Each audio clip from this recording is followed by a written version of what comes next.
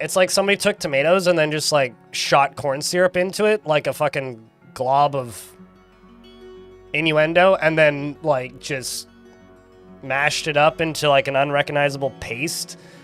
Like, I like a burger. I'm not gonna put sugar on my burger.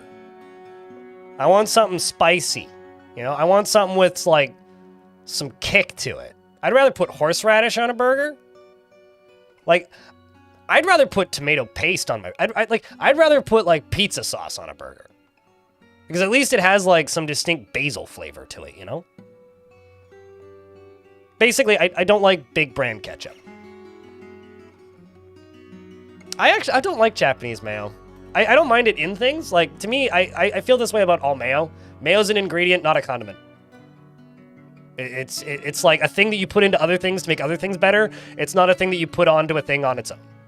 You know?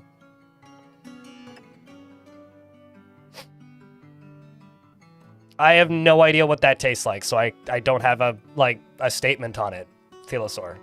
Probably fishy? I like roe. Roe's okay in the right context, so maybe? I don't know. Smoked cod roe paste, like, okay, sure, but I will try everything once. Within reason and legality. If you need bread lube, you need better bread. I could make a really dirty joke out of that, but I'm just gonna leave it at the somewhat dirty joke. Instead of, like, exasperating the already somewhat dirty joke. Okay, shit. Does anybody remember the line from Superbad when, I think it's Superbad? When he's just like, hey, we got this little bottle of lube. And he's just like, what? These aren't dried up old ladies. Or whatever that line is. Quit eating dried up old bread. God damn. Wait, am I testing your patience, or?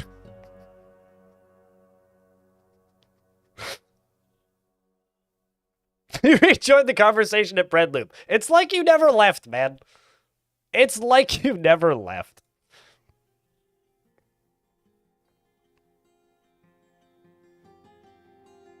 It's a schwanky looking badge. It's pink and orange. I'll tell you this, Darius. Unironically, I'm pretty sure you're in the top 3 most gifted subs in my chat. And the top 2, one of them unfollowed and blocked me. And the other one hasn't logged into Twitch in over 2 years. So, you actually haven't seen Superbad? That movie probably ages terribly, but Superbad holds a very special place in my heart. Like, I don't think that movie would age. I feel like that's also a movie where, like, if you see it at an age where, like, you can't tolerate that kind of humor, it would just be bad in the first place. Although it's right in the title, so whatever. I do honestly think that the Seth Rogen cop character and his partner are pretty funny, though, even currently. And there's also some funny name bits. It's like, what kind of name is McLovin? It's like, well, that's the second most common name next to Muhammad. Or it's like, no, it's between that and Muhammad. You don't look like a Muhammad! You know, there's parts of that movie that are fun, but I don't think it ages that well, most likely.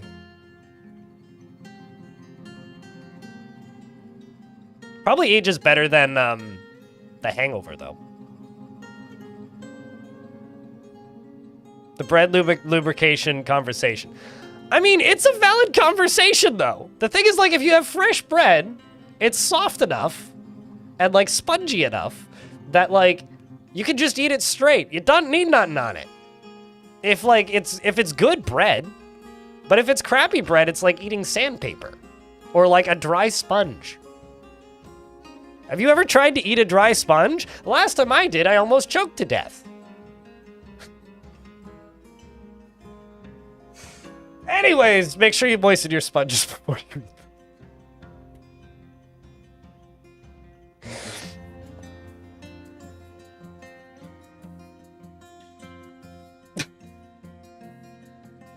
White sponge, toast, dry.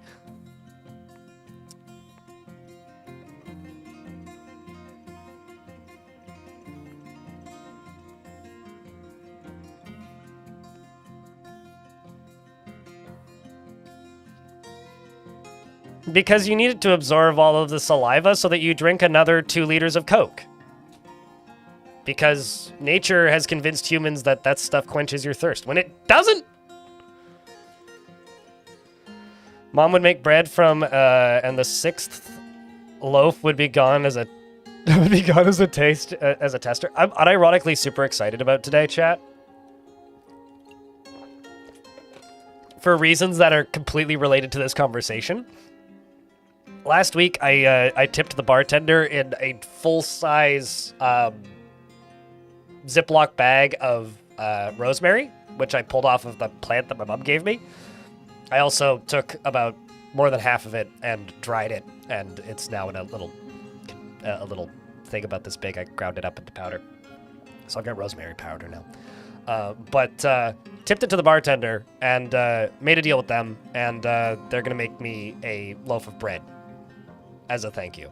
So, because rosemary is expensive here, especially organic rosemary, and I have this giant organic rosemary plant on my patio now. So, I am exchanging herb for loaf of bread, and I'm very excited. TGIF indeed. What's Mega-fauna? Giant animals. The map that I've been playing on has giant sparrows, giant hippos, giant saltwater crocodiles, although currently it's just giant sparrows and I should probably kill them so that more animals show up. Giant hippos, giant saltwater crocodiles, giant various other things, lots of giant things. IRL bartering. Yeah! Honestly, I was just kind of hoping for a free beer, but I'll take a loaf of bread. That honestly sounds like a fair deal. And I think I've told chat this before, but like the main reason I haven't gotten into how do I word this? The main reason I haven't gotten into making bread, because I really want to, is I know this might come as a surprise to some of you, but chat, do you know that flour is heavy? Like really heavy? Like all of the ingredients to make bread is really heavy. And I don't drive.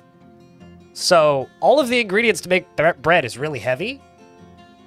And thus I need to make like 3 trips back and forth to the grocery store to get enough stuff to make bread in like an even remotely decent quantity. So it's probably never going to happen. It's like, like being car free and not being able to drive is fine. Like, especially in the city that I live in. But there are some things where it's just like, I would need to, realistically, to be able to make more than like a loaf of bread with a grocery shopping trip. And also to be able to buy enough bulk so that it's like actually financially smart instead of like spending more money. Because I buy flour in a bag like this, right? And if you were to make bread out of flour bought in that quantity, you'd be spending more money on ingredients than you would if you just went and bought a nice loaf of bread. How much is decent quantity? What the sentence I just said. Enough to be able to buy enough that you're spending less on the ingredients than you would if you just went and bought a loaf of bread. Because like I can go to a bakery and just buy a nice loaf of bread, probably off of their like day-old shelf where it's like half price, for less than it would cost me to make that same loaf of bread in my kitchen if I just went and bought the ingredients. Because smaller portions of the ingredients are more expensive than larger portions of the same ingredients. So like, unless I'm buying like 10 kilogram bags of the ingredients, I'm losing money. And then if you buy 10 kilogram bags, yeah, you're absolutely saving money. But then I have to carry multiple 10 kilogram bags from the grocery store that sells them in that quantity, which is about a 1,500 meter walk, which isn't that far. But like, realistically, if I want to do that comfortably, I either need a wagon or I need 3 trips. And I don't have a wagon, and I don't really want to make 3 trips.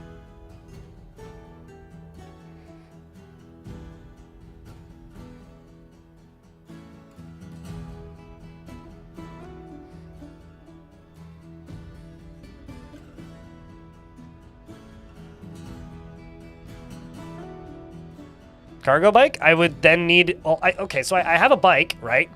And I have a container on the back of one of my 2 bikes, which I could put cargo in, sure, and I do sometimes. I also have a backpack. But even then, it would take me more than 1 trip. And I ain't buying a cargo bike. Have you seen how much those things cost? I could buy a wagon for my bike, but then I'm buying a wagon for my bike. Why don't I just buy a wagon? Although I think the building has a wheelbarrow. But honestly, I think that if I were to take a wheelbarrow to the grocery store, people would look at me funny, and I'm not certain I'm willing to take that level of embarrassment yet. Let me age another 15 years and we'll get there.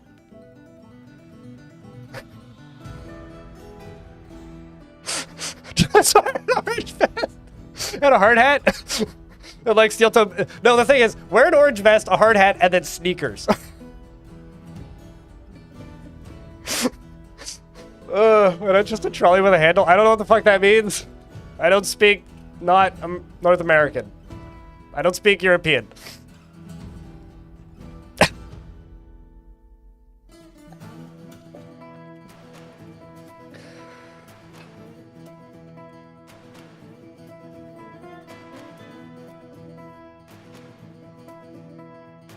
The actual answer to this whole thing is I should just go to Save on Foods' website and just pay the $5 delivery fee. That's the actual, like, answer to all of this, is just fucking... just pay Save on Foods $5 to bring me all the stuff I need, but... I don't like doing that. A shopping cart those old ladies use? I hate those. You know, fun fact, I used to use one of those years ago. When I lived with my ex, and I streamed 7 days a week and worked 5 days a week. So I never had time to sleep or take a day off. So I would only go grocery shopping like every 3 weeks or so, 2 weeks at minimum. So I would buy a lot of groceries. And I used one of those for a bit and stopped using it because it kept breaking. Like, they're not very sturdy. At least the one I had wasn't very sturdy. And, I found that I could carry more groceries with just like 6 reusable shopping bags than I could in one of those comfortably. So I just bought reusable shopping bags and took twice the time to walk home and just put them down occasionally.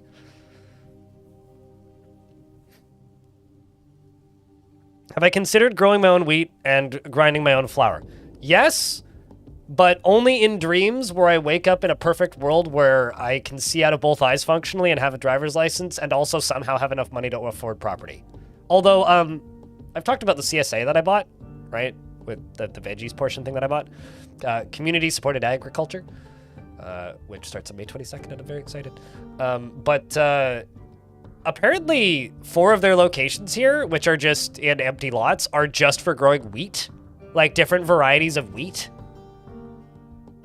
Like, they have one just growing spelt. Specifically for local bakeries. And I'm like, how do you get enough land coverage to grow wheat in bags? What? But apparently they do. Which is kind of nuts. You don't need land for cave wheat. Well, cave wheat doesn't exist. Don't tell the dwarves. They'll be upset.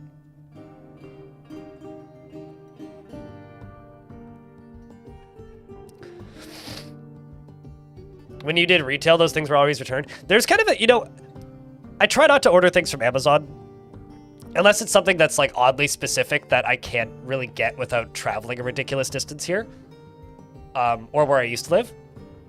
But something I do occasionally is if I'm planning to buy something from a local store, I'll go to Amazon and look up that product, and if they have it, look at reviews.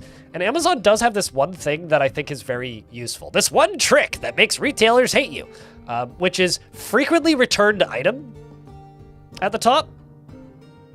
Like if an item has a certain percentage of returns, it puts a warning at the top that says this item is frequently returned, and if Amazon sells it. So it's like, that is like actually a thing that I look at and I go, huh, okay, don't buy that.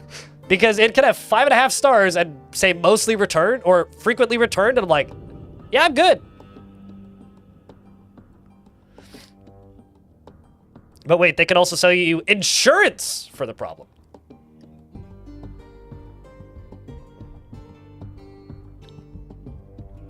Thing is, there are cave wheats. It's just unnatural because it's pretty much hydrophobic. It's pretty much hydrophobic culture. Hydrophobic culture. What do you mean by hydrophobic culture?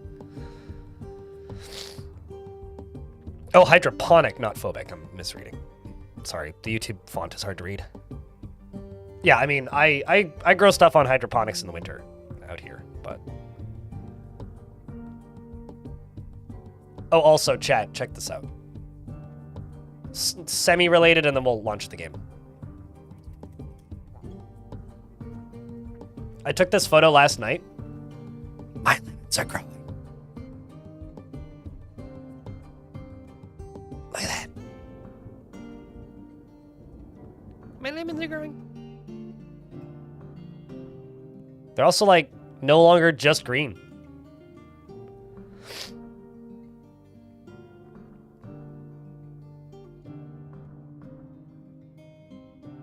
Lemon. Yes.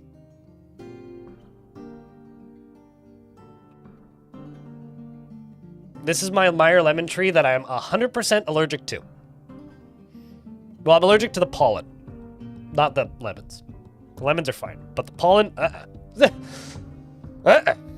so in the winter, when I bring it inside, I have to, I'm gonna have to wrap it in fabric so I don't die, but it's fine.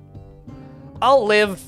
It's, it needs plant hardiness zone 7 to 11, which I think is kind of funny, and I'm in zone 8.5, so, which means there's about 2 months of the year that it kind of needs to be indoors, or it can be outdoors on top of a pot heater inside of a plastic covering. So, worst case scenario, it'll stay outdoors on my patio on a pot heater under a plastic covering. Best case scenario, I'll wrap it in like plastic and like a blanket and bring it inside. Kind of like, okay, let me look at this trolley. I must see. Oh, so we have a word for that in English, Finian. This is a wagon. It's a wagon.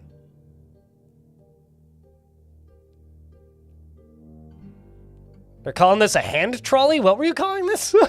That's just a wagon, mate. Also, that's like identical to one I had growing up as a kid, and that's kind of freaking me out a little bit. I don't think it said Diamond Racer on it, but...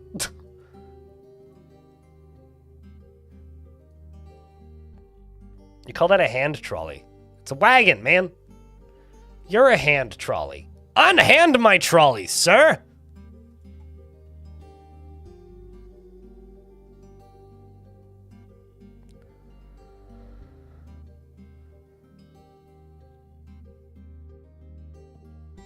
My mom just sent me a text asking me about the lemon tree, so I'm going to Google something real quick. Well, actually, DuckDuckGo it, but Google's the Kleenex term for it.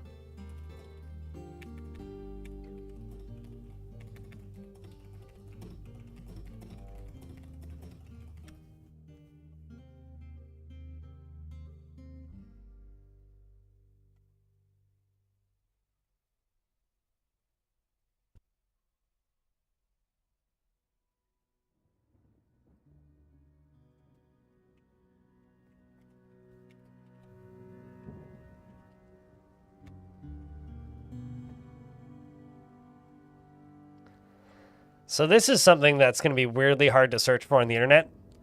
How long do lemons take to grow on a tree? It's just giving me how long does a lemon tree take to grow. Search engines, you are bad at your job. Absolutely a dwarf can or character can change their name to Iron. Because I sent my mom that exact picture earlier this morning.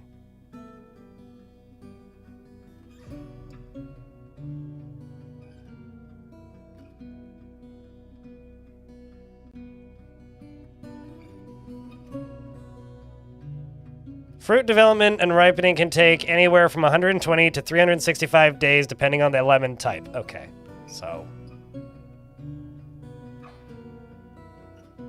Hold on.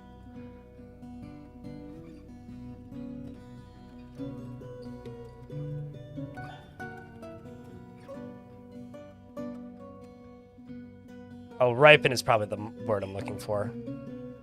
Apparently, Meyer lemons take from 4 to 6 months from bloom to fruit. That's edible.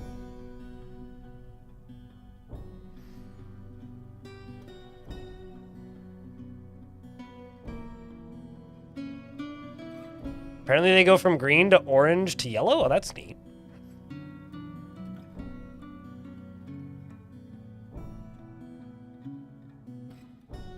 That's actually pretty quick.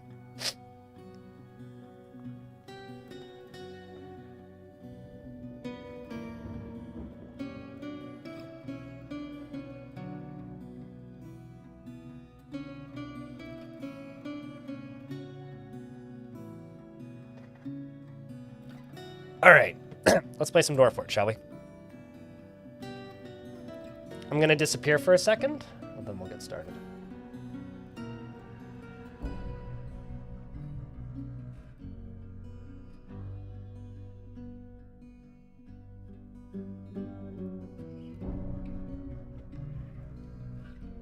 Quick, streamer's gone, post memes. Okay, so now that I'm back.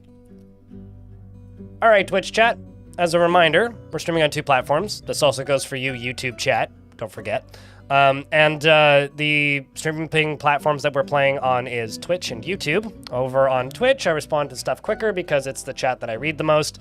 It's the one that I have the easiest time to read, and it's also the one that I generally respond to quicker. If you would like faster responses, YouTube chat, I would type in the Twitch chat. Twitch chat, if you want to help out the YouTube chat at no cost to you, please pop over to the YouTube chat and leave a like in it, because that's what makes YouTube tell other people to watch the stream. And the fort that we're playing is kind of wild. So let's dive in.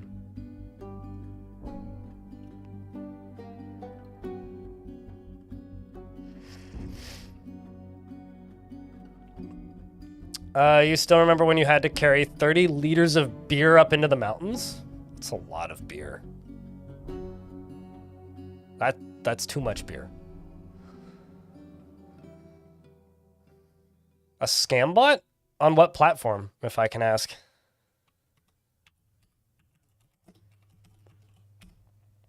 That's like too many liters worth. But maybe of your 15 liter mugs, yeah. So this fortress has a very specific theme. Okay? This is an adventurer who also happens to be pissed off and stressed. I didn't do it! So maybe this fort will end up being very short. So hopefully they join the fort properly this stream so that I can actually fix them. This adventurer, if this adventurer dies, the fort ends. That's the theme, okay? Now, first off, it's a terrifying biome, and all of this brown stuff is nauseating filth, which gives dwarves a very short temporary fever. Which... I see some rye. I should go harvest that. Which isn't that bad, but it's also not great. I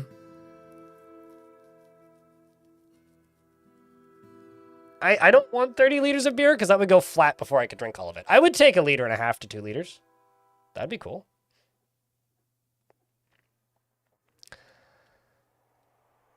So, yeah, that's the first part of this fort that's fun. The second part of this fort that's fun is, look, phone, please stay where I put you and don't fall off again. Thanks. That would be cool. Actually, I'm just going to plug my phone in.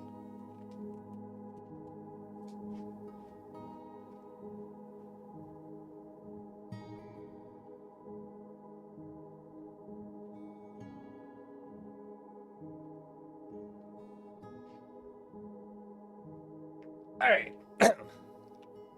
How far did you have to carry it, Laya? All right, so the other fun part about this fort is look at the age. It's in the year 1061. Now, this is the second fortress I've done in this world.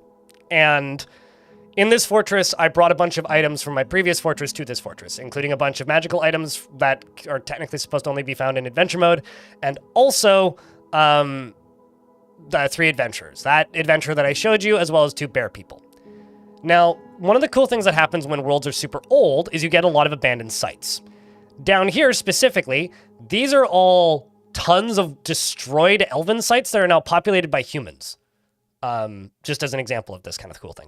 There's also all of these towns down here that are also abandoned. Whoops, I right-clicked. And then there's also these very well-established Necromancer towers everywhere. But there's also all of these monasteries. Now, all of these monasteries had a population at one point or another. That one is populated by kobolds, as an example. There's also tons of these dwarven fortresses as well that are once populated and have, like, stuff that can be claimed and stuff that can be acquired. Lots of artifacts and books. So I was going out collecting books because one of the goals of this fort is to go to a war with as many people as possible. And something wild happened. You may notice there's a bunch of moons in my population. Well, what started happening is I have been freeing prisoners from those monasteries that have no population. So when you send out a squad to go explore a site or invade something, one of the options that you can tick on or off is free captives of your civilization or free captives of other civilizations. If you have a dwarf that got kidnapped that you know is there, you can try and free that dwarf. However, these aren't listed as being there, but they're there. And so I'm now systematically going through as many of these places as possible, exploring them and trying to free these prisoners. So we now have multiples of these Necromancer experiments, and some of them have brought their families. So this Necromancer experiment is a feathered humanoid. We've also got these guys who are... We've got several of these ones, actually. These Macrogotholos demon. These are large, scaly humanoids, which means they're probably human-sized, maybe bigger. We've got these guys as well. This guy. And then if I jump over to you, let's see if I can find the one that has the family, because there's a big family of them somewhere. Yeah, this one. So we've got 1, 2, 3. So this one is 10. And we've also got this one who is also 10. But yeah, they're a married couple. Do they have funky powers? I don't think so. I haven't seen them do anything that I would describe as a funky power. At least so far. But this has gone from being we're just going to go to war with everybody to, oh, we're rescuing slaves. Like, here's another one, a different variety, a small, scaly humanoid, which was created by an elven necromancer.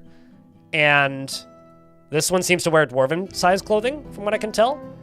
And they're doing tasks in the fort, but they're not permanent residents yet. So they'll have to be here for a year or two to become permanent residents. What do the health descriptions say?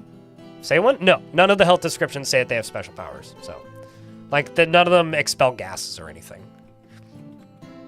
So that's what's going on in this fort. If I go down to the cavern layer, the cavern is also really weird. The cavern is completely sectioned off into multiple large sections. So, like, this is connected to here. But from what I can tell, outside of, like, being connected to this side, isn't connected anywhere else. Like, I'm just gonna probably drain this or like build over top of it and let them walk across it, because this is the only way in and out of the cavern portion that I have, and I made this a way in and out of the cavern. So this is a weird ass cavern. It was very hard to get the dwarves to be able to even leave the map, because apparently they can't path over top of the sickness-inducing goo that's it's raining. So I had to send them out through the caverns, but I couldn't send them out through the caverns because of the way the caverns are set up and structured, which is also really weird. So yeah, everything about this fort is weird, but it is pretty cool. Emperor Iron, what kind of dwarf would you like? We have militia squads. In fact, I could give you the militia leader who is currently one of the starting 7. The starting 7 I've dubbed as heralds. So if you'd like this dwarf, you could have him. I don't know, but you could also have one of the non-heralds. There's a lot of options. I mean, sure, what do you want for an experiment? You can have whatever you want. Just tell me what you want, man. You normally want a bearded military dwarf. What would you like, my friend? None of the experiments are in the military because this fort is less than 2 years old. But everybody's going to join the military. That's the rule of the fort. Just tell me what you want. Male? Female? You'd like the father of the family. Okay. This duder.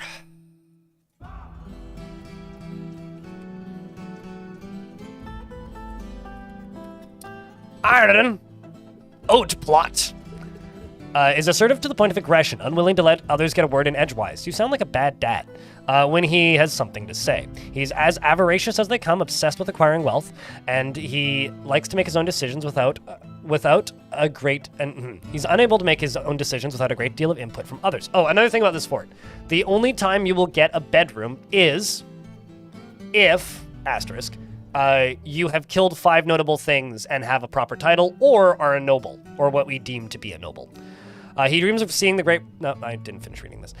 He has a calm demeanor. He doesn't tend to hold on to grievances. He tends to form only tenuous emotional bonds with others and doesn't try to get things done perfectly. He tends to think before acting, often acts with compassion. He doesn't often experience strong cravings or urges, and he's quite comfortable with others that have a different appearance or culture. He does not have a great aesthetic sensitivity, though he's conflicted by this for more than one reason. And he dreams of seeing the great natural places of the world. He personally does not care about fairness and doesn't have strong views on competition. He likes Kimberlite and Electrum and Star Sapphire, Blue Jay Bone, bolts and quivers and amulets and catapult parts for their yaks and yaks for their shaggy hair, and the words of the beige lace and the sound of the glittery albatross and river spirits, and absolutely hates hamsters.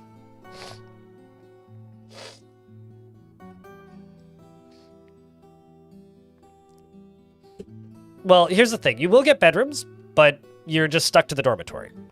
Can the feathered experiments fly? Technically, but experiments that, or rather, any creature that can fly that's part of your faction probably isn't going to fly. I mean, we do have, like, the ones with wings wherever they are, like this guy, but they mostly are just really good at jumping, and if they get thrown off an edge, they'll fly, but they don't generally fly normally, if that makes sense. Basically, if they fall, they don't take fall damage. I'm going to go quickly use the washroom because apparently there's an ad break running.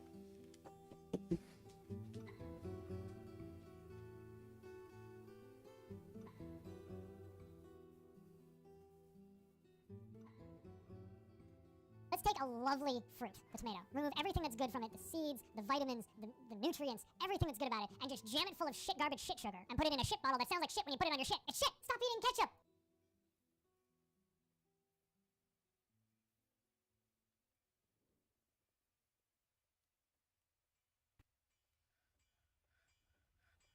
Flobberdobberdoggadoggies?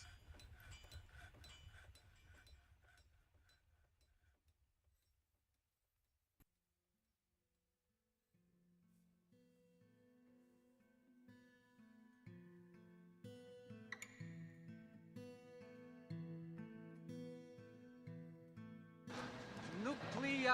Over here, he has a sword! All right. I also have a tissue, so I can actually blow my nose now.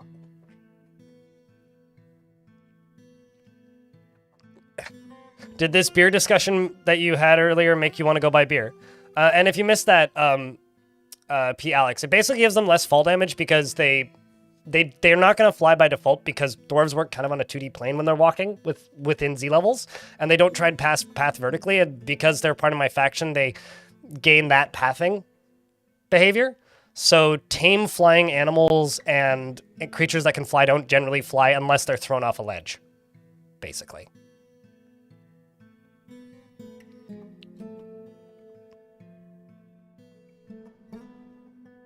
They'll use it as like an alternative to climbing. Because they use like dwarven flying. Or dwarven pathing rather, even though they're a flying creature. When they join your faction. I had a Necromancer experiment outpost liaison once.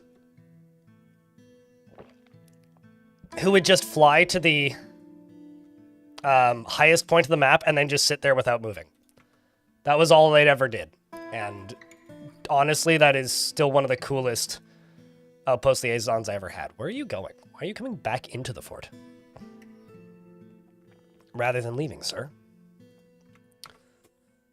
So this is my miners squad. They should all have mining as tasks and are all using picks. This squad right here, I'm also gonna need, I guess I'm gonna need a woodcutter squad. Let's just update you with whatever's available. I think I'm going to send out one of my other squads to go explore more abandoned sites. Like, we're going to start down here. Nourished wood. Sure. The Ores of Alchemy, you can go there. And the Tomb of Hazy World, Copper Depths, you can go there. Although, how many people does the Copper Depths actually have? Only these? Well, there's 2 more I can throw in there, so we'll throw 2 more in there. We're just exploring abandoned sites right now, so we're not even attacking things. We're literally just exploring abandoned sites. Although, have I run into more issues where you can't leave the map now?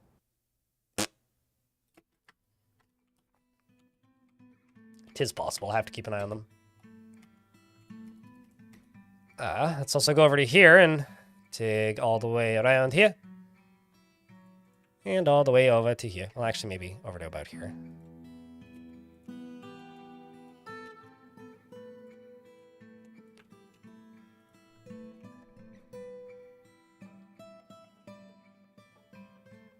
How old is this world? The age is right here. It's 1061. Also, exclamation point goal, I think, says the year that this fort started. Are you in the correct squad? Yes, you are. The Mine Rock. There are no experiments in the military because none of them are permanent members of the fortress. They're only here having seeked asylum and cannot join the military until they are permanent members of the fortress, which takes 2 years, and this fortress isn't 2 years old. So, 0.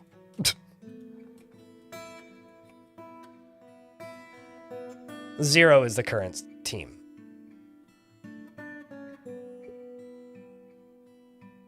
And Peregrine, hello. You're about to start a new fort here after finishing up your, Where are you going?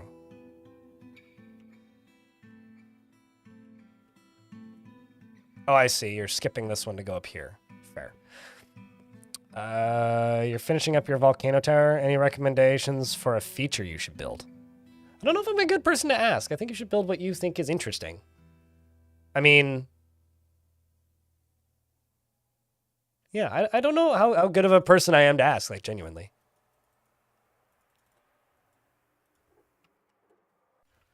Purely because, like...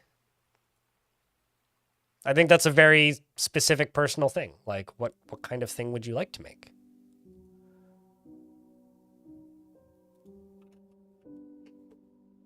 What kind of thing do you feel is interesting?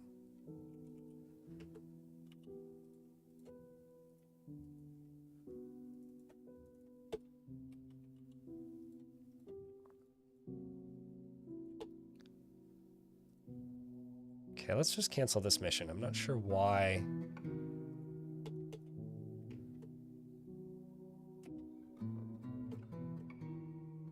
Why they couldn't leave for that one.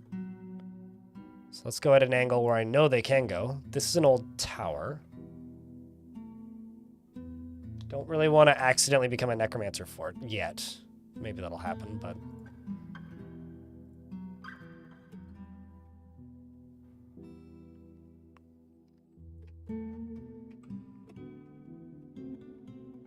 Okay, so I would like to make bedrooms for the starting 7.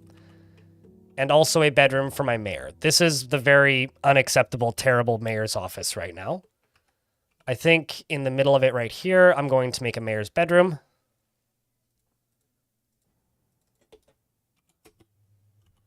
And I can expand upon this a little bit.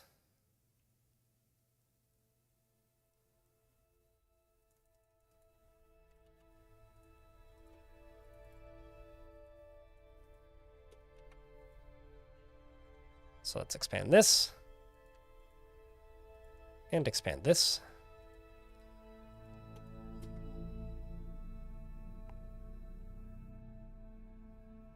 But you sidetrack and can't let go. I also tend to get oddly, like, overly, I guess overly dedicated is maybe a bad word to use. I tend to get overly attached to my bedroom, to my fortresses as well.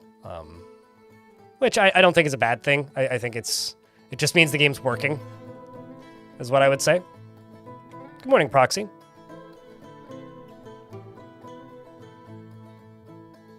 I mean, yeah, you could absolutely use a screw pump. I would use more than one to drain it quicker.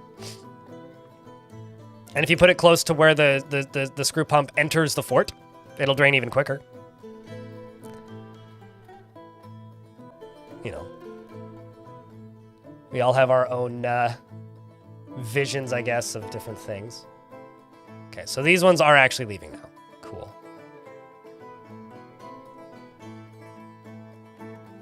This bedroom circular, no corner for spiders? Does that actually change things? What? I mean, nothing's perfectly circular in Dwarf Fortress because of its blocky nature, but... Oh. I was like, why are they not digging? Water.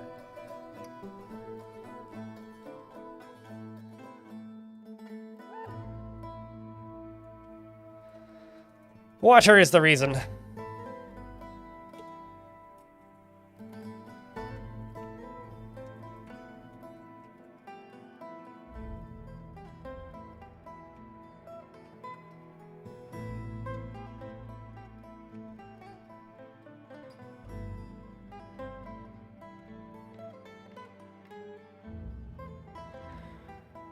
With a 16 Z level sheer cliff, those ones are always so cool. Like, truly. Like, I love maps like that. Maps with a lot of verticality are a lot of fun. I'm also, I think, just going to, real quick, jump down into here. Just do this.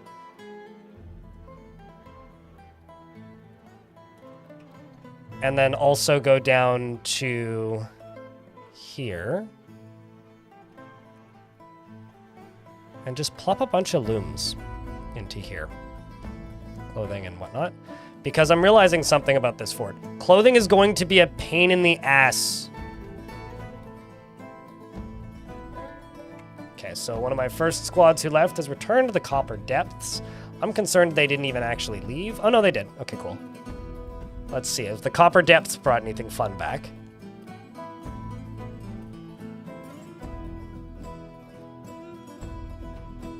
Your recent oh, hold on. Let's pause this. In your recent session, you've been working on the goal of building a new church for this god of festivals in this lair, and you moved into adventure mode, but mostly been gathering resources and trading and gifting them away. Yeah. Was there a particular thing you wanted to do in adventure mode?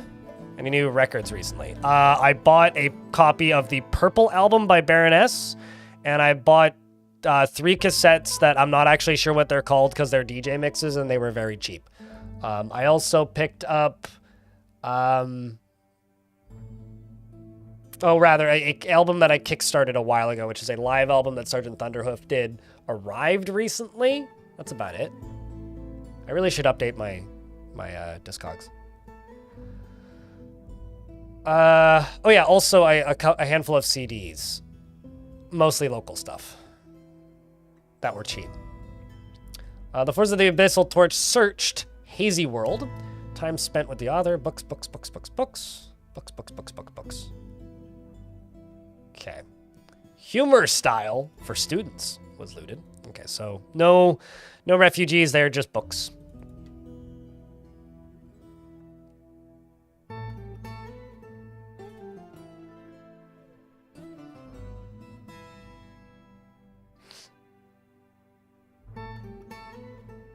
When you say immigration, are you referring to the DF hack script that allows them to migrate there and back? Or are you talking about something else? Okay, so are dwarves unable to get down here? I'm a little worried they're stuck. I think this guy might be stuck.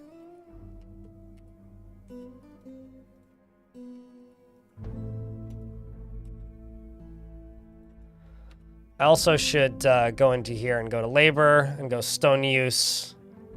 Where's limestone? There it is.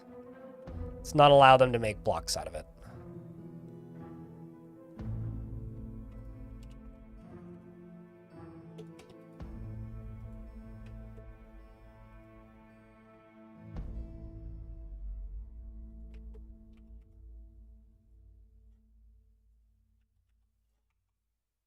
There's also that going up. I don't know what you're doing. But you seem stuck, Bigu. Okay, there you go. Now you're moving.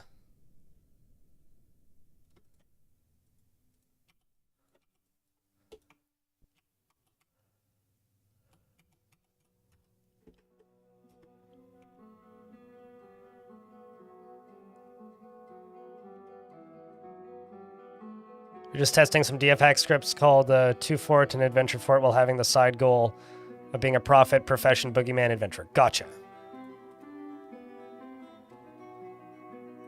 The uncommon paddles have also returned, which is my better squad, or my more experienced squad. Also, as a reminder to the folks watching on YouTube, don't forget to leave a like, because there's 75 of you, or sorry, 65, nope, 70 of you watching. I don't know what's true anymore. And only 28 likes, which means more than half of you watching have not liked the stream yet. Help a streamer out, like the stream. The forces of the Abyssal Torch have searched Birth Glen. In the early summer of 1061, the mysteries of the monastery was stolen. Or looted. I'm also starting up a goal for the YouTube stream. Don't worry about it too much. It's mostly for the algo. But it is there if you want to make number go up. Yeah, I don't know what 2 Fort is. I do know what Adventure Fort is. Adventure Fort lets you do a lot of Fortress mode stuff in Adventure mode without having to manually mod the game. Oh, we got another one. This one's named Urist.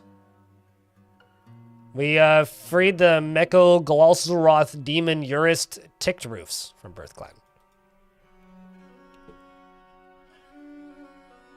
This one's a legendary metal crafter.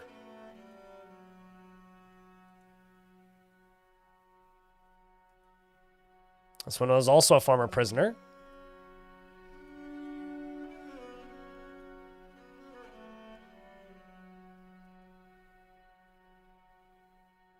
This one's named Urist. They're Necromancer experiments, but they're not demons. I said this a bunch yesterday. I wish these guys didn't use the word demon in their name, because I'm going to have to explain to people about 24 times per minute that no, they are not, in fact, demons. They are Necromancer experiments that just happen to have the word demon in their name. And now I feel like I'm doing it. Not all demons are... thing.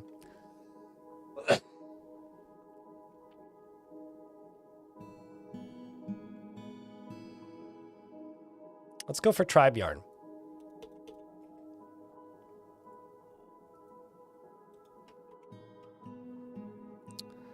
And now Urist Ticked Roofs wants to join. So I can offer them Sanctuary, which gives them temporary residence here. And then they can do most tasks, but they can't be appointed to noble positions or join the military until they've been here for 2 years. So that's what a lot of these characters are right now. Same with my adventurers. The adventurers are going to be the first ones to join, though.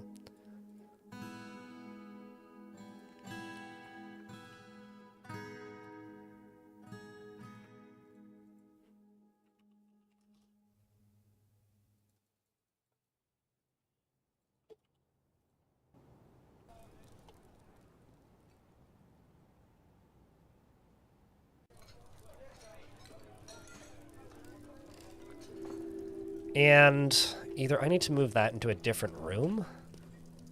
Just move that into a different room. Yeah, I'm going to move that to a different room. Oopsies. Just turn this back on.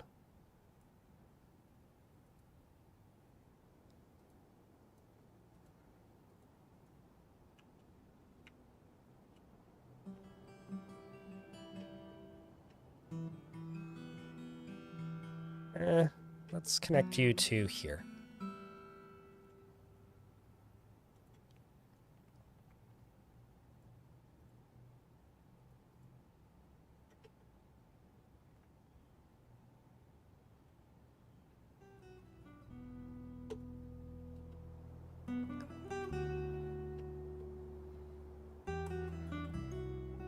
We'll leave that to Pope Kevin. No, certainly. I agree with that. We'll have to leave it up to Pope Kevin.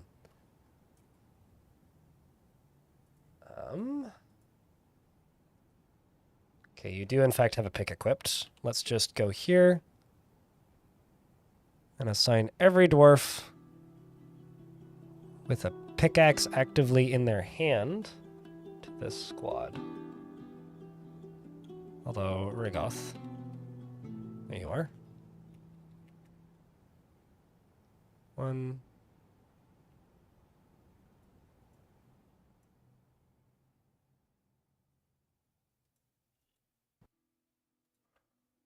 Okay, let's just type this in. Gim. Emily. Missed him.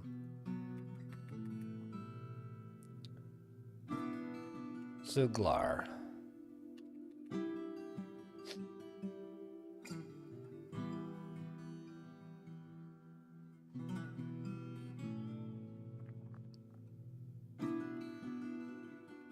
Doran. Bicod. Romanoid Troll. Oh. Romanoid, you also migrated here, apparently. Turns out. Dishmab is also in there. And the other Dishmab as well, who is not. And now is.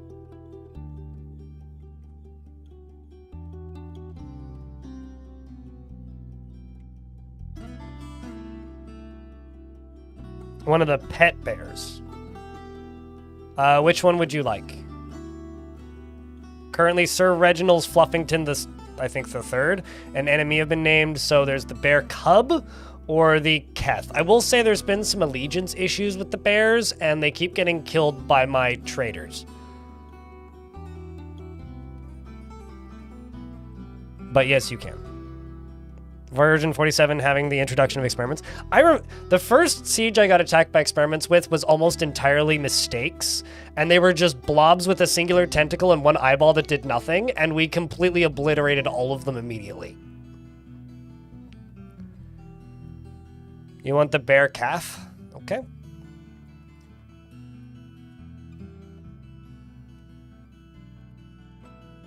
Clockwork Bear Club. Bear Club. The Clockwork Bear Cub. I also wrote Clock Rock. The Clockwork Bear Cub is 1 year old, and she only rarely feels strong cravings or urges and tries to keep her things orderly. She likes a little excitement now and then and is pleased by her own appearance and talents. She's brave in the face of imminent danger and generally acts with it impatiently, and she is rarely moved to mercy, and she tends to form only tenuous emotional bonds with others. She finds helping others, of course, to be emotionally rewarding, and she is quick to anger. She rarely feels discouraged, and she can easily fall in love and develop positive feelings. And doesn't focus on material goods. She is a huge brown creature found in the temperate woodland and is known for ferocious attack, usually when it or its young are threatened. Welcome to the fort. Well, currently it's a Clockwork Bear Cub. You will obtain your name momentarily. There it goes.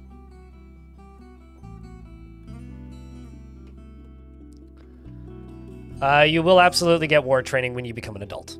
Oh, also, we made this artifact, which I think is really cool. This is a reindeer short sword. All craft store ship is of the highest quality. It is the first artifact in this fortress. It is decorated with tower cap, and on the item is an image of dwarves in reindeer bone. The dwarves are laboring, and the artwork relates to the foundation of Filthhammer, which of course is the name of this fortress, by the abyssal torch of the Hammers of Dance in the early spring of 1059. I think another squad just returned. Let me double check. Yes.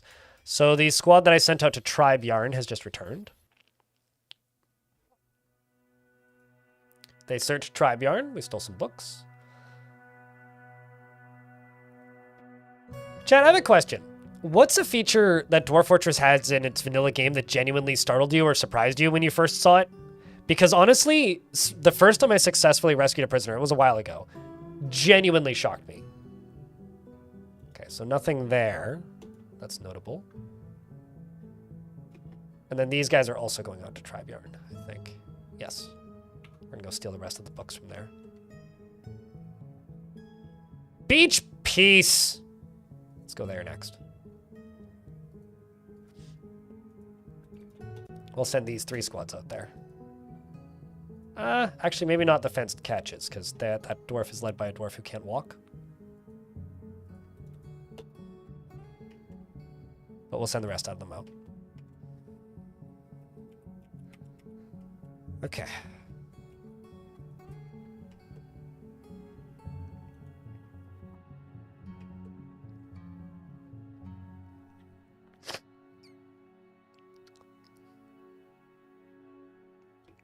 In YouTube chat, Jaden Sweet says, do you think Dwarf Fortress will ever add better experiments? Or expeditions, not experiments. Feel like something that RimWorld does really well that DF could use and would love to be able to raid and explore elven towns. Well, counterpoint is adventure mode exists. But simply put, that's a thing that's been on the roadmap that they've wanted to work on for a long time. And Tarn talks about it pretty frequently as something that, one, he wants to work on, and two, could absolutely be better. And I think most people agree. So short answer is yes. Long answer is also yes.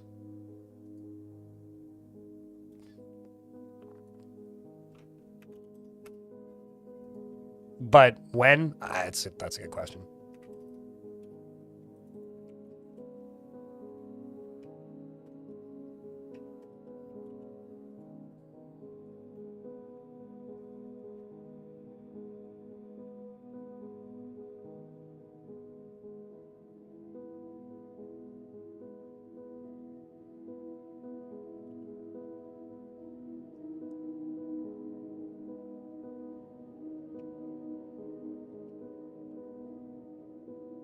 You know, I was genuinely shocked the first time I saw a werewolf because I played Dwarf Fortress for, I don't know, the better part of half a decade, maybe longer, and saw dozens and dozens and dozens of were-creatures and never once saw a werewolf. And then the first time I saw a werewolf, my mind was blown quite a bit. That was genuinely shocking to me.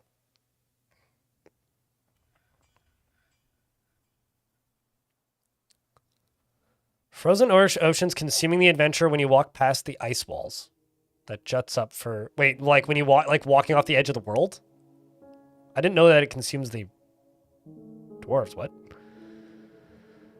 Still shocks you when you get inaccessible errors for parts of the map that are still covered and cannot bring stockpile, and shows both the spot in the dwarf when canceling as well as the black spot in the caverns. They've fixed a bunch of those in the last patch, though, so I really wonder how often that'll still happen. But yeah, the tiles that unexist themselves kind of suck.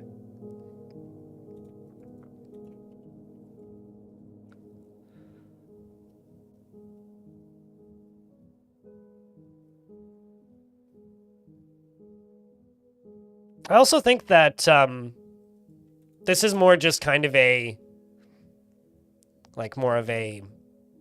what even is video games, man? Or what even is Dwarf Fortress, man? Kind of thing. But I don't think Dwarf Fortress has necessarily benefited from trying to do things the way RimWorld does it. And I realize that that might end up being kind of a thing that catches some people out a little bit. But I think that RimWorld does a lot of things that are really cool, and I think that Dwarf Fortress does a lot of things that are very unconventional and weird. And I think that the things that Dwarf Fortress does that are unconventional and weird are, at least to me, part of what makes Dwarf Fortress interesting and special. I don't think that it's a bad thing to want some of the more quality of life or modding features that RimWorld has, but I think that Dwarf Fortress doing things exactly the same way RimWorld doesn't, or trying to mimic the way RimWorld does things, improves the game much. At least not in the way it would improve other games in the genre, if that makes any sense. But that's just a me take, so you can take that or leave it with whatever grains of salt you see fit.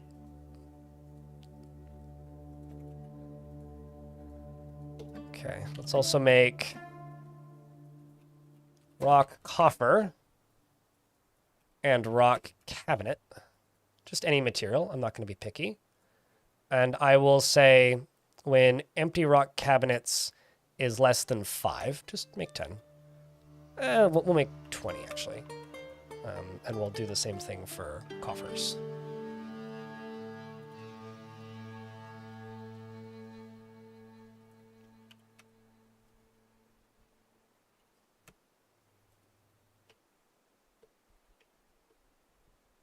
Like, as an example, like that specific question was like improving rating, right?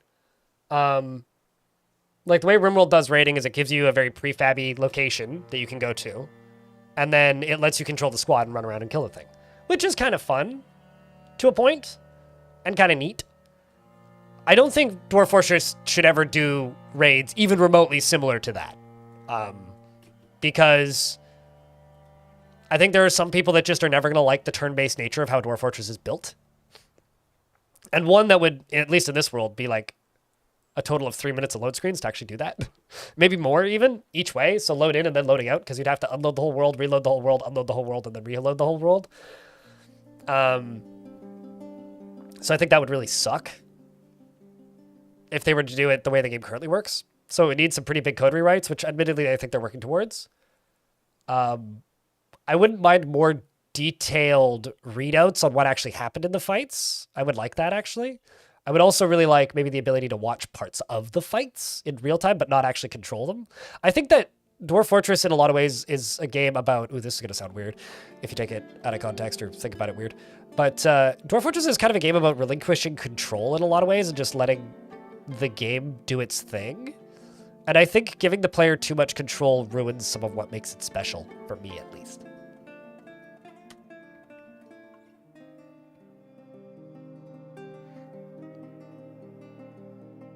I remember the first time they started doing that when they made the trees big, because trees used to just be a single tile, Mark Garden in YouTube chat.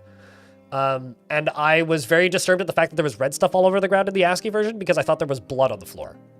It was just like leaves that had turned red because fall. While we're in an ad break here, I'm just going to set up another minecart route real quick.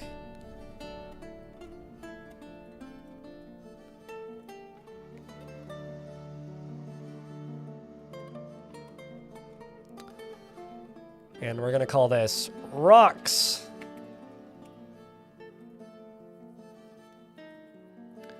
And then I think I need to make another minecart. Yes.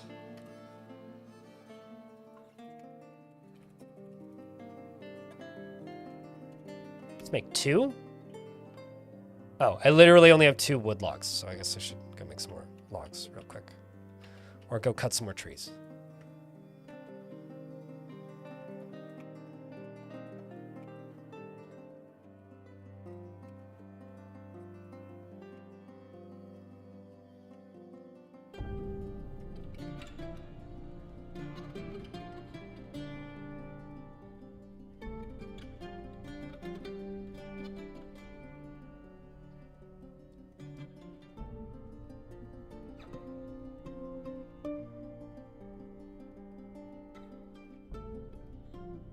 This is episode 2 of this fortress, but the first one was about 50% setup time, and so we got about 4 hours into it.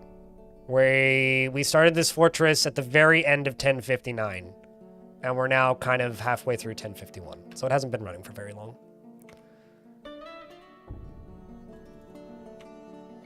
I usually keep the new fort in the title for the first 3 streams of a fort. And being completely frank, it is clickbait. It makes people watch more. So...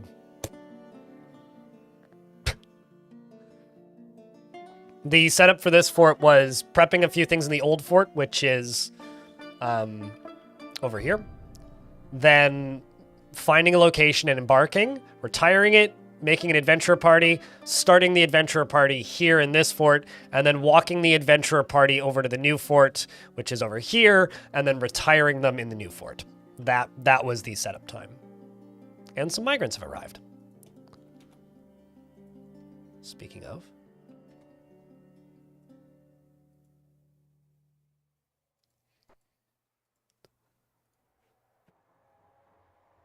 Got a planter.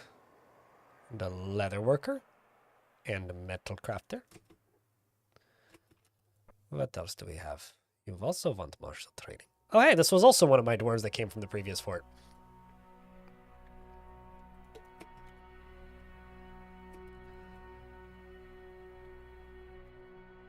This and Glibjo Mama 2 is arriving, apparently. Who was one of the last dwarves named in the last fort, which is this one. Look at that.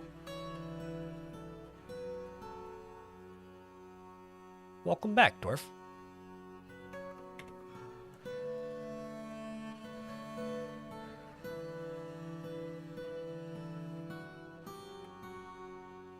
Deadlock. You don't mean Battlestar Galactica Deadlock, do you? I don't know why I know that there's a Battlestar Galactica game called Battlestar Galactica Deadlock, but I do. You also brought a pet puppy.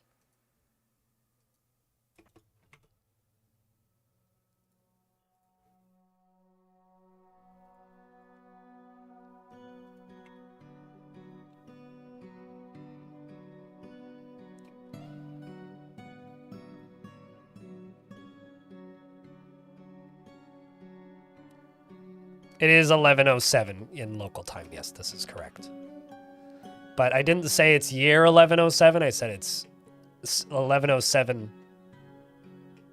It's 11:07 in the morning. It's currently year 1061. There's a distinction there. Also, this is my library so far, which already has 82 books in it. It had more, but I'm not sure where they went. What the heck?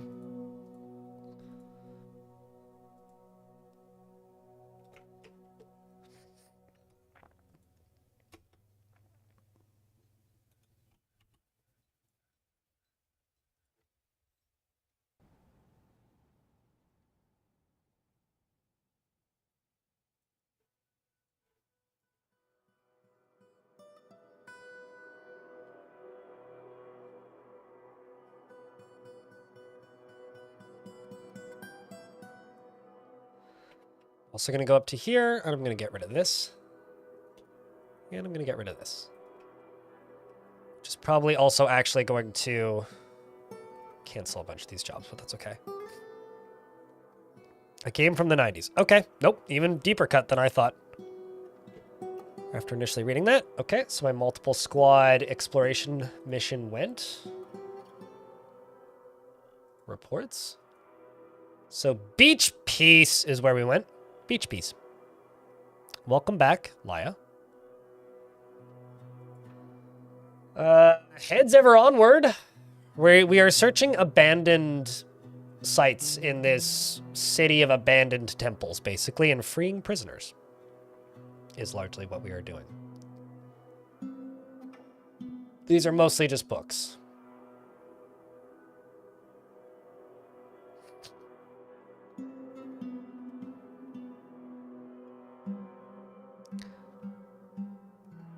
Yeah, that too, Rum Rusher. Okay, so no prisoners in this one, at least not that I found. Is there more stuff in Beach Peace? Let's clear this one.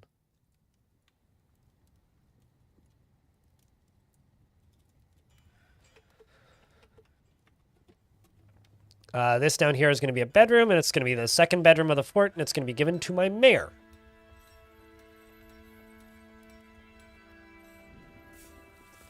My mayor is also going to take one of these.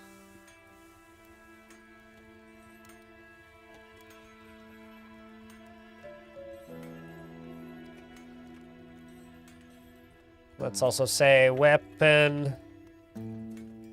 Let's say rock weapon rack. And rock armor stand. Let's just make 60 of each of these. Just not worry about them anymore.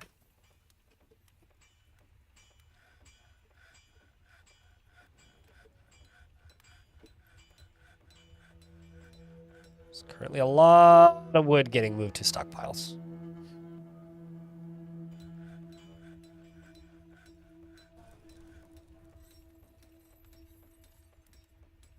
See, I'm just that's a feature that's lost on me, Turts McGurts. I never used it in RimWorld, and I probably wouldn't use it if there was like a copy pasting blueprints.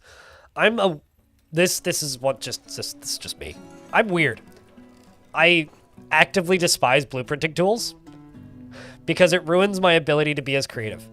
And I accept and acknowledge that is an unpopular take that most people disagree with, but man, those tools genuinely make me less creative.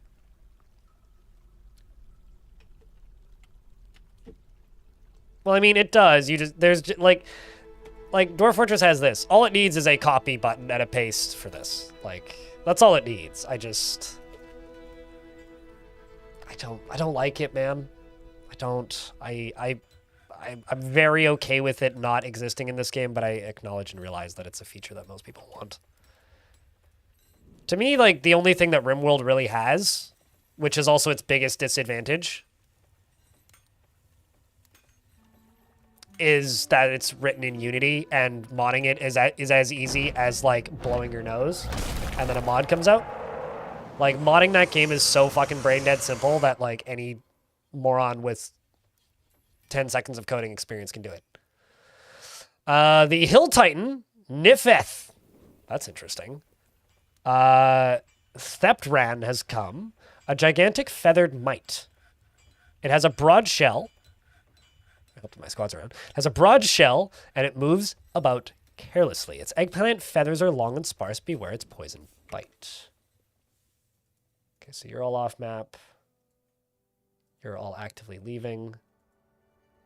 So I've got these two squads. Where is it?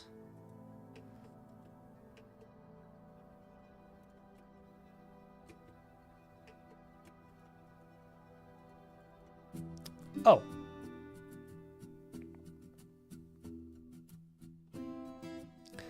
You know, pet peeve of mine. I have a pretty severe OCD, and I'm quite ADHD, and I'm on pills for it, admittedly. Don't use your ADHD excuse as a thing, as a crutch to demand features. Like, even if something does help, figure out ways to use that to your advantage, instead of saying that, oh, it helps this, that. It's a superpower, use it.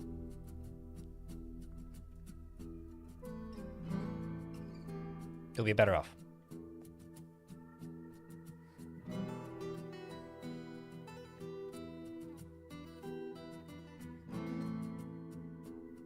I'm not sure how to answer that question, some modders.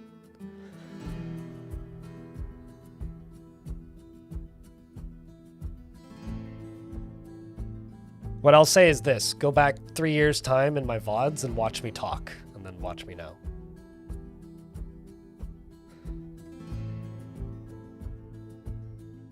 How many hours do you have on Dwarf Fortress? This was a game that I played for almost a decade before it released on Steam, so God knows. Because I certainly don't.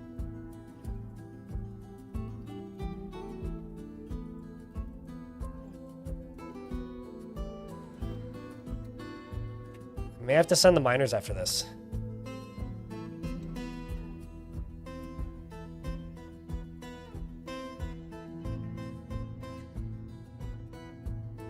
Run, Dwarf. Oh, that's my broker. Run, Dwarf! Run, faster! Oh, no, no. You may be the first death here, Dwarf. Yep.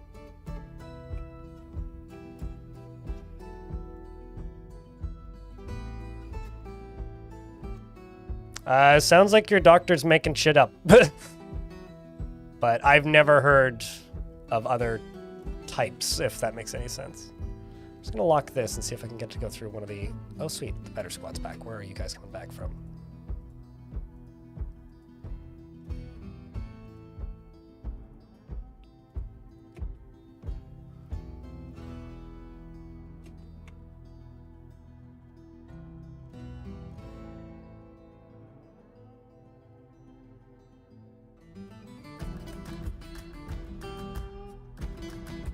Raided that location and found nothing. Well, that's interesting.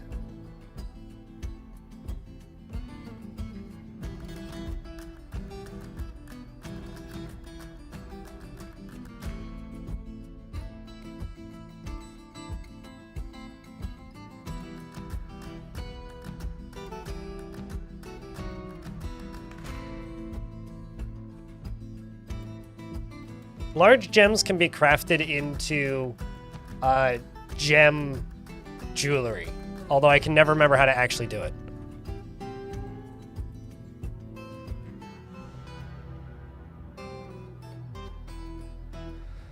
The hammer dwarf kicks the Titan in the third foot, crushing the muscle.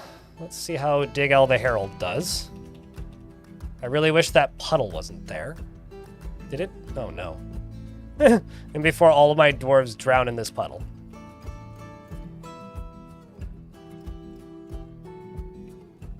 Creature pops back out.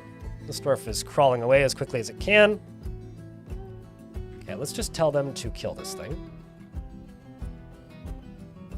Okay, actually, you go back underground. You go fight this.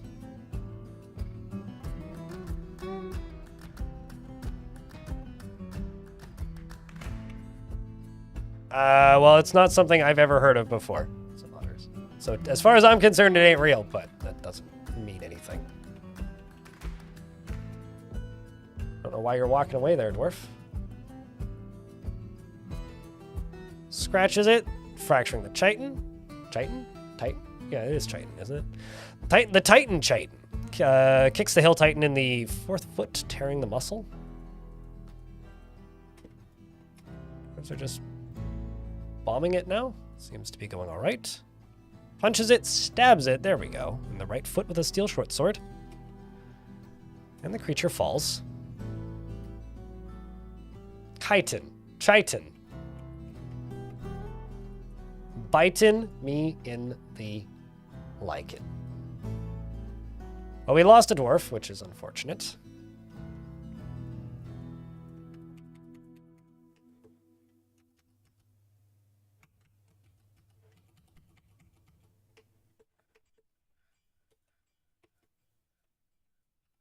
But it is what it is. Oops, got to disable that.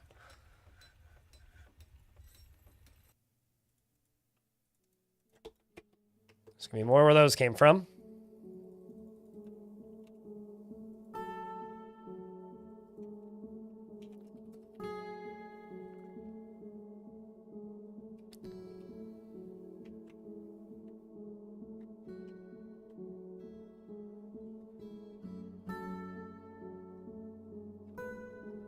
Glenn Shaper, thanks for the 20 bucks. You too. Have a great Friday, mate. Hey, chats, both of you, plural. Can I get a round of beers for the $20 super chat?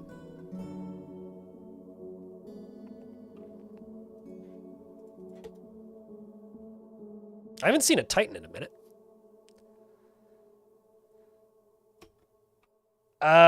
So that's gonna be hard. I don't have a single farmer in the fort. Everybody's in the military. I don't know what fucking job people do. Do you want a dwarf with a beard or a dwarf without a beard?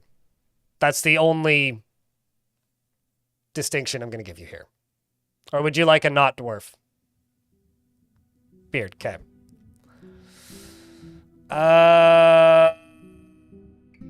You get the mayor. Actually, no, I don't want to give you that much credit. Grovel and beg, and you get the mayor.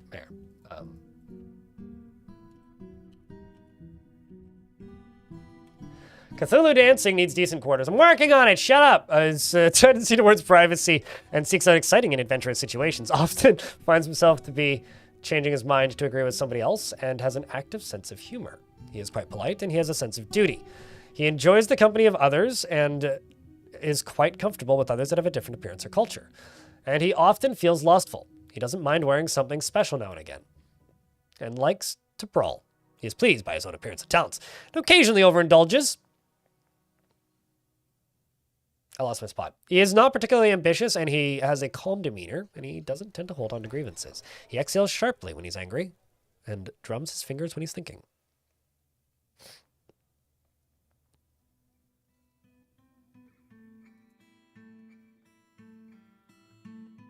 Everyone goes outside. They're all members of the military. Well, currently the mayor isn't a member of the military, but that's because if he was, it would break certain things, so... Although I'm going to be adding into a squad pretty soon here because we're getting through the requisite requirements for that. He sees life as unfair and doesn't mind it that way, finds independence and freedom somewhat foolish, and finds introspection to be a waste of time, and dreams of raising a family.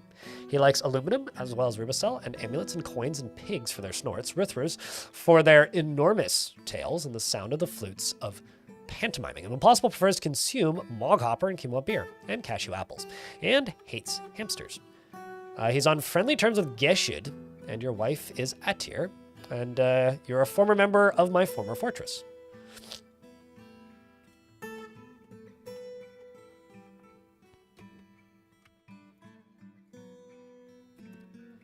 Down here, I can expand this with more shale. And down here, this is slowly getting worked on. I think I'm just going to leave the dwarves inside for a wee bit. We're going to need to get this dwarf tombified. Putave. I think I'm also just going to jump down here and make this location 2 so it's easier to find.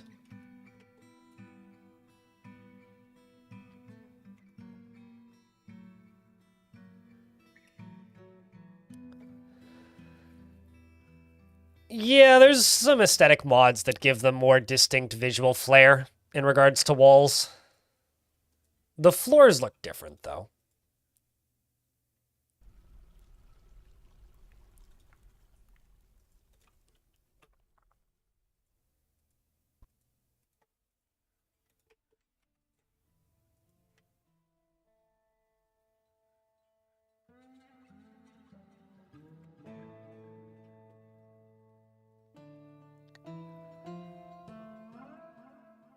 So much charcoal is needed.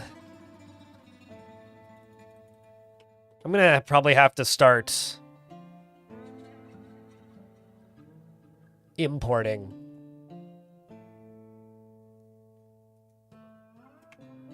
Oh, that's interesting.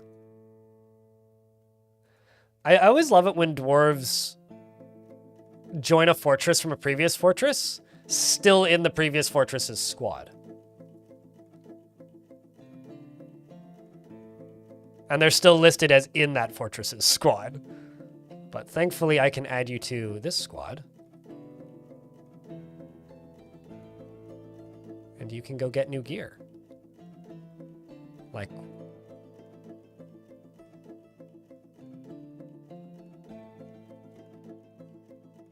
So, you know what's even more interesting? These demons that I have in my fortress, I didn't even, like, clock this. These demons that I have in my fortresses, or these necromancer experiments that are called demons, are the ones that were attacking me when I was at war with a necromancer tower in the previous fort. That's actually kind of awesome. Just like lore building wise.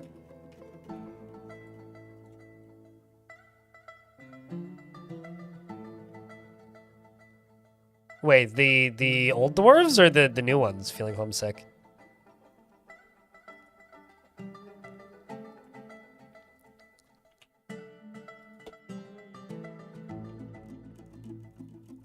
The other squad is returning. How'd they do?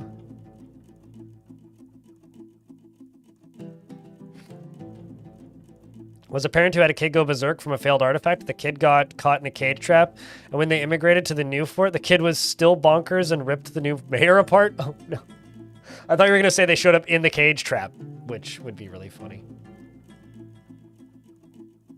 Beach Peace for Students. That's a good name for a book.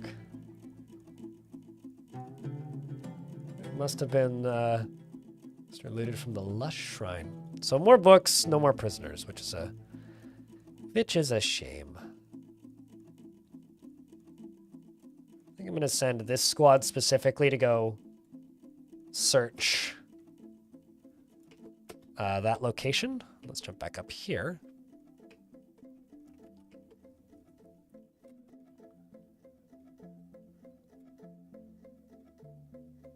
Did I say coffer or coffin? I did say coffin.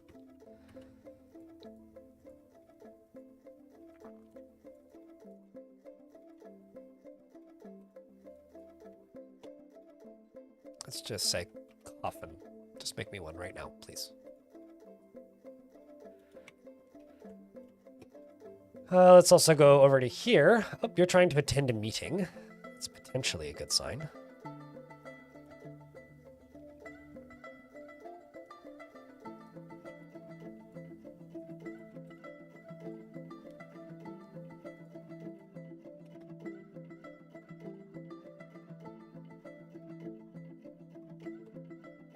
I've also got some livestock that needs eating.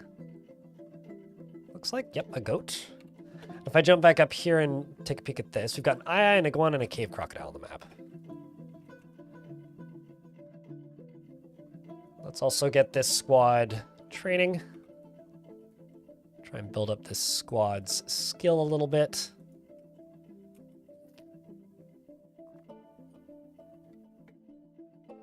Do I normally have most dwarves in the military? So I don't normally do anything. Every fort I do has a theme. Part of this is to keep the game interesting. Part of this is to trick people into watching my stream. I don't normally do the same thing twice, generally. The only thing I consistently do in fortresses is I usually build beds, and I usually have alcohol around. It's very strange for me to not have alcohol, and if I don't, please tell me, because I've forgotten and I haven't remembered to look in a while. So the actual answer is I don't do anything most of the time. I do everything different most of the time. And if you see me doing the same thing twice, I'm like probably retrying a thing that I tried earlier that didn't work out the first time. Like the last fortress, we had no alerts. This fortress, we do have alerts. The last fortress, we built on a ocean and drain an ocean. I think variety is a spice of life when it comes to fortress design and themes and ways of building. And I don't like to do the same thing twice. So.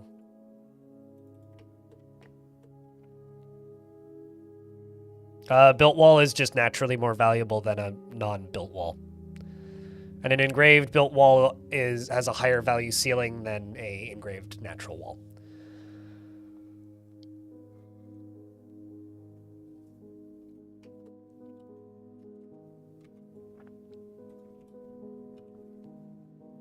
Mayor isn't quite happy with everything yet, but we're working on it. All right, I will be right back. I'm just gonna go like properly blow my nose.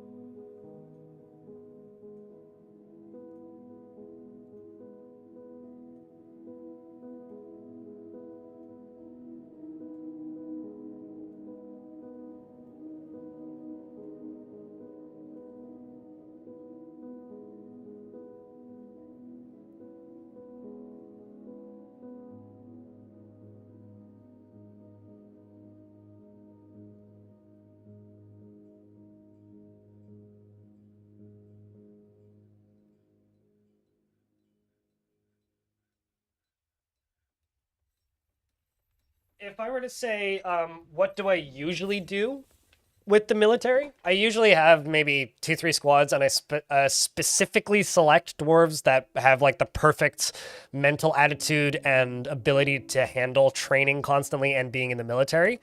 And that's not the most common series of traits for dwarves. So it's very much when I build what I would describe as like a normal dwarven military, it's not, I'm usually extremely picky if I were to say what I usually do. Unless like it's a, fuck it, we're all gonna die anyway, so might as well die quickly and fast. I don't generally do that.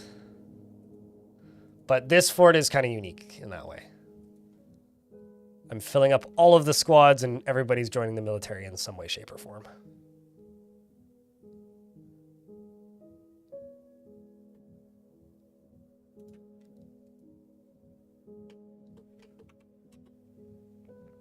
Because that's the theme of this fort. Sometimes I fear that answer to questions is frustrating for people, but hopefully people understand it. How many beds am I making? I feel like I don't need this many. Oh yeah, I certainly don't need that many. It's plenty. Let's go, stoneworker.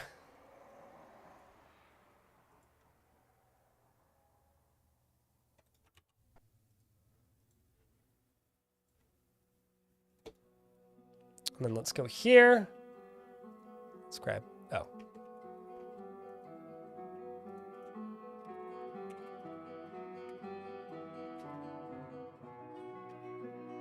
Please just make me a goddamn minecart game.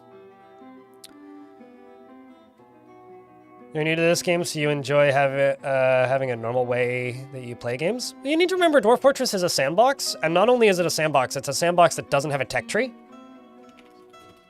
There is no right way to start Dwarf Fort. It's also a game that really doesn't care about balance, I guess in the traditional sense. So it's a game that doesn't care about balance in the way a lot of games care about balance. And it's also a game that doesn't really have a right way or wrong way to play in either direction. So because of that kind of way of it, because of that way that this game has taken for its design, it's kind of weird in that it's a... Most games have an order they want you to play. Like, I've done forts where I've never even farmed and been fine. You know? Like, a lot of the things that you do from run to run in Dwarf Fortress are completely optional. And of course, people will have their preferred ways to play and ways that they think are optimal, which often people will then go and recommend. But, like, dwarves are pretty resilient and can take a lot of beating. Most of them can, anyway. So, we're now in an ad break, so I will pause the game until the ads are done. Let's see if there's anything I can queue up, though. I think I'm going to do some farming down here.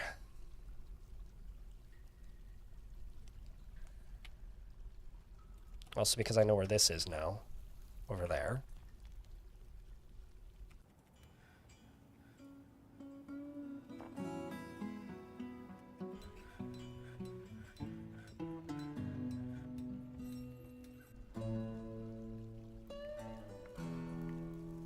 Where does this pop up? Goes up through there. Pops up through there. Okay, we'll do that. We'll move this carpenter's workshop down to here.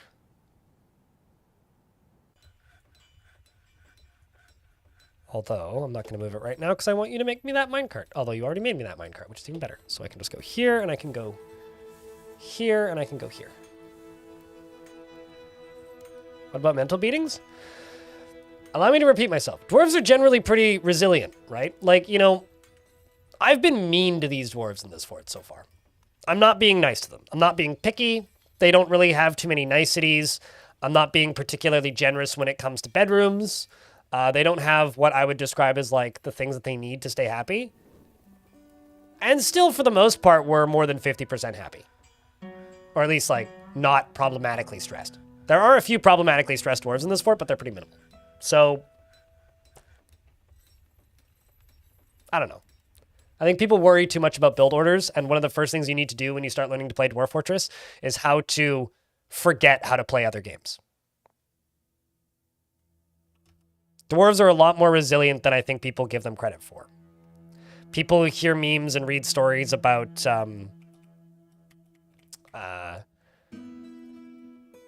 mass dwarven mental breakdowns, which, I mean, to a degree can still happen, but not in the way that they used to happen. And I think people need to just chill out a little bit and play the game. And if that's making an unhappy fort, make an unhappy fort. Sometimes it's fun to make an unhappy fort. Alter Ego, hello! It's good to see you. Like, you know, a good example of this is how Deep Space plays this game. Like, 2 years into a Deep Space fort, more than half of his dwarves will be in the red. And he keeps his forts alive for like 10 years sometimes. Sometimes longer. And he usually just retires them when he gets bored, unless, like, you know, it absolutely collapses. But, like, he makes these beautiful, cool-looking forts that just have dead cats in the hallways, because he doesn't care. He likes watching the dwarves get upset, and finds that entertaining. If that's how you enjoy playing the game, play the game that way. There is no wrong way to play a single-player game that has no end goal. It's all about self-satisfaction and what you think is cool. Do you think symmetrical fortresses that are perfectly min-maxed with everybody 100% happy and nobody ever getting upset is fun? Go nuts, build that. I like to try and contort the world into doing what I want it to do. Building a narrative, being the bad guy, being the good guy, being the bad guy. Being some weird gray entity that just hoards all the books. There you go. Alter Ego. The reason children suffer from bad memories is because people don't know that this menu is here. If you want children to not suffer from bad memories, go into this menu, click this, okay? Click this, right? And then probably click this one as well. Literally, what makes children so depressed in Dwarf Fortress, and what turns them into the children's psychopath meme that people love to mimic, is the way the child AI works is simple. Child does a task, child goes to the location of that task, then the child plays make-believe for at least one task, sometimes multiple, depending on how badly they want to play. And they don't really move while they're playing. Sometimes they'll go grab a toy and then play make-believe where that toy is. So if you allow them to do burial or refuse hauling, what happens is they grab an item that is rotting and stinks and makes them scared and depressed, and then they go to the location where it's stored, they drop it on the ground there, which is probably surrounded by other items that are stinking, rotting, and making them upset, and then they stand there for a day and a half and play. So, I'm not saying this should be in the tutorial, but honestly, I think it should be in the tutorial. Because if you don't want your children to be fucking depressed all the time, literally just uncheck those 3 things, and you won't really have that problem anymore. Also, like, maybe make them some places to play and some toys.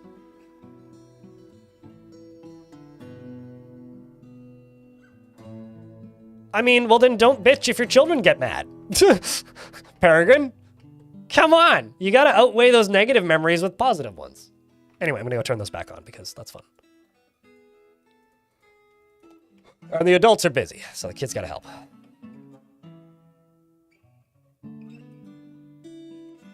My other squad has returned. Let's see how they did.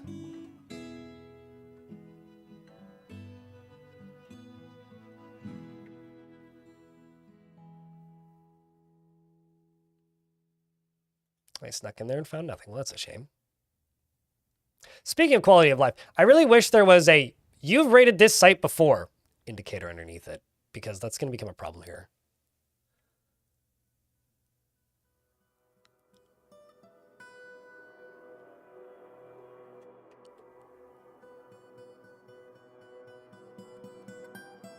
The bearded odor and the meal. I'm going to go and explore the site of Relic Labor, which is a dwarven fort. At least give them wheelbarrows, though, Peregrine.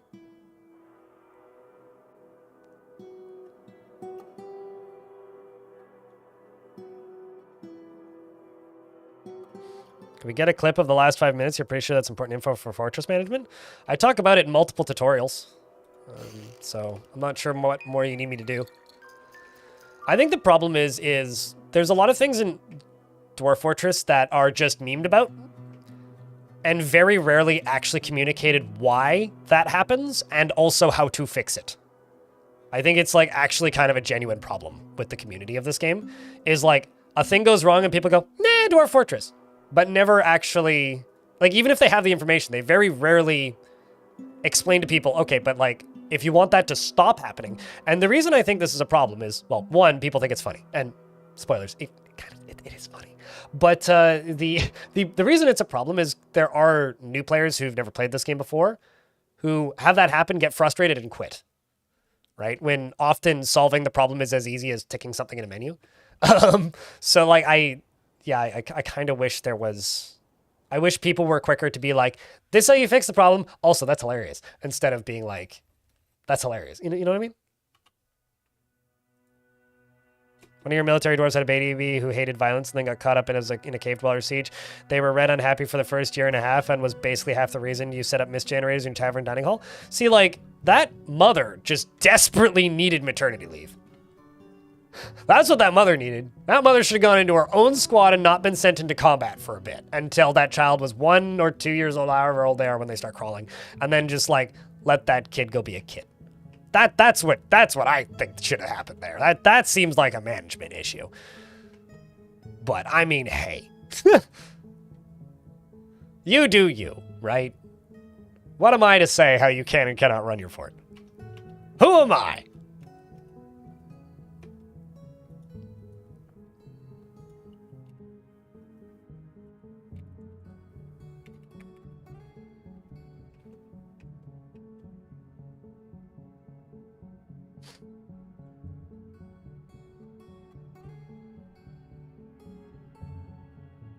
I also find that if you burrow all of the children in your fort into a guild hall, they end up being way happier. Because then they, like, learn skills as well. Turns out, kids in Dwarf Fort really like going to school.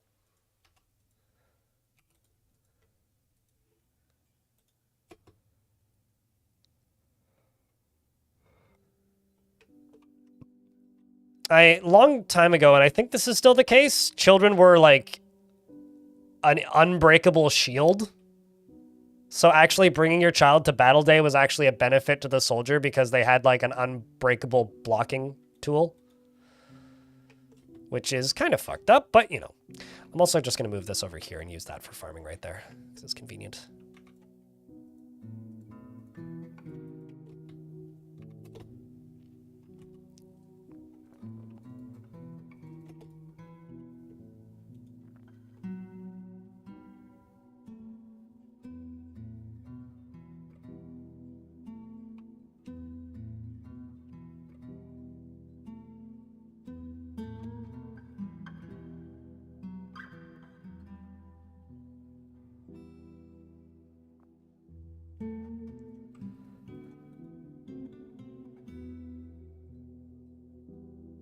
This is my son, Meat Shield, yes.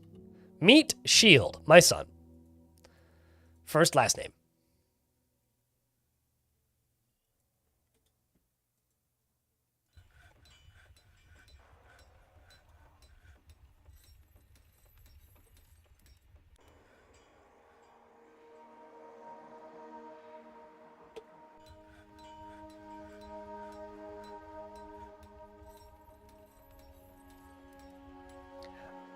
Therapy squads don't work as well these days. You're probably talking about the one that Sal made, unless it's a more recent one. Therapy squads aren't really as necessary these days. All you actually need to do to have the exact same effect as Therapy Squad now is just make sure none of these are checked and then click this button.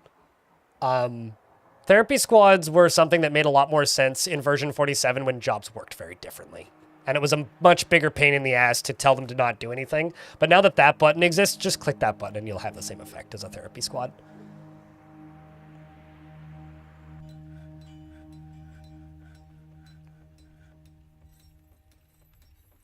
There's a lot of very unrealistic aspects of this game. Trust me.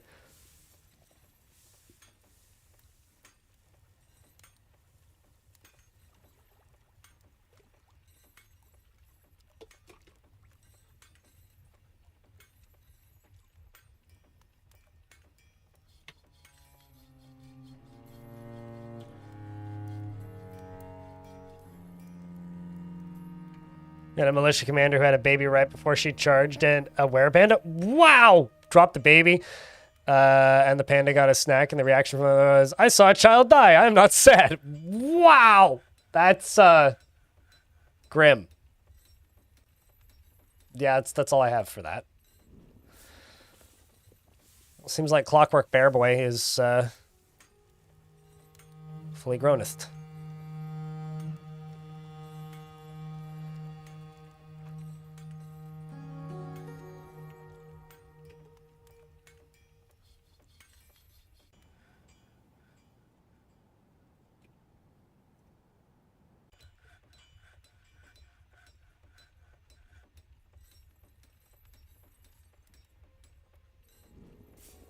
George, you would like somebody with a beard. Would you like a dwarf, or would you like a necro experiment?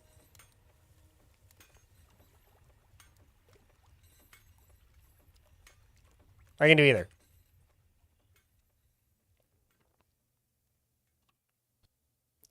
Dwarf Fortress isn't known for its realism, and anybody who says it's known for its realism is probably a little silly. Dwarf Fortress is known for being convincing, and I do think there's a pretty strict distinction between the two. Dwarf Fortress is known for creating worlds that are believable and feel like they could be real. But this is also a game where you can grab a person by their tongue and throw them. So, yeah, realism. It's real. You're not wrong there. It is real to the dwarves. An experiment would be cool, actually. Okay, let's see if I can find one. Like this one. This is now George. Sorry, that's just a funny name. George, 94. who is intellectually stubborn, rarely changing his mind during a debate regardless of its merits. Finds himself to be quite hopeful about the future and sometimes acts with little determination and confidence. Isn't particularly ambitious and isn't particularly ambitious and can occasionally lose focus on the matter at hand. He's quick to anger and is curious and eager to learn. He tries to do things correctly most times and can easily fall in love or develop positive feels. He is troubled by this because he regards romance in a low regard and often acts with compassion. He doesn't mind a little tumult and discord in day-to-day living and is moved by art and natural beauty. He dreams of seeing the great natural places of the world and personally values cooperation, values loyalty, and doesn't care about art one way or another. And doesn't think much about the idea of perseverance. He likes earthenware, platinum, and vericite, as well as water buffalo horn, jute fabric, and the sight of the pantomime of flutes, and when possible prefers to consume apple cider and donkey's milk and fonio and artichoke hearts, and absolutely hates purring maggots. Yeah, or pinching an arm off, or breaking somebody's backbone by pinching it. I mean, I guess you could do that if you had a strong enough pinch, but like, come on. This is a large, scaly humanoid. It has a short tail, and its dark olive scales are round and set far apart. This night creature was first created by a human necromancer named Etus in the year 915 after horrible experiments on an elf. So you're sort of like an elf descendant thing. You're also a legendary mason, apparently.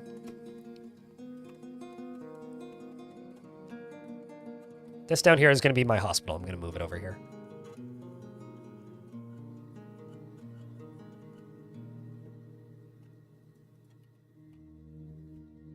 Man, I'm making blocks too slowly.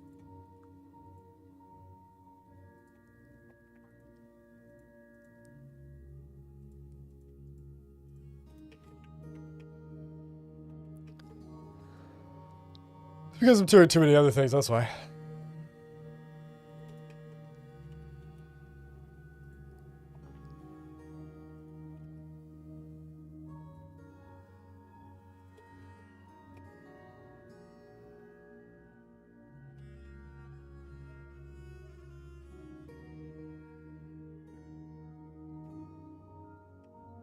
Artichokes are wonderful. If you're hungry, go eat food, man. Like, what? If you're hungry, eat something. Food is important. Clockwork Bear Cub has become a war-trained grizzly bear.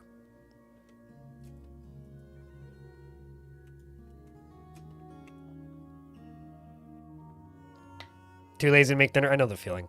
I ate a frozen pizza last night, so kind of with you there. Although it was really good frozen pizza.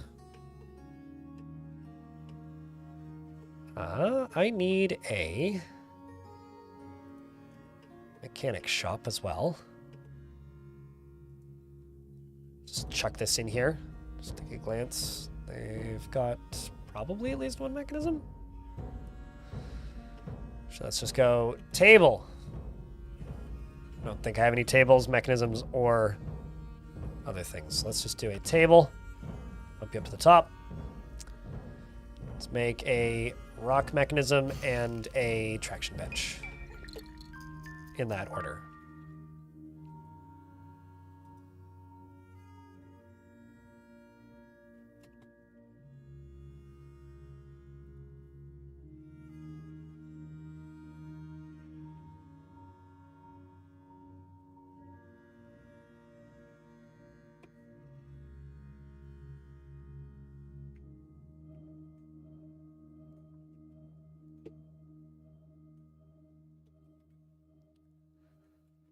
And my stoneworkers has given birth to a girl. And it seems that my last squad is back, so we're actually at our proper population now.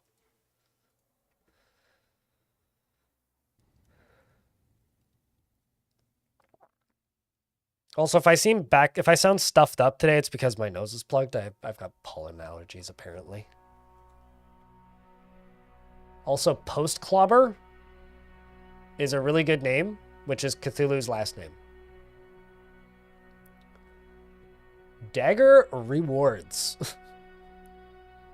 is Lore's last name. I love dwarven last names. The Mountain Halls and more.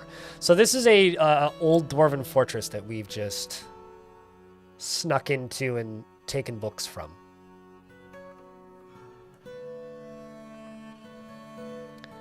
I might continue going after relic labor until we clear it out. There's also this one, which is Fortune Glaze. And there's also Finder's Lashed. Razor Tick's another one. Where was this? I need to double check. Relic Labor was down here somewhere. Inkitch. Helm's Realms. Helm's Realms! It's this one. I'm just going to send all of the squads to go clear that out. It's going to take a little bit for them all to leave the map, but probably be good.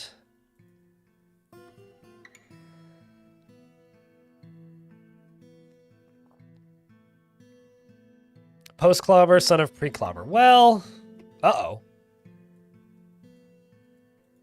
There was, no longer is, a troll in the basement. The troll is now dead. I'm actually just going to go up to here and go rock mechanisms. Let's make 10. Wooden cage. Let's also make 10. Except the cages I'm just going to make out of tower cap. And we're just going to fill this up with cage traps. All of these dwarves are off to go explore. The wonderful Wizard of Oz. How are we doing up here?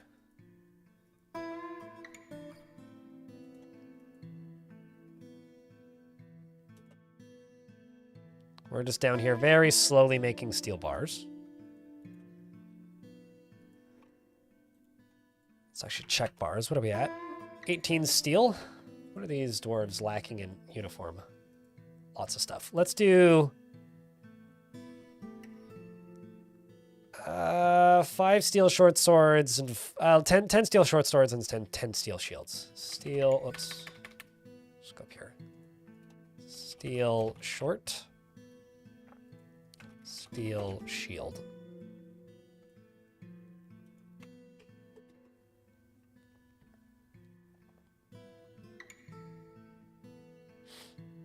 You can tell your peeps that your t-shirts are great quality and you like wearing yours. It's comfy and didn't shrink or fade from washing. They're pre-washed, actually. They wash them they're washed before they're printed and sent out, which is why they don't shrink. But thank you very much for the kind review.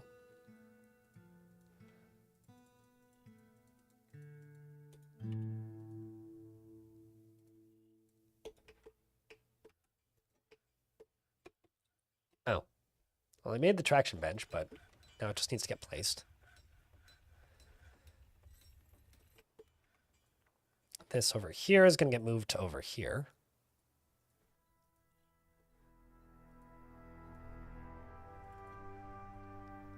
Home of Spears. How about the Healing Spears? There you go.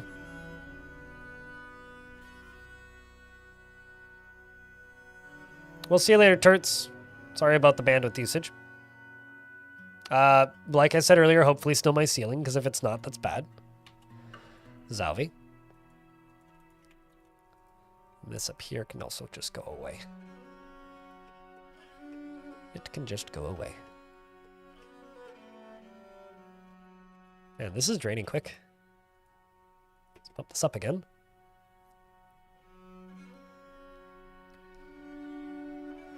That's why you don't wash, you don't want them to shrink? Yeah, it's always kind of a threat, isn't it?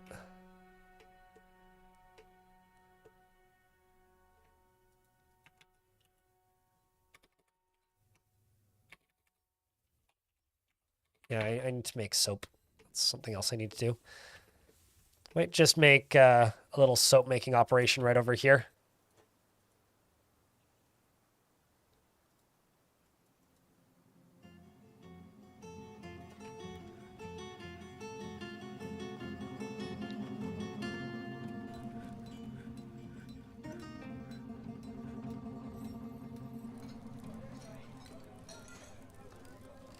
Really a little bit worried. When are you going to ask to join, Dwarf? Because you are upset at about everything. So winter this year is when you will join the fortress, ideally. A clockwork dragon cheered. X100. Pennies for the penny jar. Cheers. I know that the mobile app sucks, Zalvi, and I know that lots of people like to tell me that. I know, and I don't need to hear it. It doesn't make things any better. It just bums me out. Clockwork Dragon, thanks for the $1. Appreciate you, mate. That's all I have to say, Zalvi. So thanks for sharing. Please don't do that. It doesn't benefit anybody. If it sucks, please reach out to Twitch support and yell at them and tell them to make it better, as many have done. Okay, chat, can I get a round of beers so that we can reset the conversation, please? Thank you.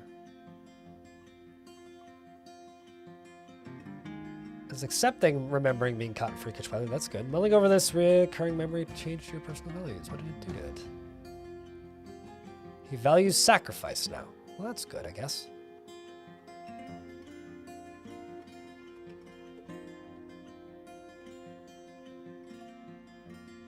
That's some funny looking water, Jesus.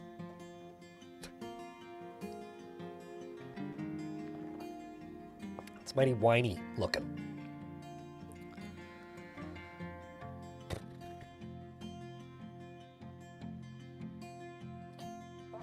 We're over here making rock pots as well. This is my kind of, I guess, non-existent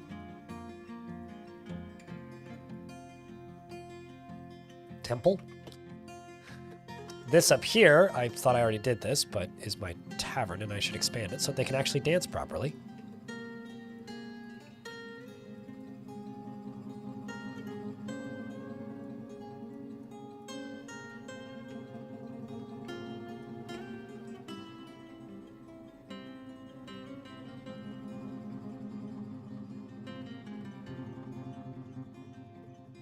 Looks like we're out of fermentable, unrotten plants. Probably also got something to do with the fact that most of them are planted. How are we doing on cloth? I've also decided that I'm gonna have to get ahead of cloth really quick in this fort, because if I don't, well, that's just going to lead to a lot of clothing problems later on, especially because I've got a bunch of weird-sized characters, so I'm gonna have to micromanage a shit ton of weird. The Lobster of Shell? Horrid, desolate. Okay, I need to look at the gods, actually. What are the gods in the fort right now? God of Misery, the ones that are worshipped. Rain and Rainbows, Jealousy, Creation and Pregnancy, The Wind and Sky. That one's also Jewels and other stuff. Enkos, the god of mountains, volcanoes, fire, the sun, and nature. Fortresses, War and Victory, Earth, Death, lovely. Animals and Plants, Storms, Thunder, and Lightning. Ah, Thor, I know that one. Marriage, Oaths, and Loyalty. The god of games, I love that one. Death, Blight, and the Rain, Fertility and Trees, Jewels, Wealth, Fortress of War, Persuasion, the Sun, another god of death, the god of Fame, the god of Rivers and Nature. So Animals as Plants is apparently a lobster? Or the Lobster of Shell is their title?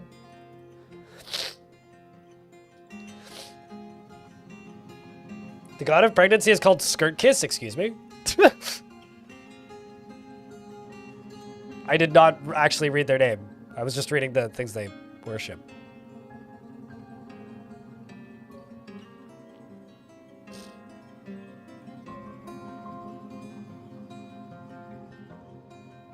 Start Kiss, actually, not Skirt Kiss. Which is also pretty funny. The god of creation and pregnancy is Start Kiss. Okay, now Kiss. The god. That's funny. Start Kiss indeed. Huh. Yeah, I mean, it checks out. It really does.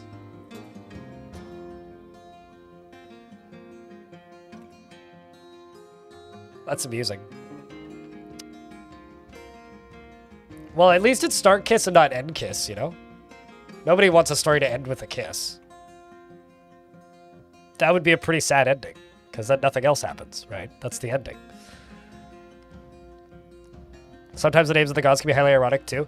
I had a god of death once that was a fluffy wambler, which was the day that I discovered that fluffy wamblers exist. And that was maybe the hardest I cried laughing in my life. I also missed the god that we had in that 1/4 that was a giant chinchilla. Or I think it was just a chinchilla, actually, not even a giant one. It was just a chinchilla. And it developed a bunch of fan art, and turns out it was like the least popular god in the world. Nobody worshipped it, and I built a giant temple for it. Nobody ever went there. We're like, this is amazing! Who wouldn't want to worship a giant chinchilla? And then everyone was just like, nobody wants to worship a giant chinchilla?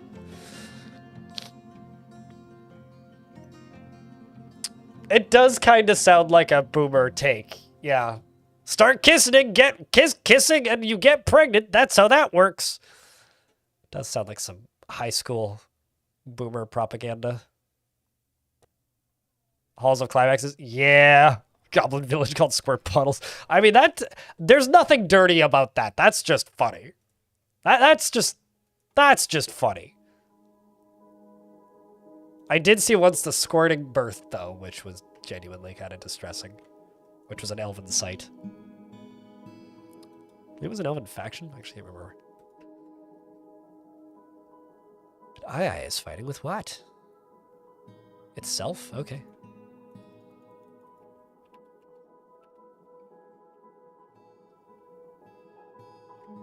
I don't, actually. I'm sure it's just perfectly normal elven stuff, which is they stand around in trees and talk. Sometimes. Usually they just stand around in trees. I'm sure there's nothing even remotely dirty going on there. Because that's just how this game works. I'm actually going to give the... your bedroom and your office need some more value. I'm going to give your bedroom a bookcase with gems encrusted in it.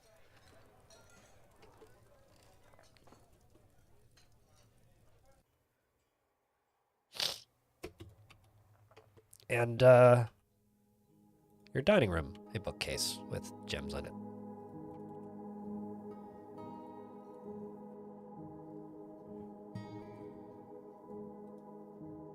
Or maybe I'll just get rid of this and, go put one of these in. One of the ones with gems. Like one of these. Hello, Rylais. How are you? I think, like, elven names sound like spells for horny wizards. Like, let's see how long I need to look around before I find an elven site that sounds dirty. Square leopard, okay.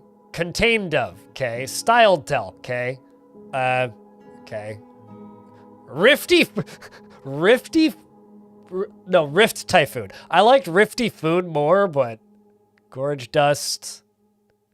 Submerged grotto, suitor wade. Okay, maybe I'm wrong here.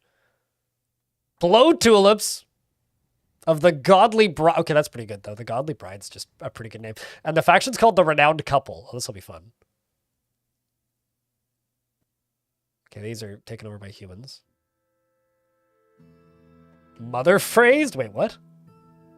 Mother phased would be funnier, but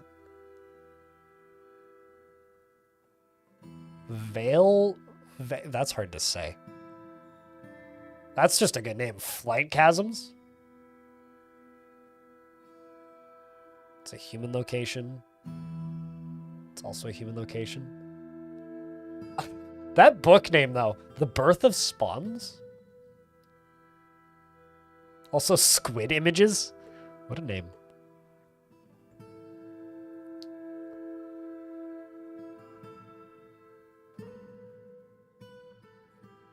The whimsical tough of the Glisten Joys. This is a human fort, and the location is run by a group called the Coalition of Sneaking. I think they're just all Assassin's Creed players. Budded Vessel is just a good location name for a thing. Especially, like, people that... Rosy Rough? Trust births. No, truest birth. Ooh, that's just problematic on a lot of levels. Truest births.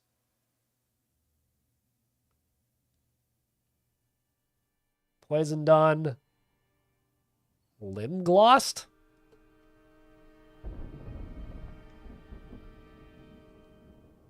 Roar limb?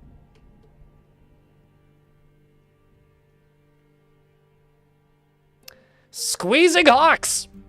There's a joke in there, that's for sure. Chad, I'm gonna go besiege the squeezing hawks. The poor hawks, yeah, just don't say it too fast.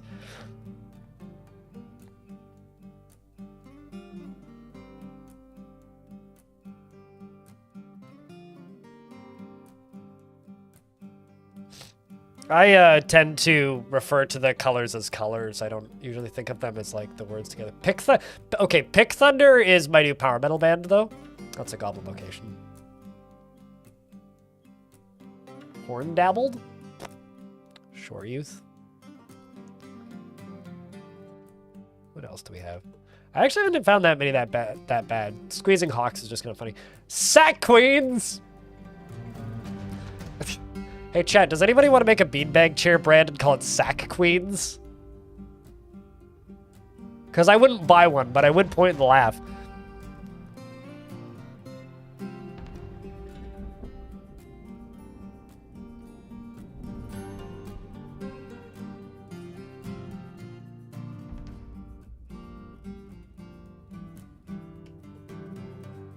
Although the most absurd ones are usually the kobold names for things when you actually look at the translated names for kobold places. Dung's Depths, the naughty hole, will forever rattle true in my memory.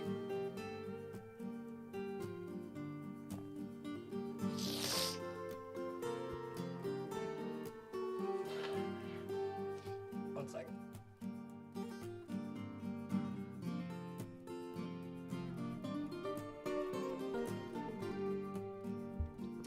Allergies can die in a fire. All right, let's just go back to gaming. What steps the what? I didn't read that one. What?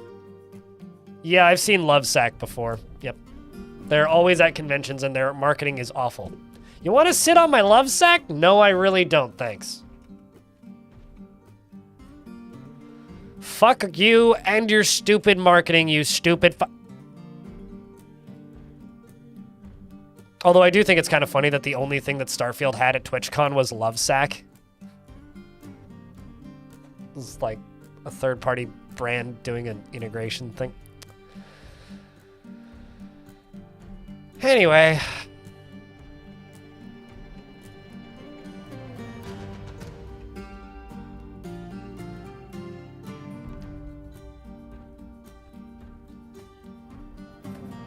Then the company you're in the process of forming? Please don't tell me. I don't need to know. I'm good.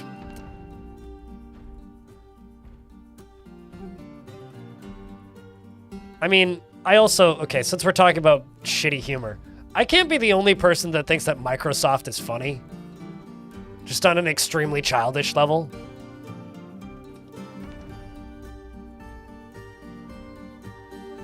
Like, I can't be the only person in the world that thinks that.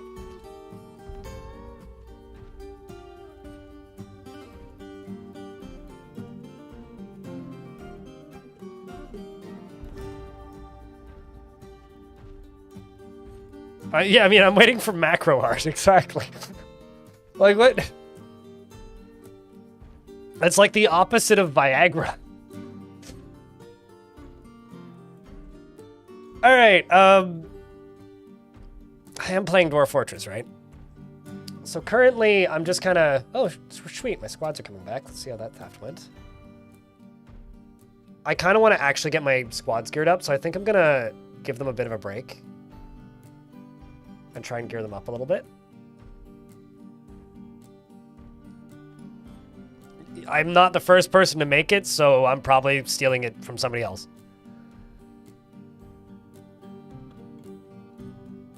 So this is just going to be a big old theft of books because I just sent 3 squads to go grab them.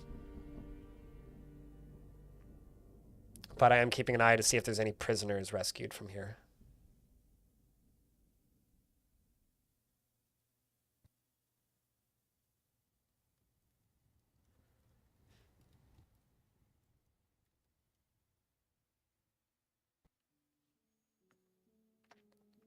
Well, the names aren't completely random.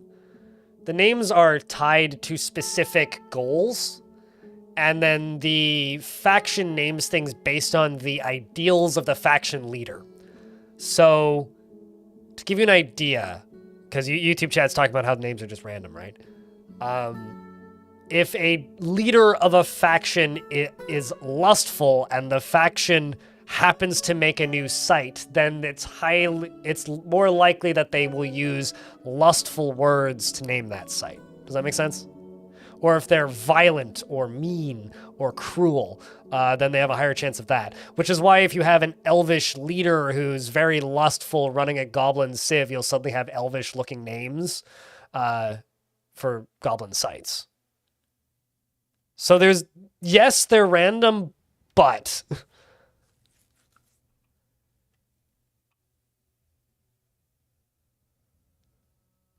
Like, Dwarf Fortress is a game about, like, twine connecting a trillion different things together. And so it's like, well, yeah, but, like, my friend Snot is going to be written by somebody who's kind of got a cold or a bad spat of allergies or somebody who's cruel. Exactly, Dalkin. My friend Snot's probably the sequel to How to Eat Fried Worms.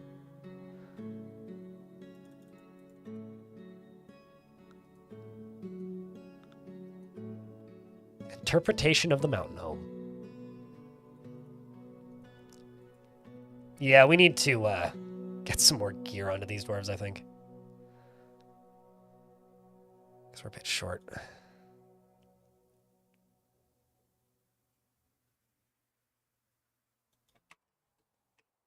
Greed? I wonder what gluttonous specifically would go for. Probably greed, right? So anything relating to greed?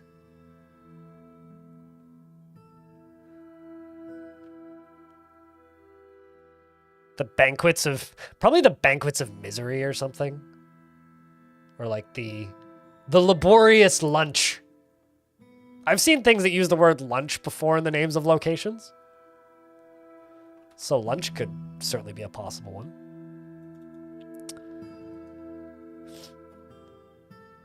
The forest retreat when it counts.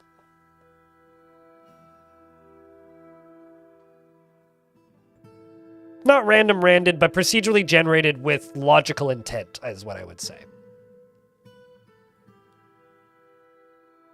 Tavern names. Yeah! You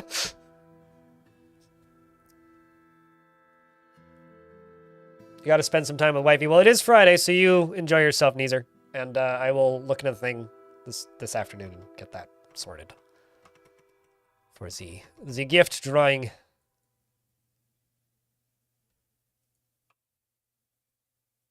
And folks on YouTube, don't forget to leave a like on the stream. I know 69 likes are nice, but like, help us out here. Thanks again for your quick video. Simple hint. You just failed again in Dwarf Fortress. There's no such thing as failing. There's just dramatic endings. But thank you much. Appreciate you. Even though the Hydra helped solve your population problem. Yeah, you know, it's funny. Like every now and again, like I'll have like catastrophic events where like half my population dies, and chat's like, "Oh my god, you lost half your population. That's horrible." I'm like, "I didn't have enough bedrooms, and now I have plenty. This is great."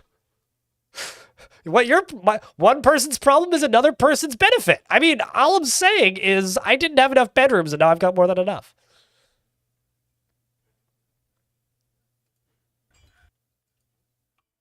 Congrats on the streak, Bioactive. Glass maker withdraws from the society. Why? Why you gotta be a maker of the glass?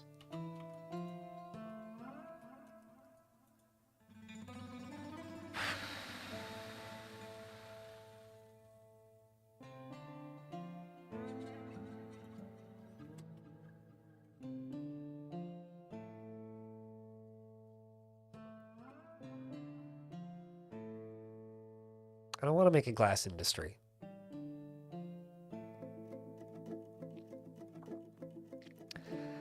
I guess I'll have to make a glass industry.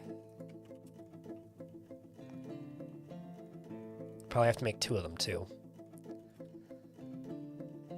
Laya, Dwarf Beardless, got it.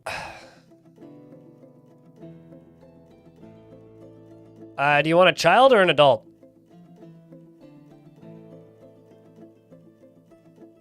Laya's got a quick finger on the trigger. I did a lot of glass in the last 2 forts, so. Kiddo's fine, there will be carnage. I mean, there may or may not be, but. I'm just gonna go with Laya if that's okay. Feels filled with joy and desires little for herself in the way of possessions. Does not enjoy participating in physical confrontations and works to square its natural tendency with her respect to martial prowess. She is very impolite and inconsiderate of property and is not inherently proud of her talents and accomplishments. She thinks she is fairly important in the grand scheme of things and can occasionally lose focus on the matter at hand. She tries to keep her things orderly and tends to think before acting. She tends to form only tenuous emotional bonds with others and can handle stress. She finds helping others emotionally rewarding, and she does not easily fall in love and rarely develops positive feelings. She tends to avoid crowds and does not tend to be swayed by emotional appeals. She doesn't mind a little tumult and discord in day-to-day living, and she is conflicted by this since she values parties and merrymaking as an intellectual concept. She tends to stretch her body when she's thinking, and when she's nervous, she clicks her tongue. She often snaps her fingers when she's nervous and becomes very rigid when she's angry. Actually, something just occurred to me. Rumrusher, are you in the chat? I have a question that you might know the answer to. Personally finds the notion that one would persevere through adversity bullheaded, absolutely unhorned, and values a harmonious existence. Sees a competition as reasonably important and doesn't, and respects power and doesn't particularly value loyalty. For you existed in my previous fort as well, and were probably born in my previous fort. I mean, you're 8 years old.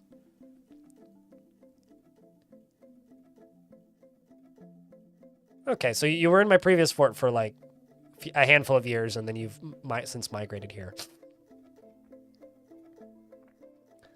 And your mother is dead, unfortunately. Your mother was my broker who died outside. Speaking of broker, I need to assign a new one and a new bookkeeper. I think that Emily gets the task of these two.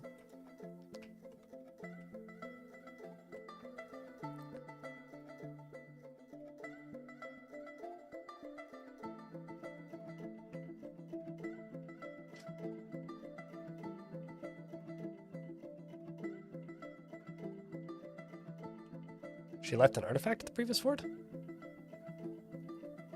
Not necessarily. No, it's right here.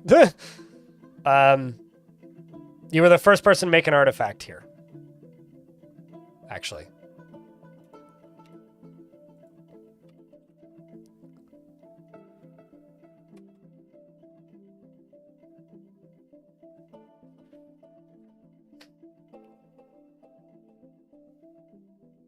Next time, though, Zavi. Next time.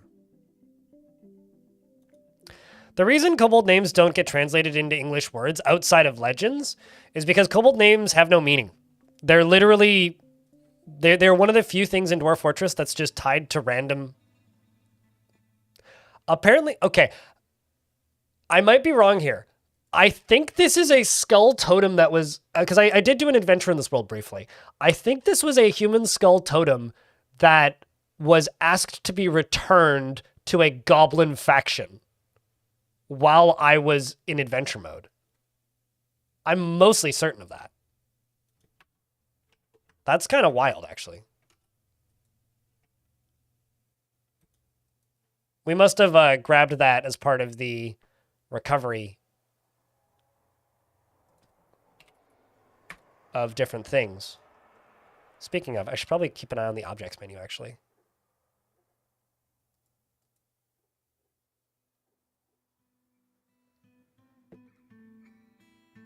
Actually, no, we've got 3 different totems.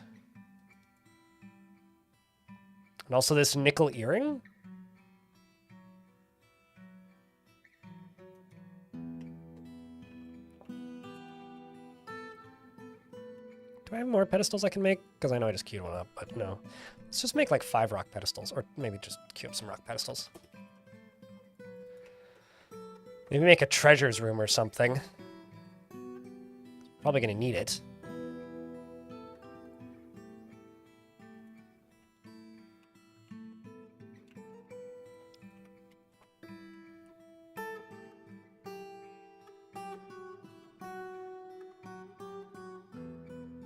Mean the child on a pedestal? So we're now into early autumn. We shall hope.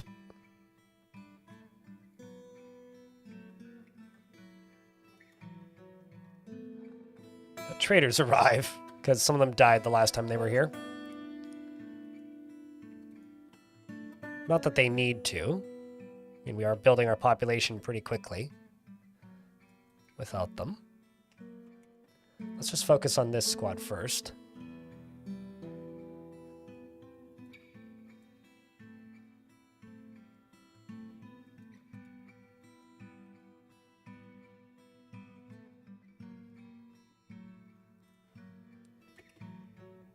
Okay, so we're making steel short swords and steel shields pretty consistently, so I hit update here.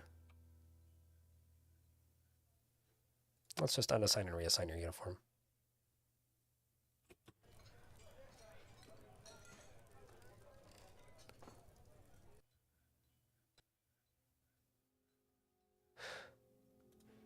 I'm curious about something.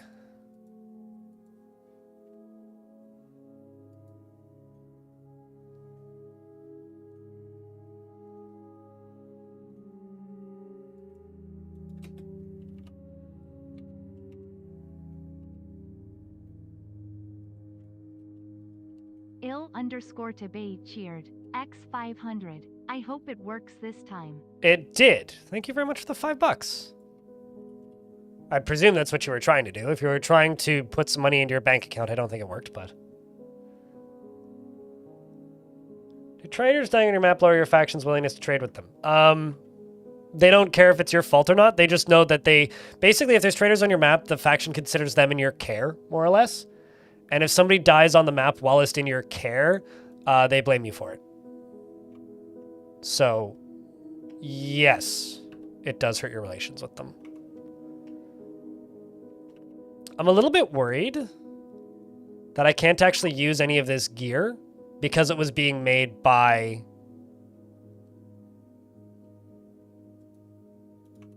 that character. Because these guys don't have particularly specific gear, but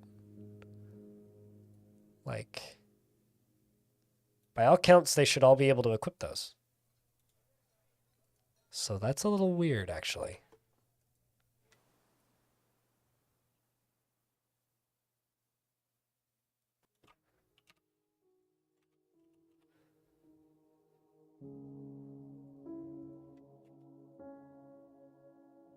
That is actually kind of really weird. It shouldn't, Laya. To my knowledge, it doesn't. It would for armor.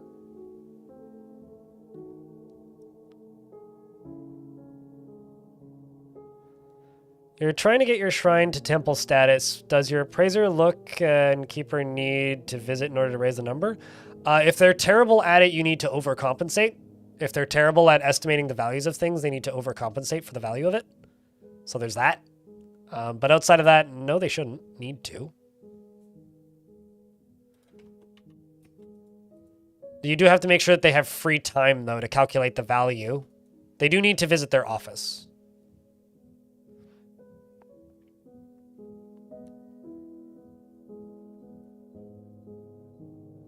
Well, if it's 3 a.m. right now, most days of the week, friend in YouTube chat, I will still be live in 5 hours. You could get up at a more reasonable time of day, but...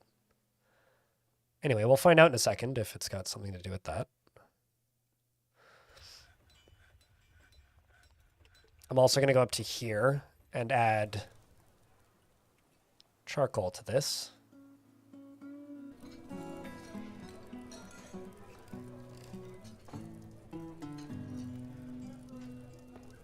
Add coal to this. And go to this and add coal to that.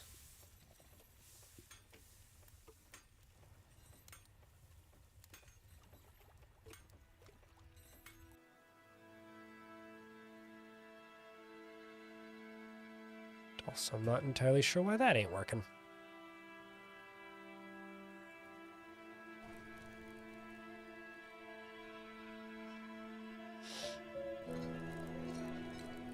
It can sometimes be a pain to get the appraiser to fully appraise things. I will say that.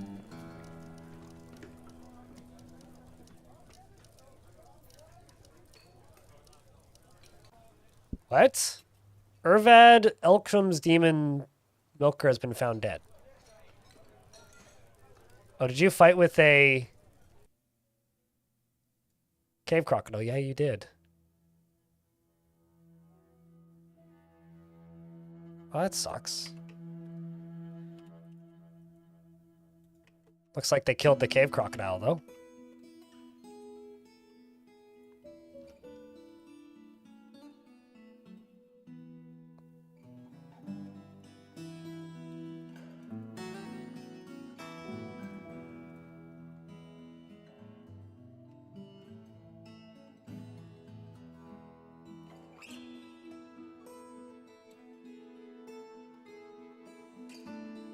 One of my Necromancer experiments, Urvad, died to a cave crocodile. Is what he did. Okay, so let's see. Can you... Okay, maybe it's just this squad. Say no uniform. Take them off duty. Train. Train. Equip. Assign uniform. Metal armor.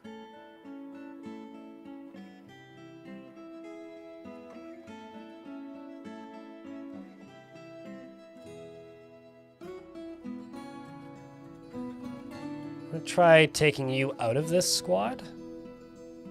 And then try this again.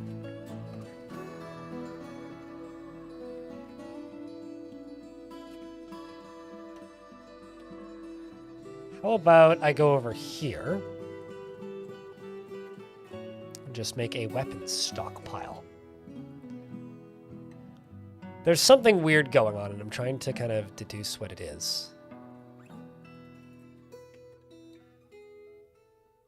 Well, that moves them all.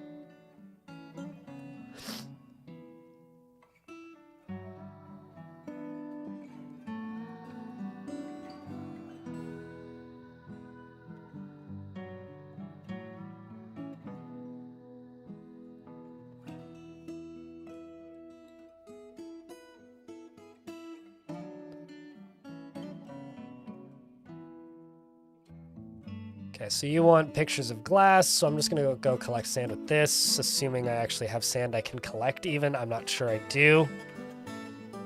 Although we're about to trade, so I just need to buy some sand. Although maybe they're not gonna arrive this year, we'll see. Yeah, I don't know what's up with this. This is weird.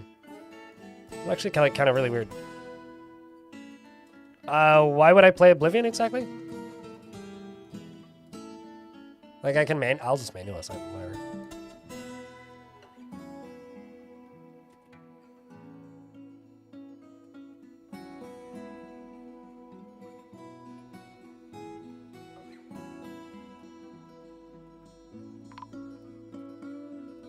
Caravans arrived.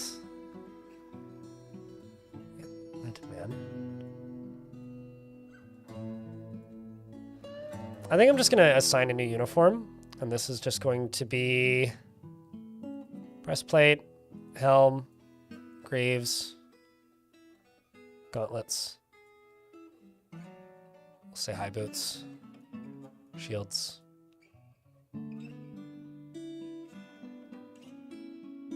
Short swords.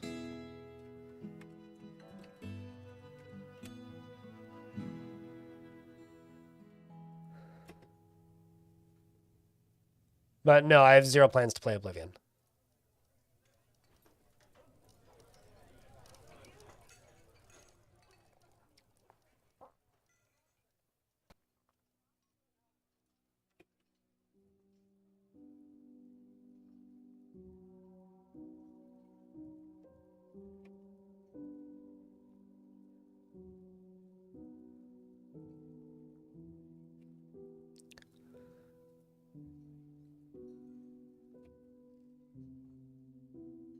this is weird.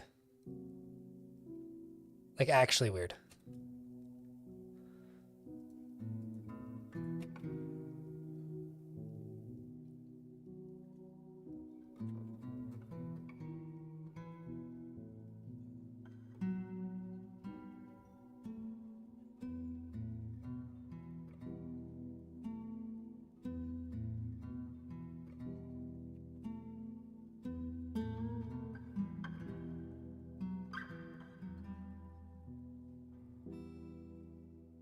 Genuinely bizarre.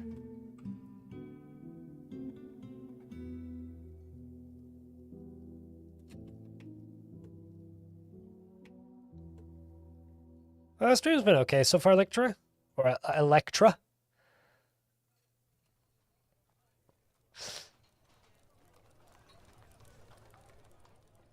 Are some traps more effective than others? You also have a bunch on your map. What do you mean, are some traps more effective than others? You mean, like, all traps kind of do a specific thing, so I don't know what you mean by effective. Cthulhu Dancing meets with the Outpost Liaison Dalmas. And I'm going to ask for... I'm kind of tempted to just ask for what? But let's go...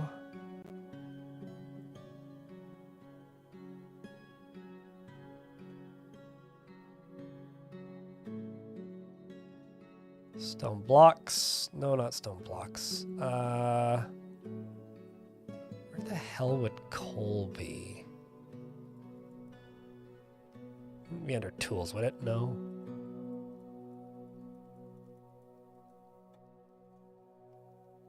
I don't want coal in the format of stone. I want like refined coke.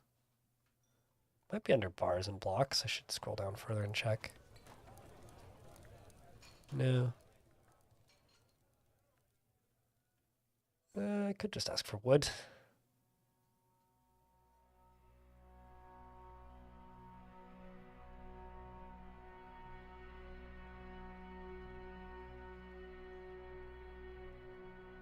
I've never really experienced water falling causing frame rate issues. Like, even on my older PC, water blocking movement can cause frame rate issues. Or caused frame rate issues for me, but water falling in and of itself has never caused massive frame rate issues. Unless it's like blocking pathing. So I'm not entirely sure what I do differently, but just make sure your dwarves aren't trying to walk through the top of it. Yeah, I think I'll just import wood and then just make it into coal. Into charcoal. I'll just do it that way. They want crowns, specifically.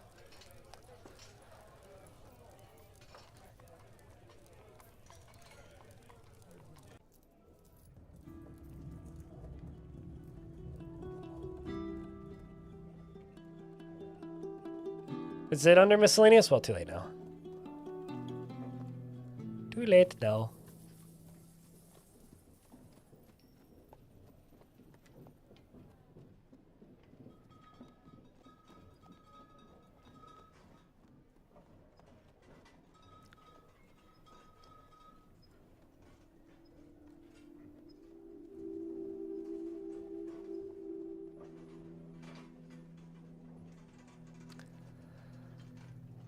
I don't have too much more than I need to sell, really.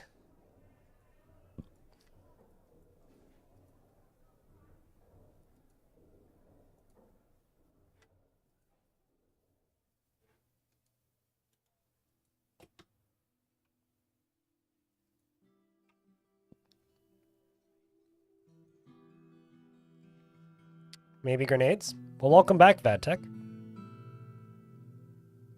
Apparently it's under miscellaneous, Sword Death in YouTube chat.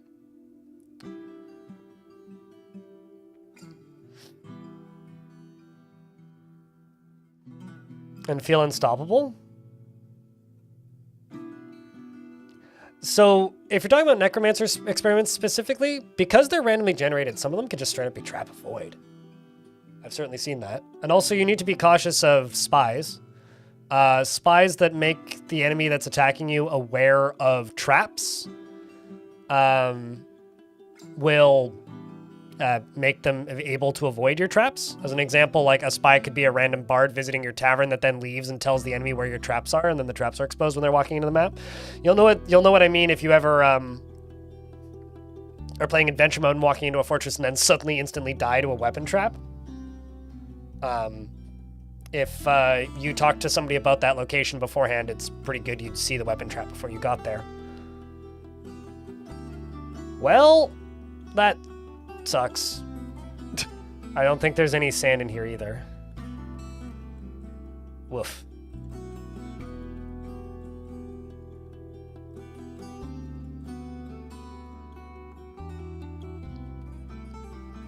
That's a shame. At least I'm getting the platinum nuggets.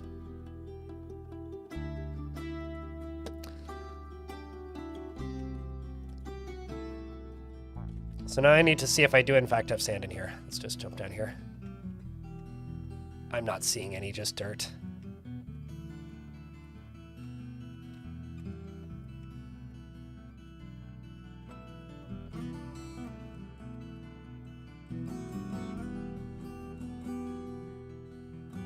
Like if I go up here and deconstruct one of these, it's probably not gonna be sand, but... No, there is no sand in this map. Like, it's just some dirt. Yeah, I know. Well, that dwarf who wants sand, I'll just go make them a tomb. Because they're dead now.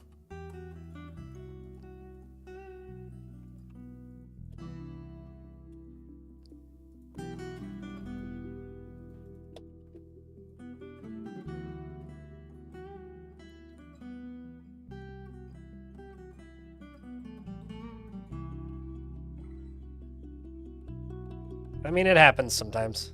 It's never optimal, but it do happen sometimes.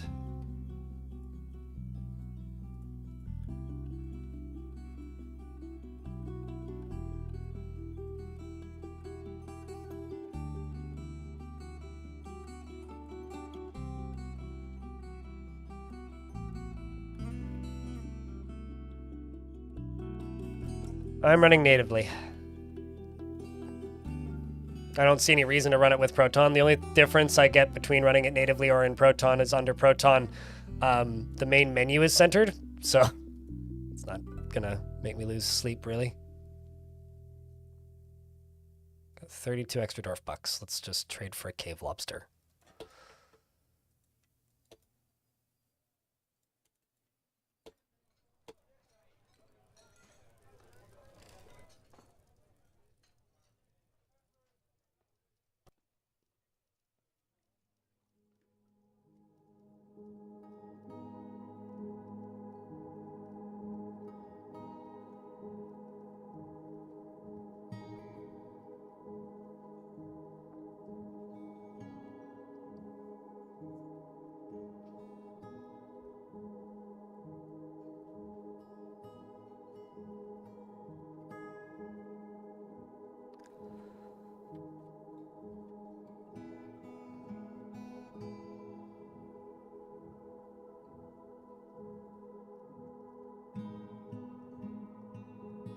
It's gotta be like some sort of alignment thing. Like, you know how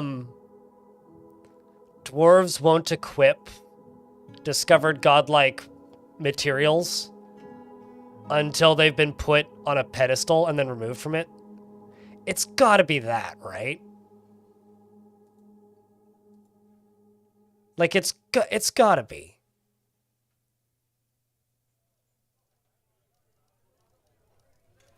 Like, that's the only thing I could possibly think that would be causing this.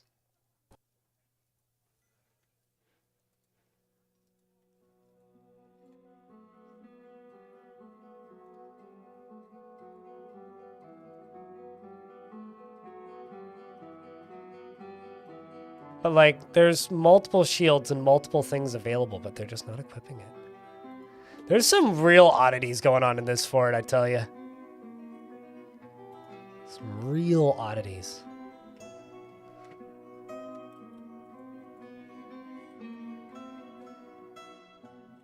Some truly strange oddities.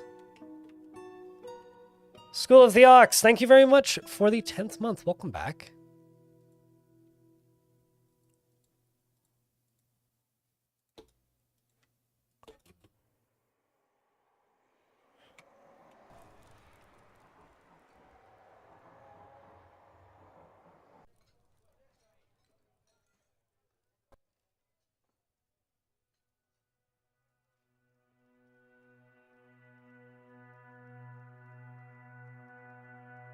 It could also just be I've got so many squads and not enough, too many squads and not enough stuff. That could also be it. I think what I'm going to do also is I'm going to set all these dwarves to off duty and take them off of training for a little bit. And just make sure none of them are set to train. And then I'm going to update the gear for these top 2 squads and see what that does. Yeah, like, you still don't have that. That is bizarre. Let's unselect this one and go back here and say metal swords. Everybody but one.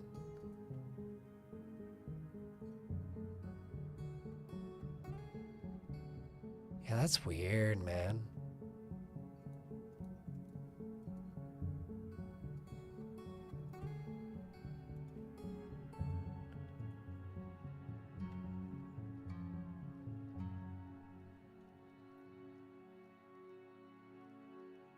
I doubt that Zul'ban's a pacifist at heart, because Zul'ban came from my previous fort.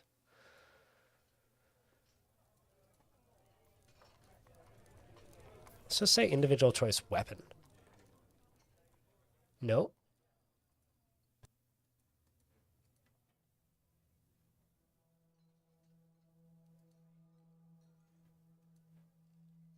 Takes your sword. That or the other situation where there maybe just isn't enough swords. So let's just do steel, shorts, sword, and just make 10 more. While you listen to poetry over here.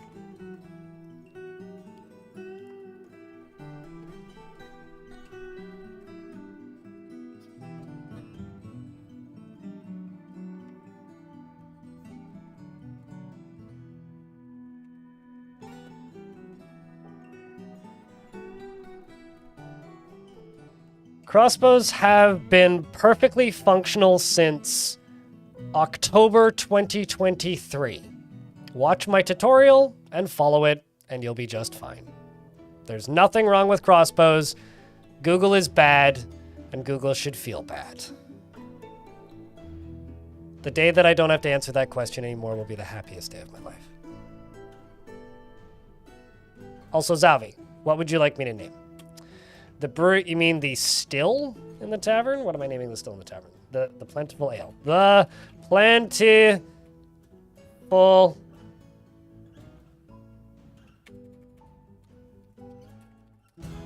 There you go.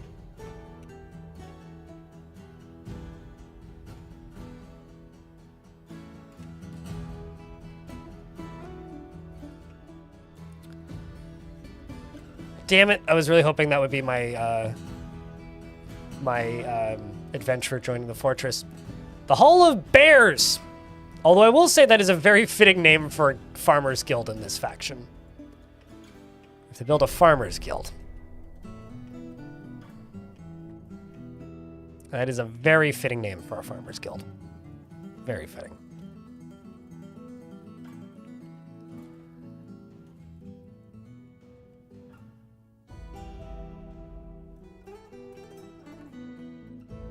Thinking I'll just put her right here.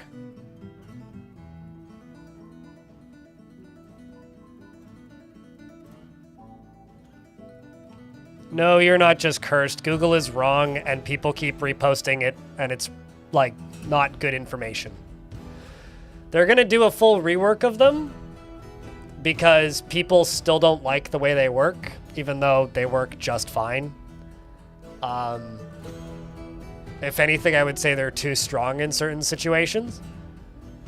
Yet, they're gonna do a full rework, because people are still complaining.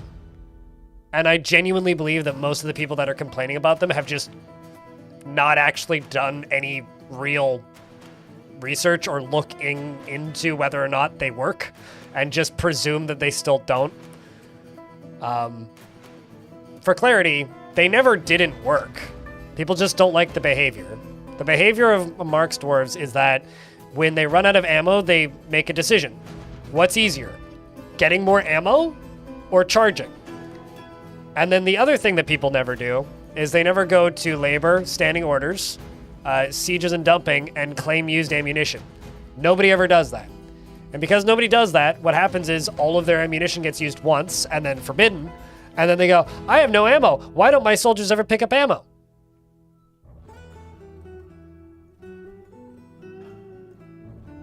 I don't know.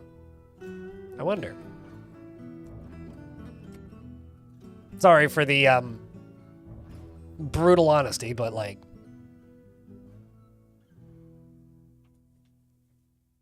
that's all I have to say.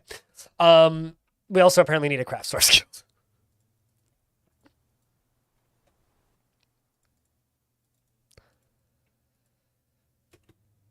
The other complaint that people have is that you can't restack unstacked ammunition, but it doesn't matter at all. Just put them in bins and it's totally fine.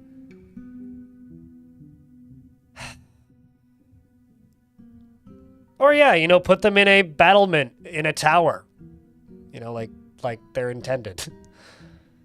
Like they did historically.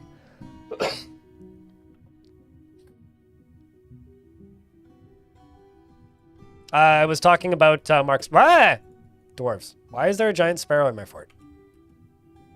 Where'd you come from? Big burb?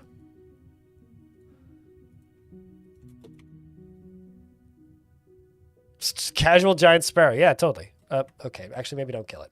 Just go back to training. Nothing to see, dwarf.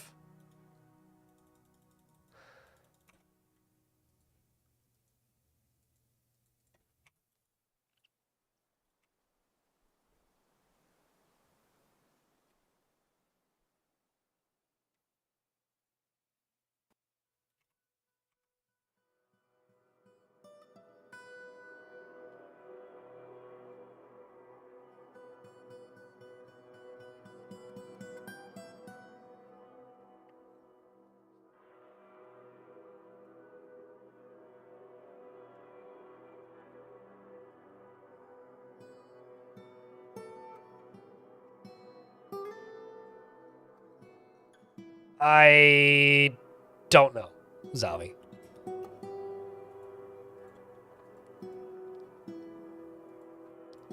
They don't have longer line of sight. That's based on their observation skill.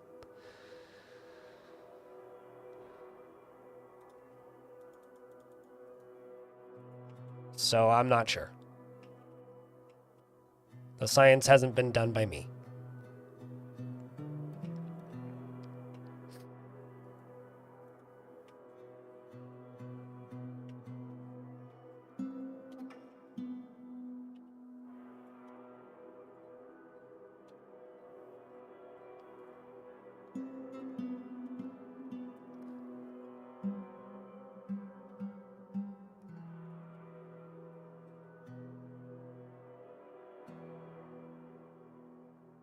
They have towers? There is a gameplay reason, but it's got nothing to do with range. The gameplay reason is if they have a tower that they can't get out of with ammo that's closer to them in a pathing sense, then they're more likely to go get more ammo than running in melee.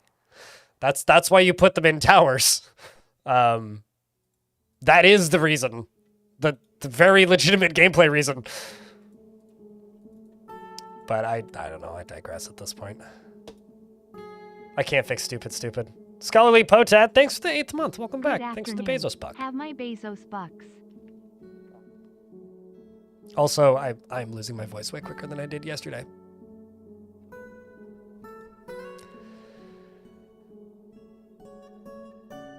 Lock them with a bin full of bolts? Or like, you know, let them shoot at the Forgotten Beast that's shooting fire and then watch the Forgotten Beast fall before it gets like halfway to the fort even. It's like so freakishly efficient.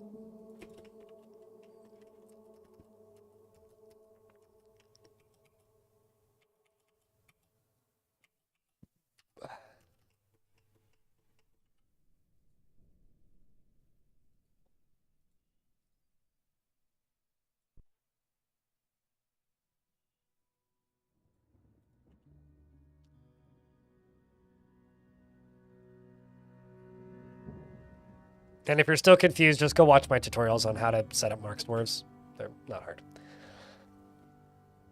I'm not tired of your shit today. I just have really bad pollen allergies right now, and my eyes are watering, my nose is running, and my throat makes me want to punch myself in the throat so that I no longer have a throat and I no longer need to feel this.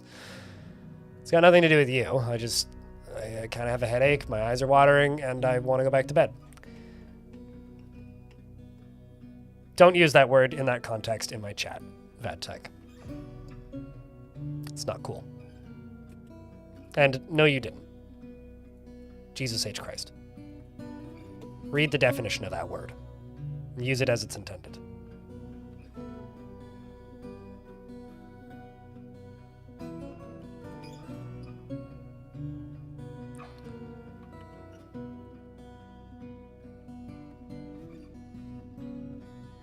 I'm aware that you're being a wise ass, which is why I'm being a wise ass in response. I also figure that you can take some criticism, so. You've been around long enough to know how I operate, I think.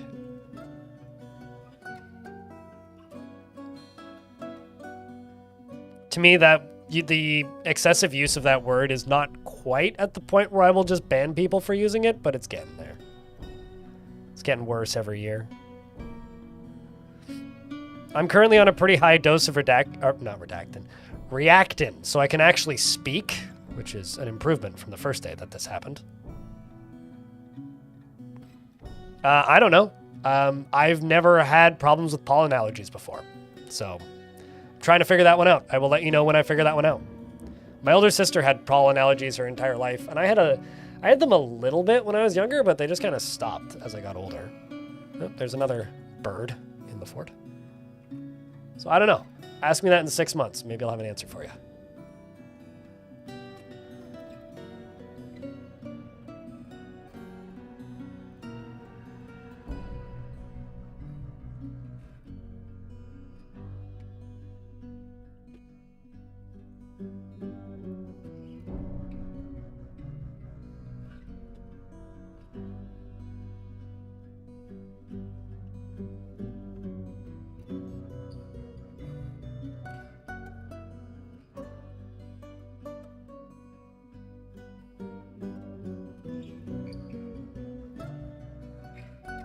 It's hard for me to say reactin right now because of my plugged nose, Shaku.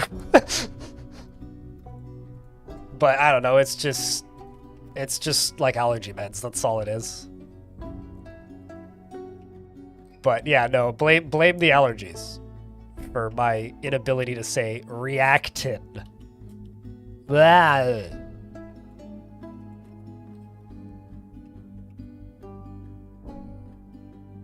I wasn't trying to redact it. I've got no problems with saying the name of the medication that I'm using because I apparently have a pollen allergy.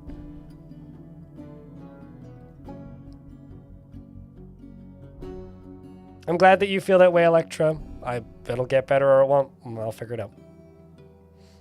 Sum it up this way. I wish I could get rid of this allergy with a grenade. That would be a very Caves of Cud-esque cure to a problem. I will never forget the time that I cured my own blindness in Caves of Cud by throwing a flashbang in front of my face.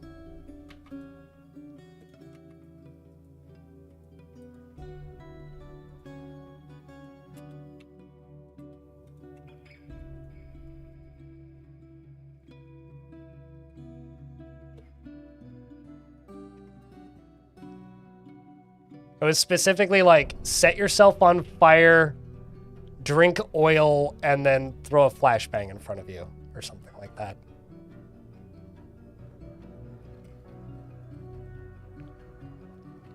You wrote down a note about a dwarf that got bit by a were creature. I had to go to bed before I could quarantine him, and you can't seem to find the note now. Uh-oh.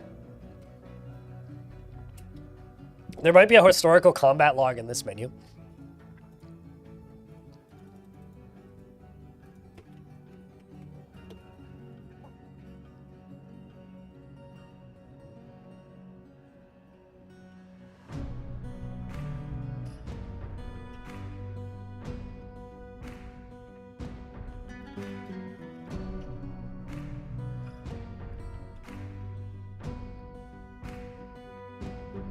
There's about a dozen YouTube shorts already on that exact subject, Jesus, in YouTube chat, who is saying that the YouTube shorts is going to love the Archer rant. So I don't know, maybe. I also find that a little bit doubtful. Twipped, thank you very much for the 10th month. I don't trust YouTube's or Twitch's activity feed anymore. I also don't trust YouTube in general, but I don't trust Twitch's activity feed anymore because it keeps giving me strange numbers that don't seem to actually be the right numbers. Also, thanks for the like, YouTube.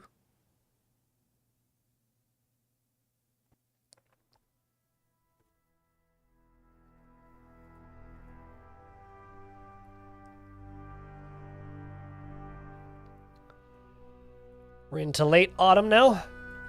The late autumn. I do, in fact, have some gem-encrusted coffers. You'll love to see it. Or at least I do, I think.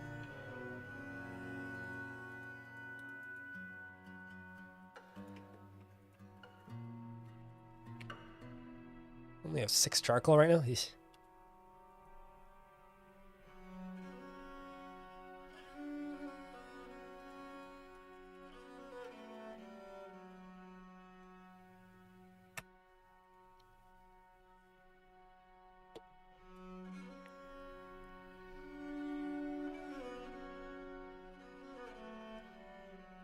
I think it would be easier to just dig around it if there's sand there.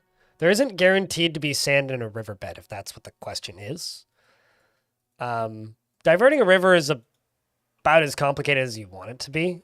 And I know that might sound a little bit like a non-answer, but diverting rivers can be pretty straightforward if you allow it to be straightforward. I also have a metalsmith's guild, great. All of these guilds are forming because I've taken all my I've given all my squads a pause. This is my own fault.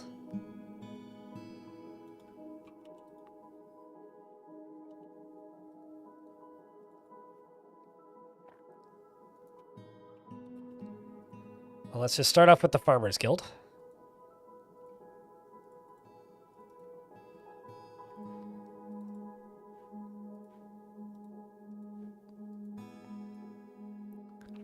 Guild Hall.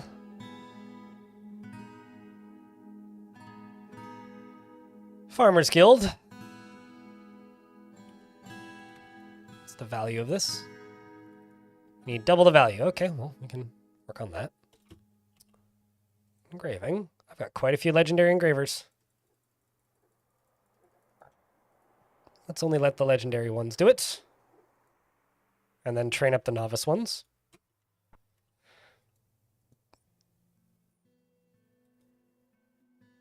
I mean, assuming it freezes, they don't always freeze.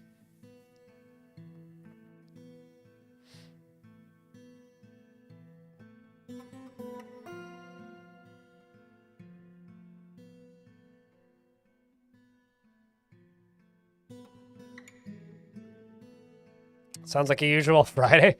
I mean, it rains this stuff, which is nauseating filth, which gives dwarves a fever.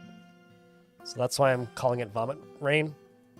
Apparently I have squash. Not sure how I got squash, but I'm going to plant squash up there.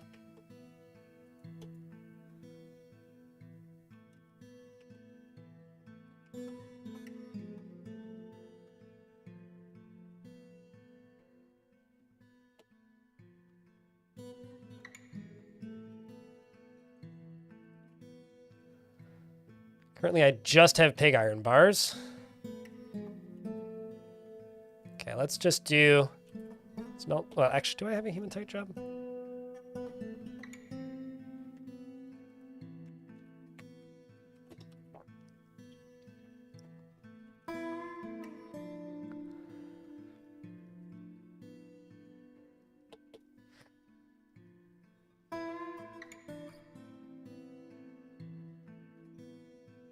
Then you don't do it. I mean, that's also fair.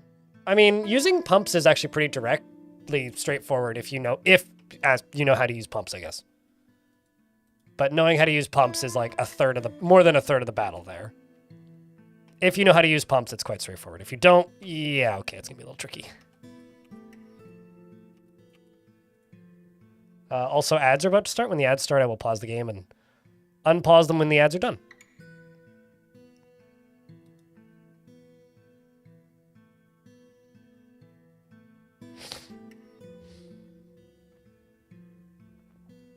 Me trying to pronounce... I mean, I don't want to put up a reactant ad. I'm okay with saying it on a stream, but... If it was entertaining for here, that's good enough for me.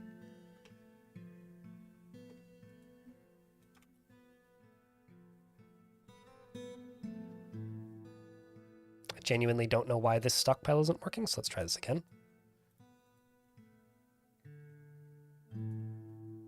Ah, figured out why it's not working.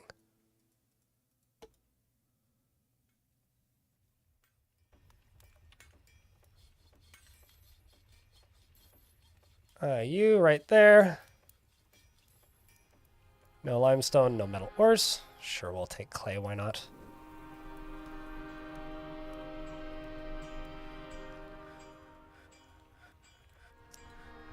No limestone, no metal ores. You load from here. We're in an ad break, so I will wait.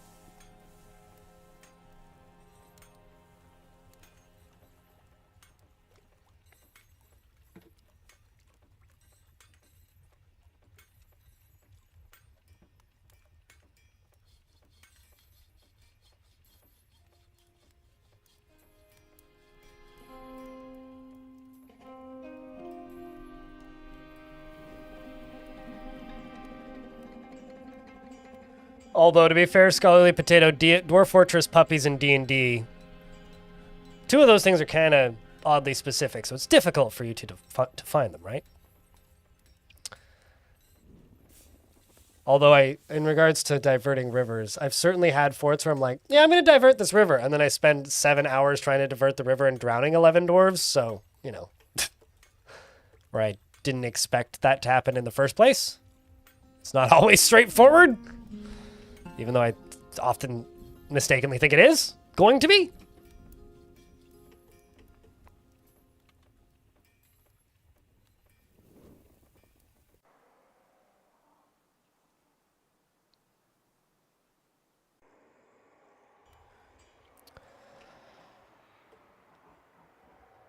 Where do I personally believe the first anvil came from? Well, the first anvil is created during World Gen, one for each faction. So whatever creates World Gen. My CPU.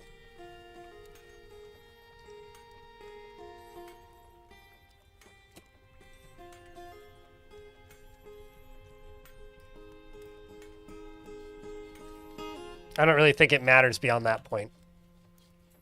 I think that's something that'll get explained when, like, if you're asking me to delve into fan theories, I don't know. Armok made it. Whatever that means. I mean, I guess the actual answer is I personally don't care, I guess. I feel like that's something that, like, doesn't necessarily need to be explained, and it can be whatever headcanon you want it to be. I mean, for me, it's just whatever dwarven god exists that the first dwarf worships, that god gives them an anvil. That's all it really is in my mind.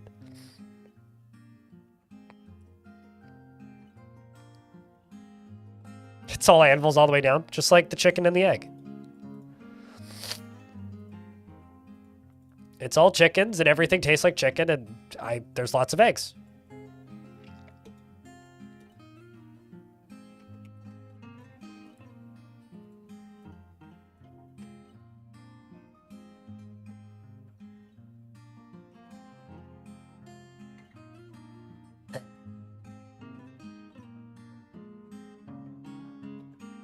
Just gonna make a little weapons and armor stockpile here for stuff made of steel.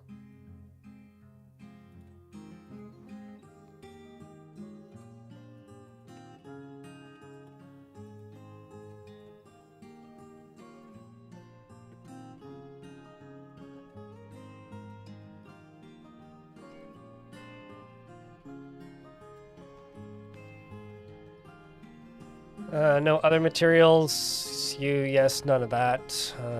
No other materials.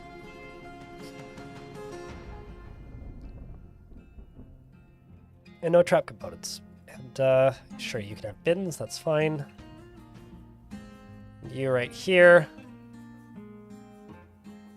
Hey, you know what, screw it. I'm not gonna worry too much about materials.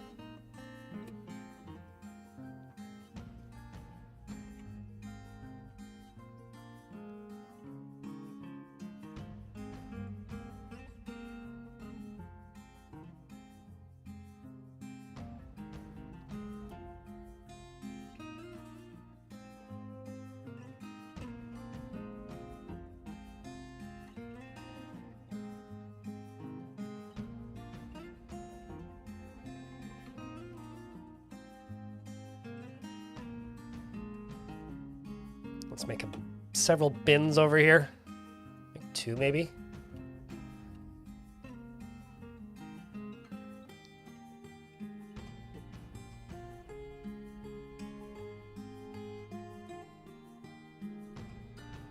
And this up here has 2 bins in it, so we'll say keep 3 bins.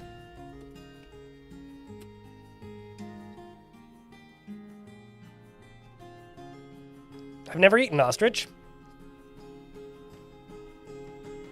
Well, okay. So because I've honestly never given it that much thought as to which one of the fan theories I go with, I'm going to make up my own right now. My theory as to where the first anvil came from is the player is Armok, which is a theory that I've had for a while. So if the anvil is made by World Gen, then the anvil is made by Armok, because the player clicks Generate World. So if the player is Armok, then Armok makes the first anvil. Thus, you made the first anvil. Congrats. That's my official theory as of 5 seconds ago when I made it up. It's as legitimate as any creation theory, so please treat it as such. Thank you very much and have a good day.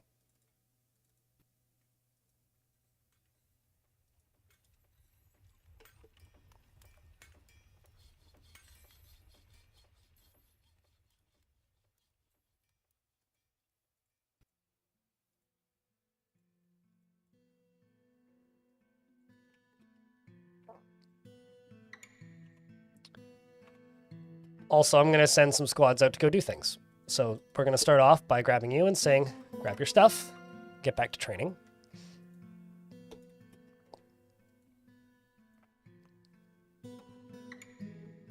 No, Tarn and Zack created Armok. Tarn and Zack are another level above. Armok is actually a check in Slaves to Armok, or in Dragslay, which is Armok. And it confused people, and they went, what is an Armok? Well, it's is arm okay? Is your arm okay? Did you hurt your arm? Is it okay? Because if you did, then clearly arm not okay. But if you didn't, then well, arm okay.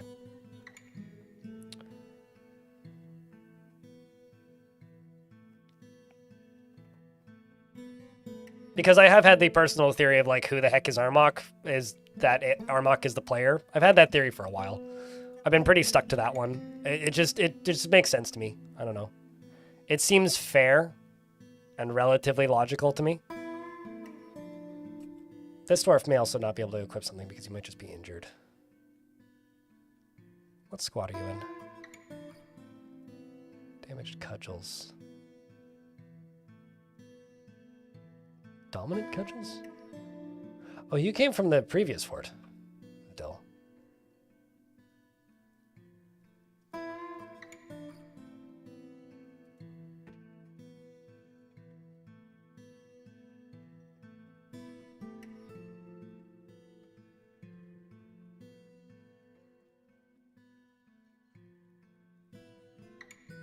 Also, knights are slow seems to have migrated here.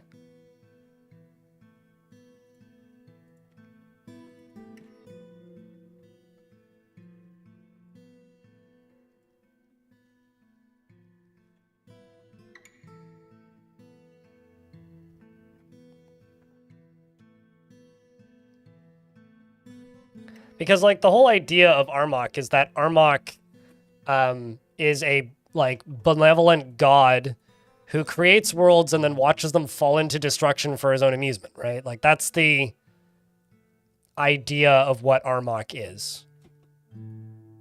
And, like, if the idea of Armok is a creature that creates worlds purely to watch them fall into chaos, then, I don't know, I think it makes a degree of sense that, like, the player is Armok, because that kind of fits.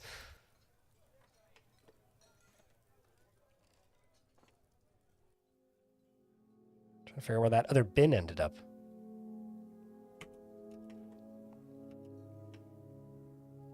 Well, I'll just make another one. Oh, actually, I may have gone down here. Nope. I don't know then. Certainly went somewhere.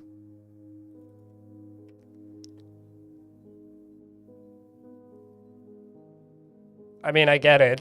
Timmy. Sometimes stupid jokes are fun.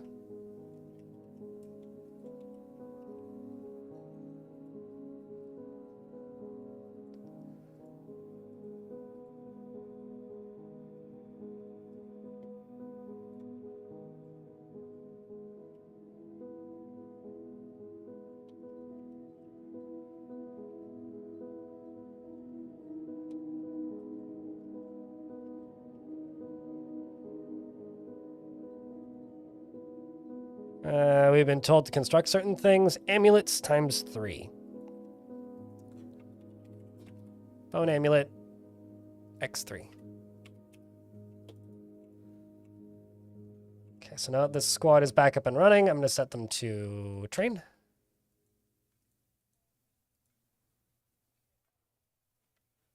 Although you're currently reading a book.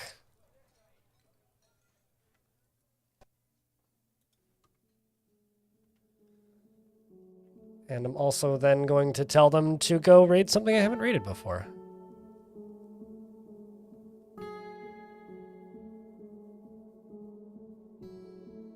Also, it appears that some humans who hate me have taken over this place, which is fun. Let's go to Viper Apex, which is a once militia fort, which is also a phenomenal name for a place. Time to go raid the Viper Apex.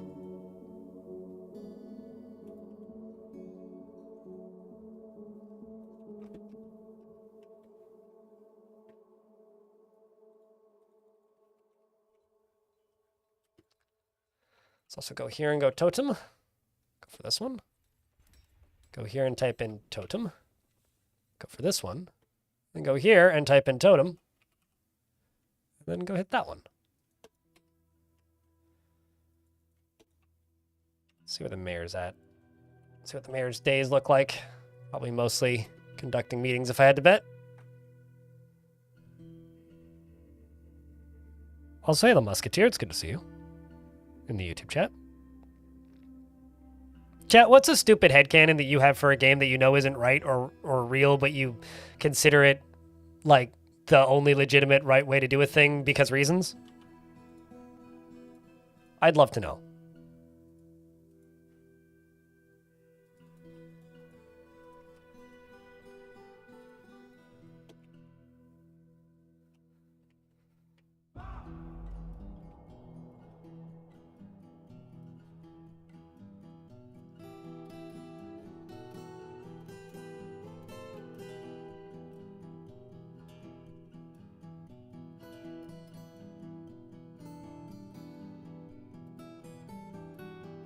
Let's just go here. Go down to this, do this, this, this, and this. Dwarf military, if you have one. Did you migrate here, I wonder? No. So everybody's in the military? So, I don't know, pick a squad, like what? Nobody's gonna be happy in this fort.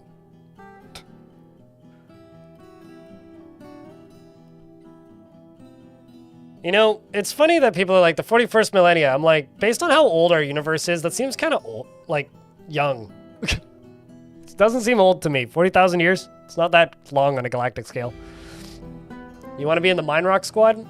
Okay, well, that's Gimli, who leads the Mine Rock squad. You want a dwarf with a beard. These are the pickaxe military. Wolfest Wolf. Your dwarf may migrate here, though, because lots of dwarves have been migrating here.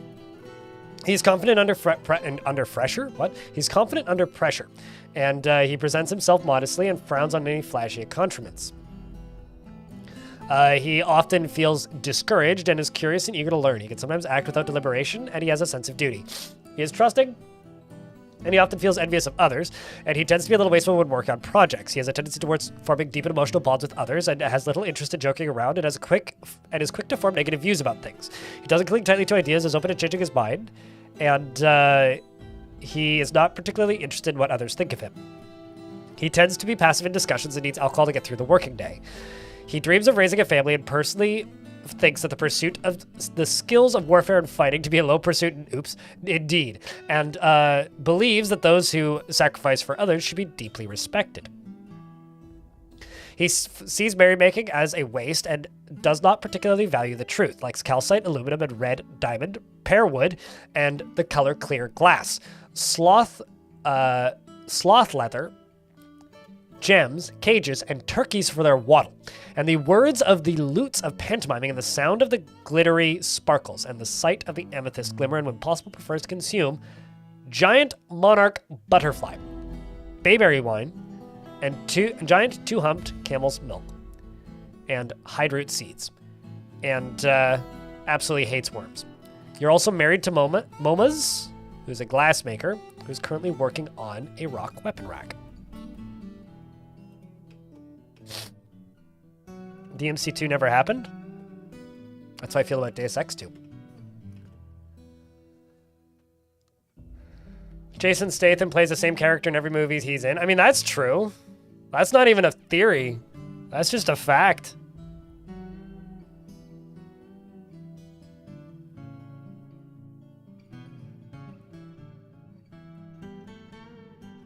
Like, what? Just like Dwayne "The Rock" Johnson. His characters never have any name other than Dwayne "The Rock" Johnson, which is why he's getting progressively more insufferable as he becomes a less tolerable person in real life. Sure, I mean, there's plenty of actors like that. DMC2 never happened and is just a fever dream. I never played DMC1, so I'll just agree with you on that one. Here's one. Skyrim is bad, and here's why. I don't like it. Although, actually, my true controversial headcanon statement that I say constantly that annoys some people for some reason, and I think it's funny, is that Dark Souls games aren't RPGs, they're action-adventure games. That is all.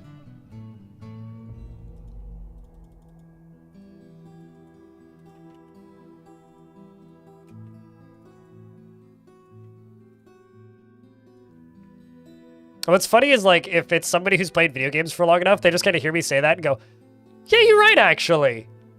Anyway, and then, like, if it's somebody who hasn't, they get really mad at me. And I find that one really funny.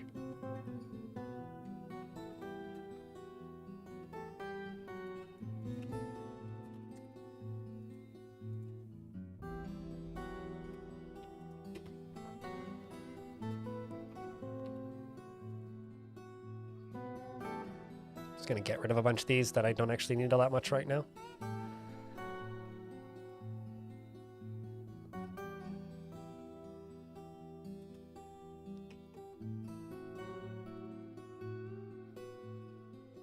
Actually, I'll just do this. Let's just go here, unforbid all these, and finish these, and then just go down to here and do this. Ah, jeez. Oh well.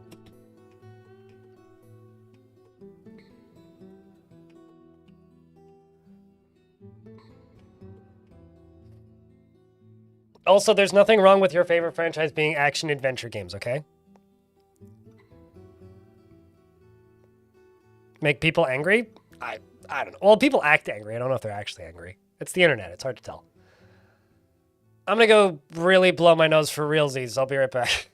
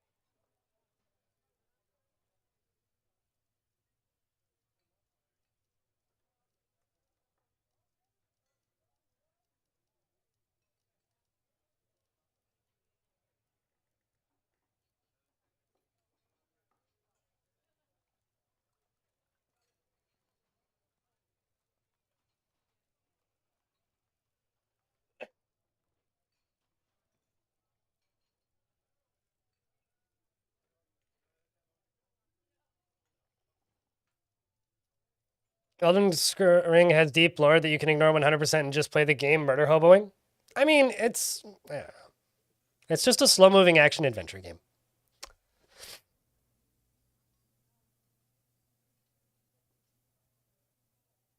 A mountain-sized cat joining the D&D game in the middle of the battle. Nope, I do not. Your headcanon is that the worlds were created by overgods for their pets. Sure. That checks out. Your headcanon is that Portal and Half-Life take place in the same universe. That's not a headcanon. That is canon, actually. that is just canon. As far as I know. Like, I have multiple Portal tattoos, and as far as I know, that's just canon.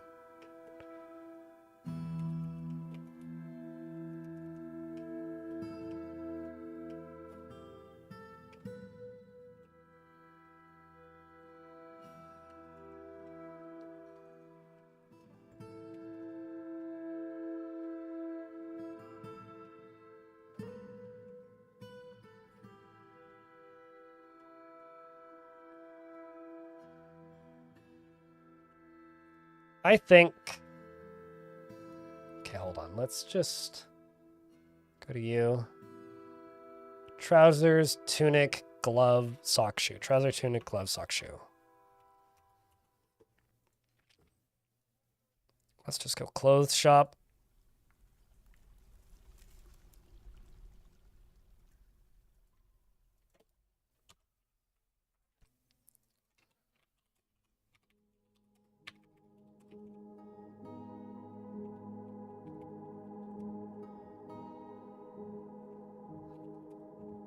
I'm going to see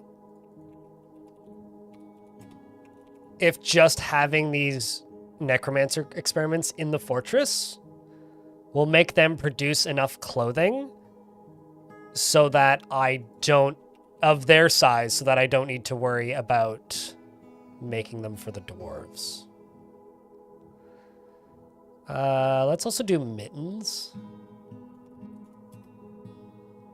And cloth cloaks, because I like cloaks. And just do 45 of each.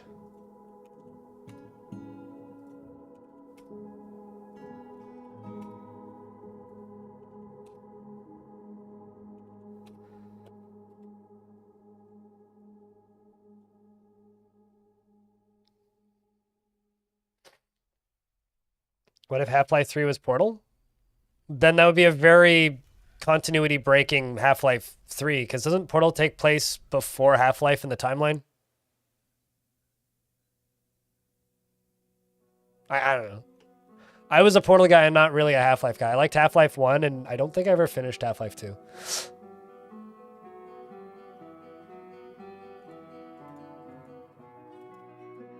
Whereas I've beaten Portal 1 and 2 multiple times, so...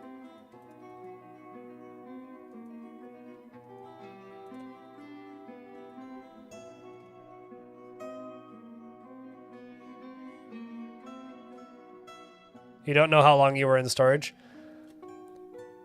There's ways to figure that out, though.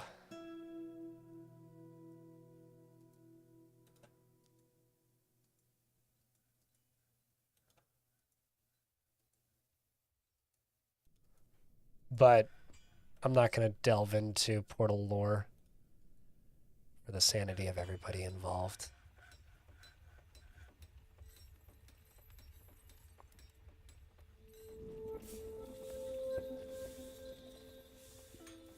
You have to stare very closely at whiteboards in Portal 1, and then in Portal 2, I'm not actually sure.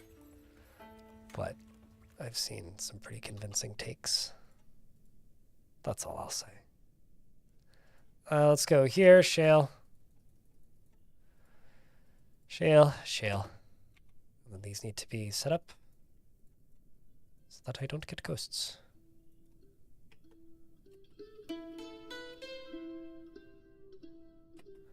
Well, in the credits, she says that was a joke. Haha, fat chance.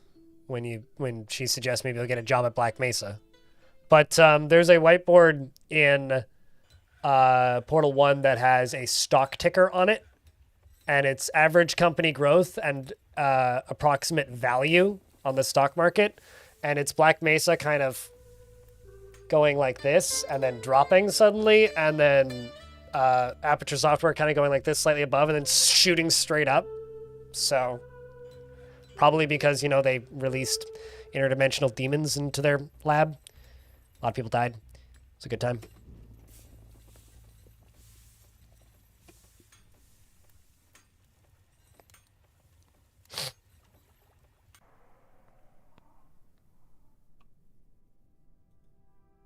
Anyway.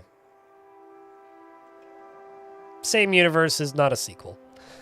Also, I would also say that it's hard to, like, quantify Half-Life being a... How do I word this? It's really hard to quantify Half-Life being a sequel to Portal, purely because... Or not the other way around. Portal being a sequel to Half-Life. Because Gabe Newell has stated that he regrets not actually making Half-Life 3 back when they probably could have. He said that in an interview recently. And the reason he regrets it is because most of the people who made those games no longer work for the company. And if they just made a third one, like, 10 years ago, they could have done it without too much trouble. But now they kind of can't. Yeah, he said that very recent, like, quite recently. He does a lot of weird interviews with, like, non-games press. While sitting on a yacht somewhere. And being rich, mostly.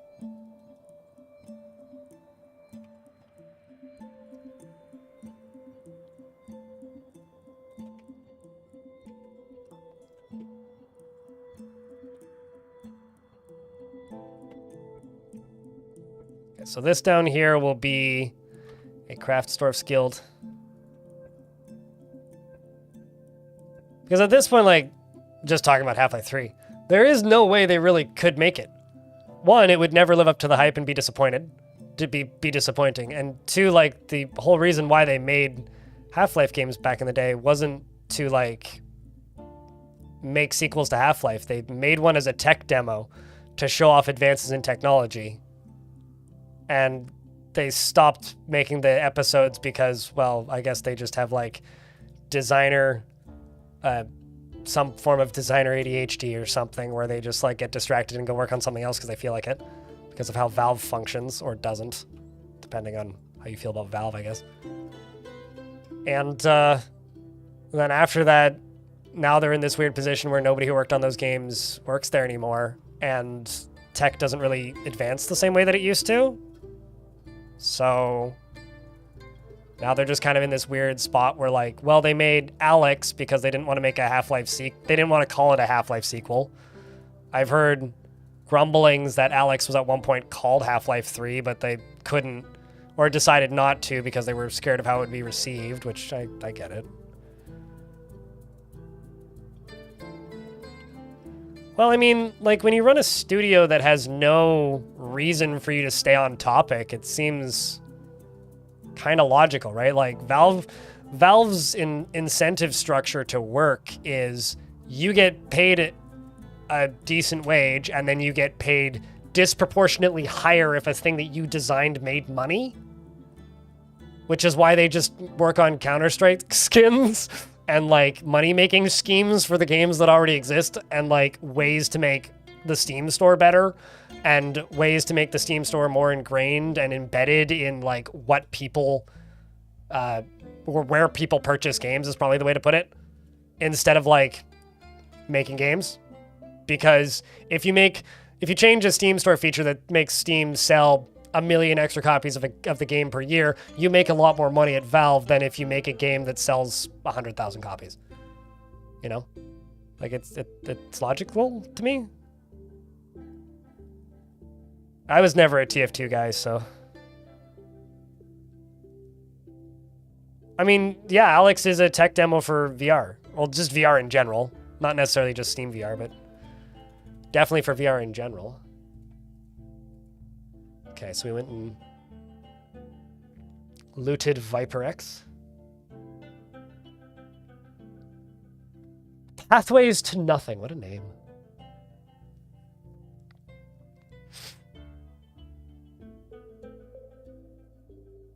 Honestly, here's what I genuinely think Valve should do. Valve should just open source Half-Life 3. Or like Episode 3, rather. They should just release all of the assets and just give everybody the source code and just be like, I'll make it. Here's Steam Workshop. Make it in Gary's mod. Best one gets officially released.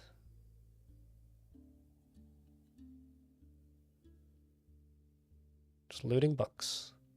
The future of the elves. The Tree Without Limits. There's a lot of elf-related books in these forts.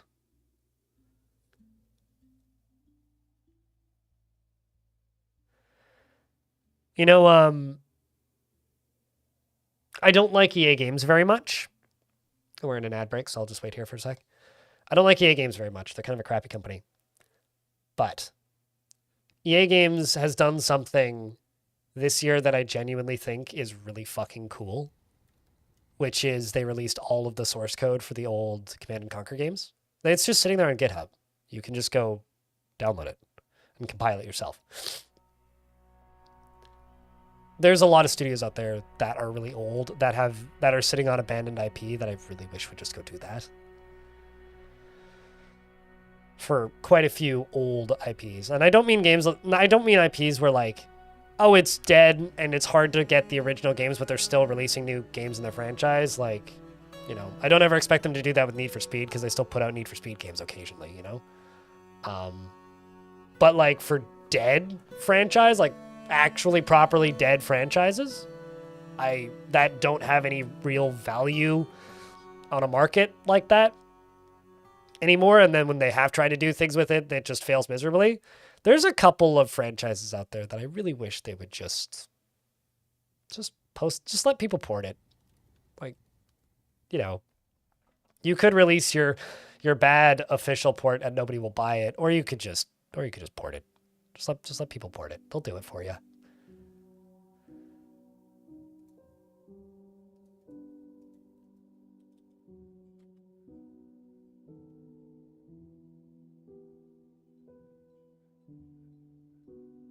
Now we're talking headcanons. I mean, I had a cannon that shot heads once, called the head cannon in Gary's mod, so we're halfway there. Now we're just living on a prayer.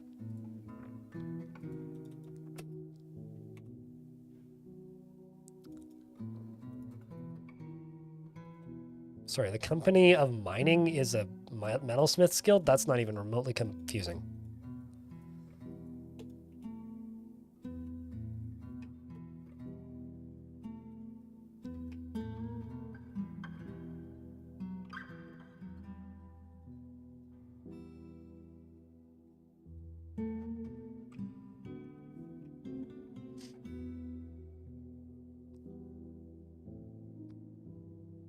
The company is going to do public company things. Yeah.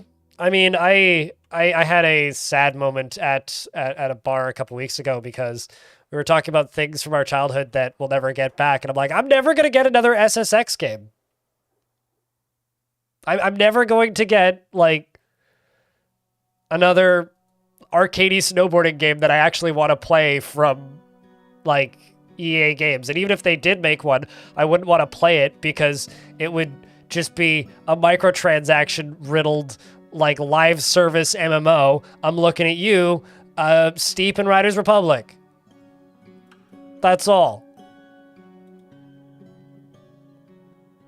Like what? I live walking distance from EA Games Metalhead, which is the studio that makes the Super Mega Baseball games and does support work on NHL, I think. And like, I just want to walk over there and just like shout at them and just be like, please, bitch, just no more again. Like, Super Mega Baseball aren't great games, but they might be the coolest thing that EA actually makes because it's just an arcadey baseball game. No, of course I can still play SSX Tricky on an emulator, but I want a new one! Sorry, I can't do a very good Veronica Salt right now. My nose is plugged. But, like, come on!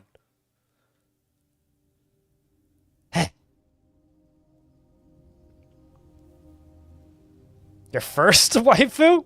When did you get the divorce? Snow was kind of fun. Yeah, snow was kind of fun, I guess. I like Tricky Madness, but that's an indie project that's going to update once every 6 months, maybe. It's definitely an indie passion project.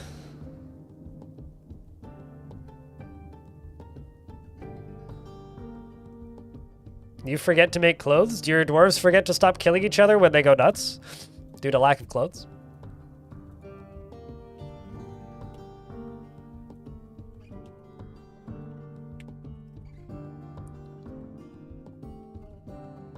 Pew, pew, pew, pew, pew.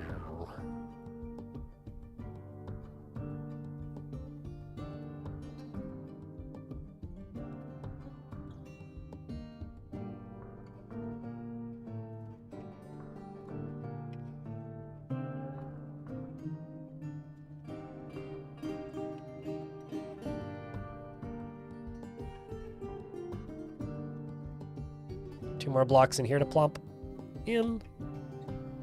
How's the value of this sucker doing? 1,000. Well, I gotta increase the value of this a little bit. This kind of looks like a busted jack-o'-lantern.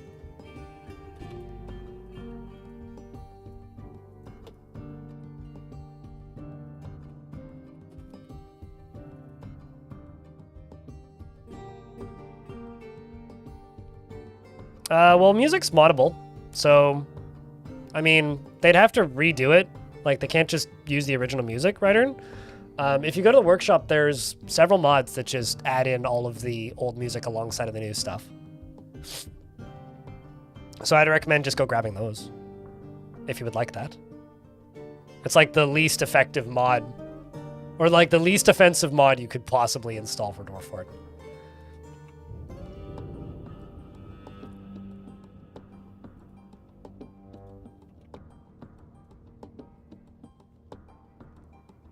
I do miss Cobalt March sometimes. That was a pretty good song.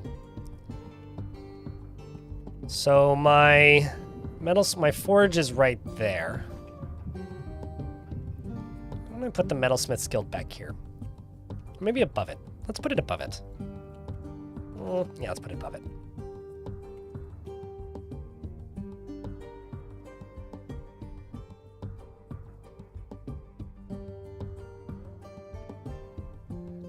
I thought there was just this weird sound effect that I'd never heard in Dwarf Fortress before for a second there. It was somebody hitting their brakes outside and they were squeaking. I was like, what the hell is that sound? Genuinely concerned me for a moment.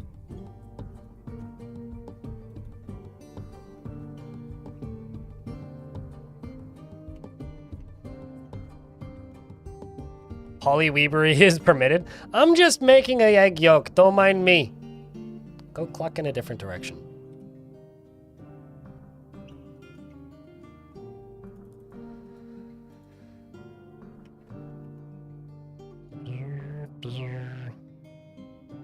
You missed the Danger Room song? I mean, sure. But like I said, just go grab it then. If you miss it, just keep listening to it.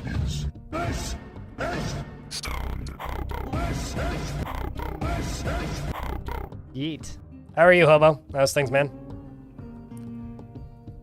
My allergies are apparently not good. They're apparently pretty bad. And they're sticking around, and I'm not okay with this.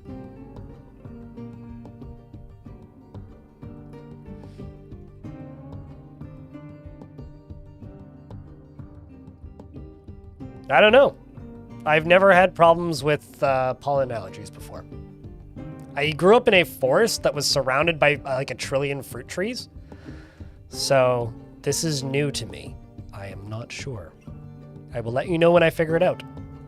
My older sister, like, died every spring and then got resurrected around midsummer when I was growing up. And as far as I know, she has no problems with allergies now. So, I don't know. This is a new experience for me.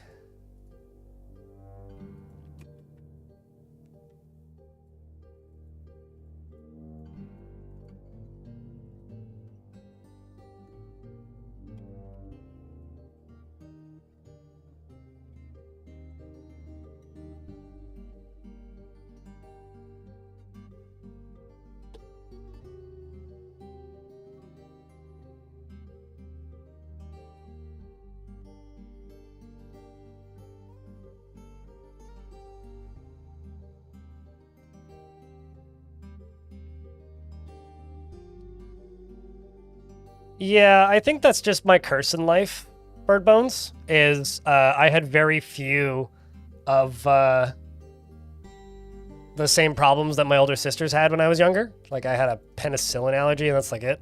And not even a major one, just like a mild one. And both of my sisters developed, like, either crazy allergies to things or, like, other bodily problems or various autoimmune disorders in their, like, younger lives. And then me as an adult, I'm just, like, slowly getting every single problem that they've either grown out of or have had to deal with their whole life as an adult. It's like, this is just my curse, I guess. Okay, who wrote the metal song This Is My Curse? That's not Treyu, is it? Shit. Somebody help me out here. I could figure it out in a few seconds if I went and looked it up. Is that Kill Switch? That sounds right, actually. Anyway, I guess that's my curse.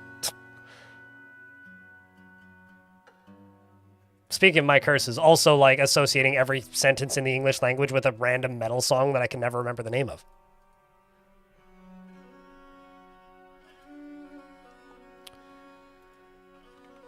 And this will be my Metalsmith's Guild.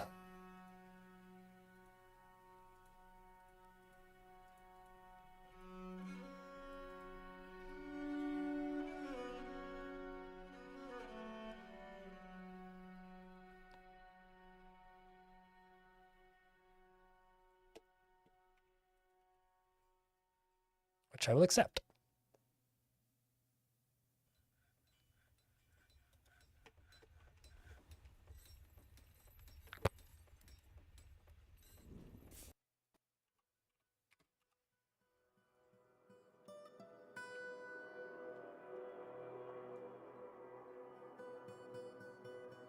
What bands? I don't know. I need a sentence that reminds me of a song. Wait. God, I wish it was as fun as a video game like Pokemon.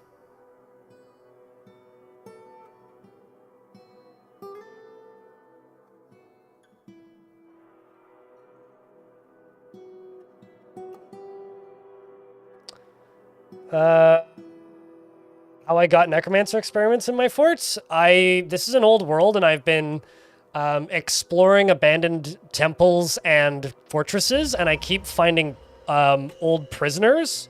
If I go to these Necromancer experiments, they're all listed as former members of other factions, and most of them are former slaves of the sensitive confederacies. I could open, actually, Legends Viewer and look at who the sensitive confederacies were. But the sensitive confederacies, as far as I can tell, doesn't exist anymore. I can't find them anywhere. Like, there's no sites that I've found that are operated by whomever that was or is. So either it's like an unnamed civilization that runs a tower somewhere, or it's something else, but they're all former slaves, and they seem to be scattered around in temples. So as I'm stealing books for my rapidly expanding library with 149 books in it, I'm also acquiring random former slaves. This is vanilla content, so that's how that happened.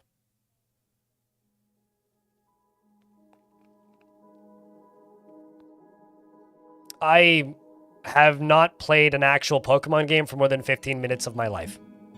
Romanoid. We had this discussion the other day, but the only Pokemon game I've ever played for more than a couple of minutes was Pokken Tournament, which I spent an afternoon playing. This is probably your favorite fort this year. Oh, just like engagement-wise for what's going on in it? It's certainly interesting. It's definitely much more interesting than the last one.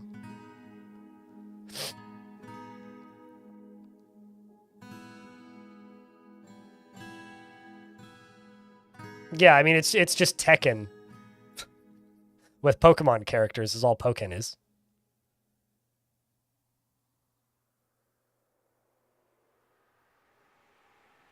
Do more books in the library? Dwarves can read a book once, and that gives them a happy thought. So the more books you have in the library, the more times dwarves can get happy thoughts from reading the books. That's what it does. And it also can teach them songs and poems sometimes. So all these books that I'm stealing, and some of them are also our artifacts. We've gotten a few totems and a few other artifacts. And I think there was a named scepter in there. From these locations. Plus, libraries are badass. I wasn't expecting this to be a library fort, but I'm going to have to expand this library with how many books are in it. I'm going to have to make a big-ass library in here. The Art of the Goblins. It's just a bunch of scribbles.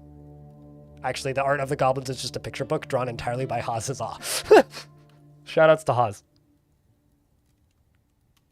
I don't have any visitors in my fortress. That's how I keep them from running off with my books. You don't. Don't allow visitors in your library is how you stop them from running off. But generally, I just don't allow visitors in my fortress, Linux. Your friends were shocked when you told them that you never played a Pokemon game. Personally, it just never interested you. I think there was a very important moment of my life when I was a little kid. I saved my Christmas money for a year and a half, I think. It was my Christmas and my birthday money, so like over an 8-month period or something. And then I bought a Game Boy Advance SP. And I'd played Game Boys before, and I'd played Game Boy Color games before, and I had a very important choice that I could make. I could buy a Pokemon game, I couldn't even tell you which one it was, pack-in, copy, or I could buy a copy of Legend of Zelda Minish Cap. Now, Legend of Zelda Minish Cap, the game and the Game Boy, was $119, and the Pokemon one was $129. The reason the Pokemon one was slightly more expensive was because it included a colored version of the Game Boy, like it was a limited edition version of the Game Boy or something, so it was slightly more expensive. And I decided to buy Legend of Zelda because then I could go and also buy 4 used games instead of 3 used games. So I bought Legend of Zelda Minish Cap, Fire Emblem Sacred Stones, a Star Wars game that was not great, and I can't remember what the other one was. Oh, Advanced Wars 2, which was phenomenal. So, those are my options. It was like Legend of Zelda or Pokemon, and I was like undecided on Pokemon, and was like, I've played Legend of Zelda before, I'll do that. And I honestly think that was a very decisive moment in my childhood. Amber Lilac is also a good name. I'm just gonna keep going after Viper Apexes because my god, there's so many books there. And this entire library is just full of dwarves. Birth of the Serpent. What a book name. Or I'll just sit here reading them.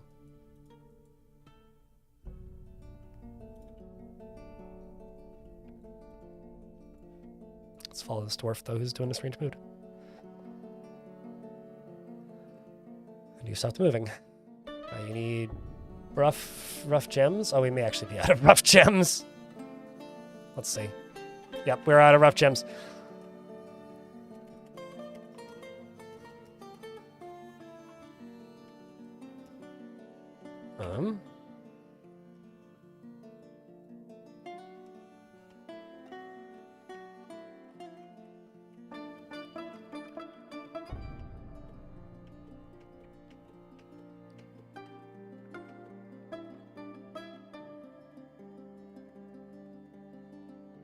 Oh, that's the edge of the map. Huh.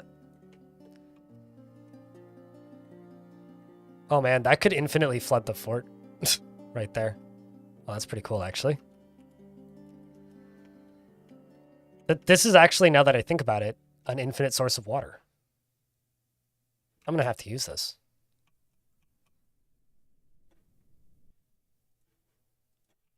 Like 100% I'm gonna use this.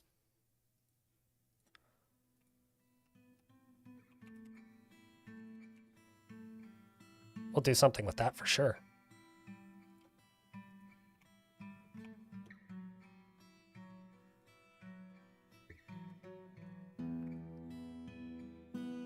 Do something with power here.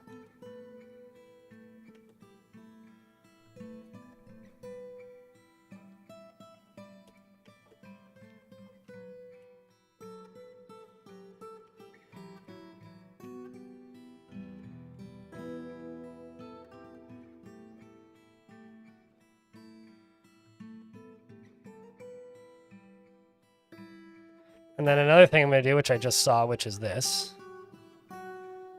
It's priority 1. I don't mind through these.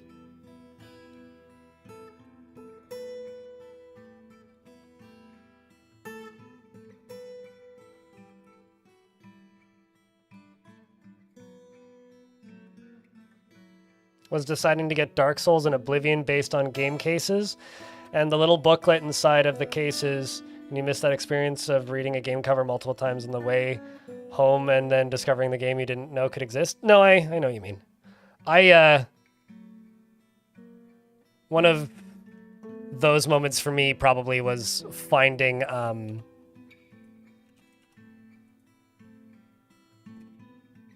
one of those moments for me was finding or purchasing, I guess, a copy of Mountain Blade, the first game, for $1. Oh man, did I accidentally make you get the cheaper diamonds? Damn it! Damn it. Damn it. Damn it. Damn it. Damn it. Oh well.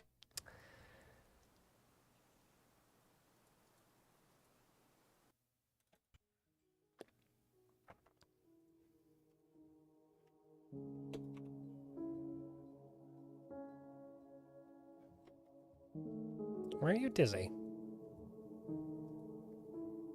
Oh. Gloomy after being out in the sunshine again. Typical. How's the value of this up here? Not good enough. Can work on it, though.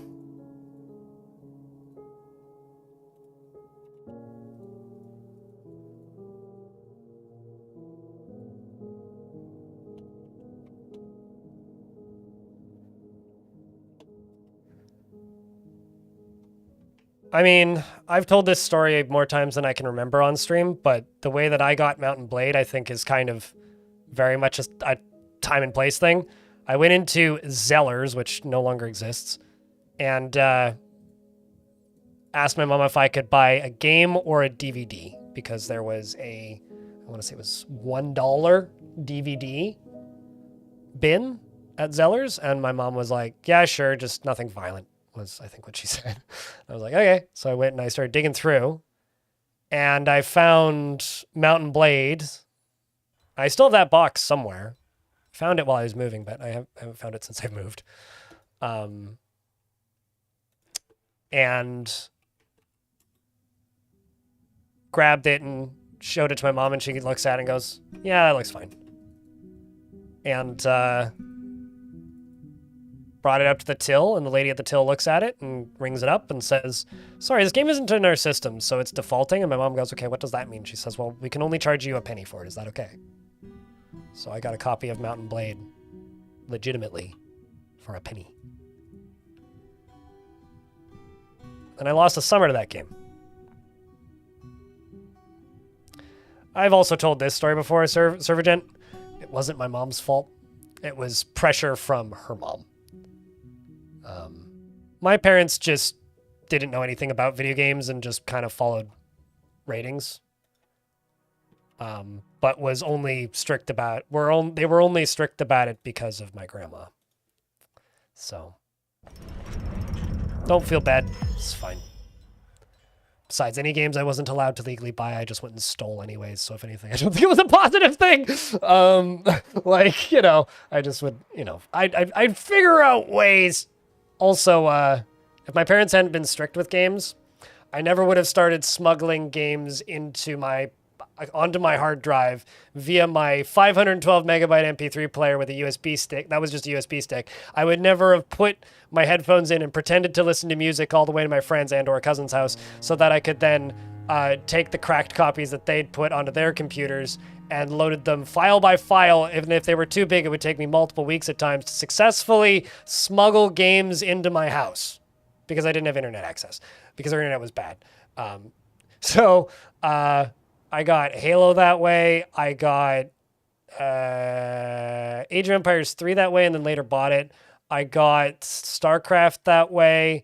I got... What was the name of that game? Fuck. Dark something. No. The game what the people who made Warframe made before they made Warframe with the glaive. What was that Dark Sector? No. Whatever that game was. I got Crysis that way. I got Grand Theft Auto San Andreas that way. But the reason that I actually thank them for making me do that is because alongside of getting those games, I also got like NetHack and Angband and ADOM and Moria and Rogue and a bunch of other random open source games and games that had been in Doom the Roguelike, because I could fit like 12 of them on that. Was it Dark Sector? Okay, well I played that game because I could fit like a dozen of them on a USB stick. More than that even. Especially if I played in ASCII. Volbok and Metal Golem. Logem, probably. The planter has created Noglesh Lectad, a shale bracelet, and offers it to the Abyssal Torch. Yay! Sorry, my adventurers are finally asking to join. This is a shale bracelet. All craft worship is of the highest quality. It is studded with pig iron and encircled with bands of single-cut milk quartzites. This object is adorned with hanging rings of shale. On the item is an image of dwarves in shale. The dwarves are traveling. The artwork relates to the foundation of Filthhammer by the Abyssal Torch of the Hammers of Dance in the early spring of 1059.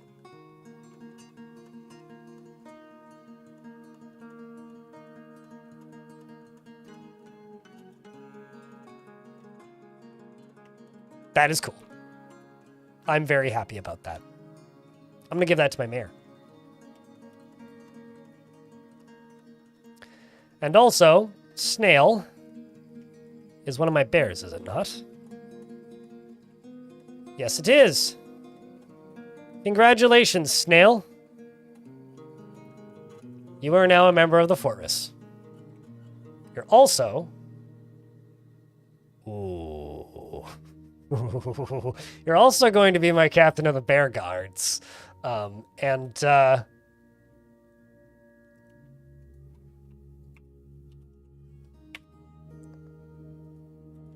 I'm also going to remove you from mining.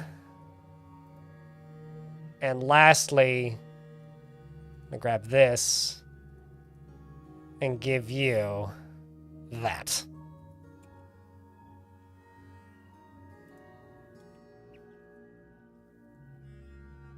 And you're going to begin training.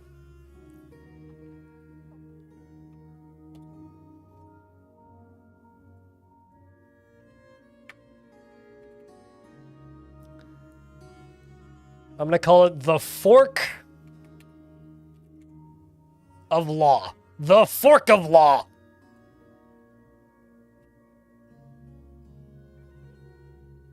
Where is his armor? Currently, she doesn't have any armor equipped.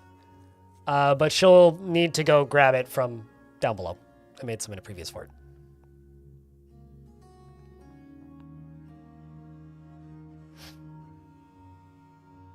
Made like $100 that day? Hell yeah! Rolling with the burned copies of video games that you definitely had the right to sell. There we go. Look at that.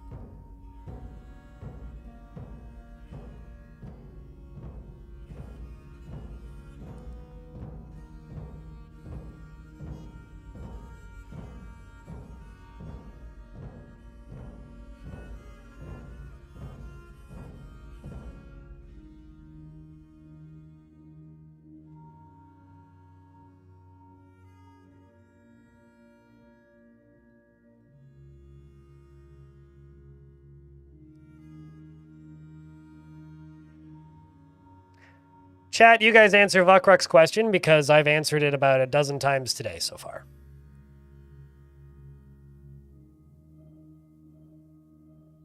It's like, well, when Mommy Necromancer Experiment and Daddy Necromancer Experiment love each other very much,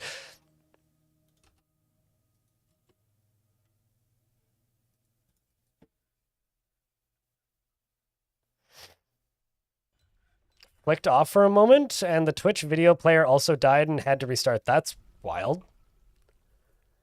That seems like a problem. if I had to imagine.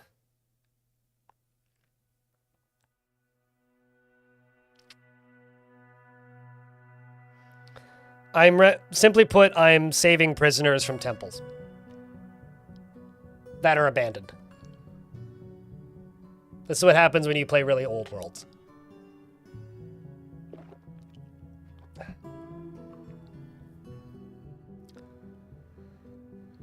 Yeah, hopefully it was some one-off weirdness. I had some one-off weirdness when I was... Well, actually, I managed to make my computer crash because I was rendering a video, watching a YouTube video, and then decided it would be a good idea to start moving files from one place to another. My computer crashed. I was like, oops. It is kind of fascinating, yeah. It's something I'm going to have to explain to people a dozen times. Although I'm actually kind of surprised nobody's asked me what mod it is yet. But no, it's just a very interesting interaction that I've never encountered before. Excuse me.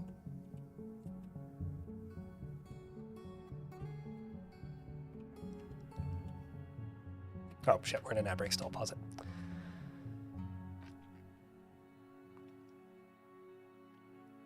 Being the first kid on the bus with a CD burner had its perks. Yeah. I believe it. I used to copy or photocopy my comics and sell them when I was a little kid. Sold a couple of copies of Spider-Man to a kid I knew. But I don't think I ever made $100 in a day selling burned CD copies of Black and White.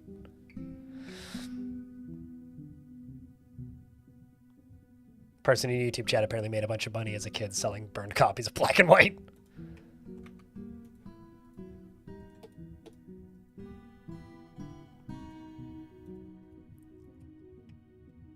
Thanks for the stream.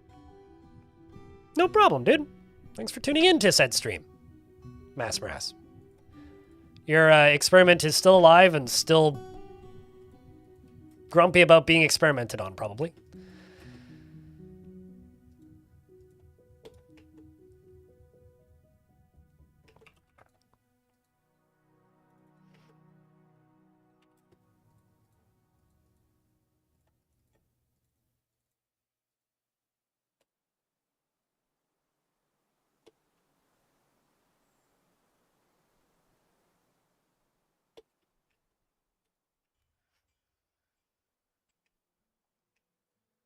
And thank you very much for the 14th month, dude. Chat, can I get a round of beers for the 14 months from Massmarass?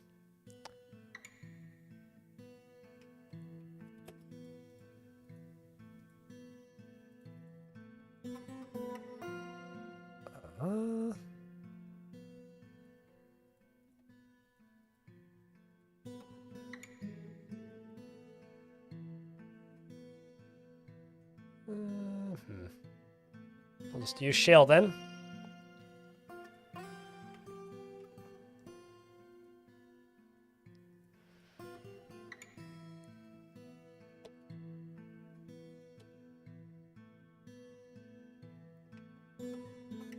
One beer for each month. That's a lot of beers, man. Or maybe not many beers. As long as you're drinking them once a month as you acquire them instead of simultaneously, that's not too bad.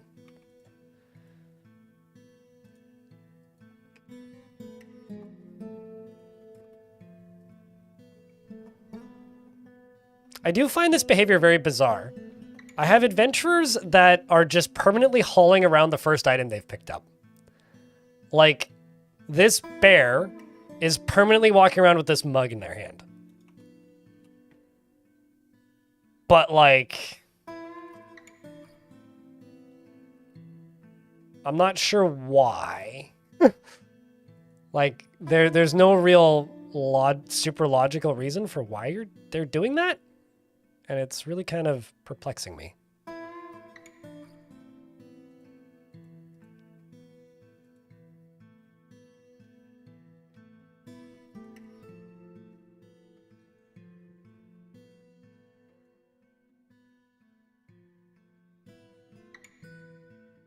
He wants honey mead? I don't think that's how the game works, though. But I like the idea. I like this one. It is mine. He's just keeping it in his pocket. Or she's just keeping it in her pocket. Rock mug. Let's just make 10 more. I want this dwarf to join the fort, please.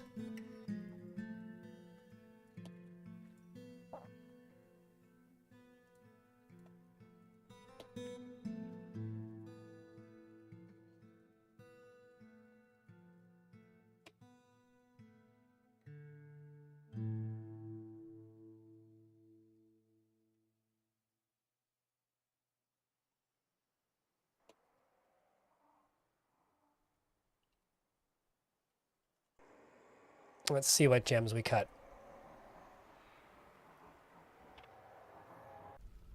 It's all just gonna be milk quartz. It's glued to his honey-covered hands. Maybe it is glued to her hand because, like, they don't exactly have fingers, so I'd imagine gripping things would be rather difficult. Let's go back to Viper Apex. Just clearing this place out because there's so much stuff here. This is an old dwarf fortress. An old dwarven fortress is the place that we're repeatedly raiding right now and taking books from.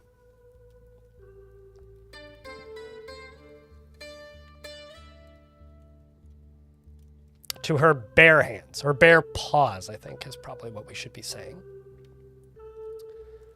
Also, if anybody feels the itch, name something is available for claiming.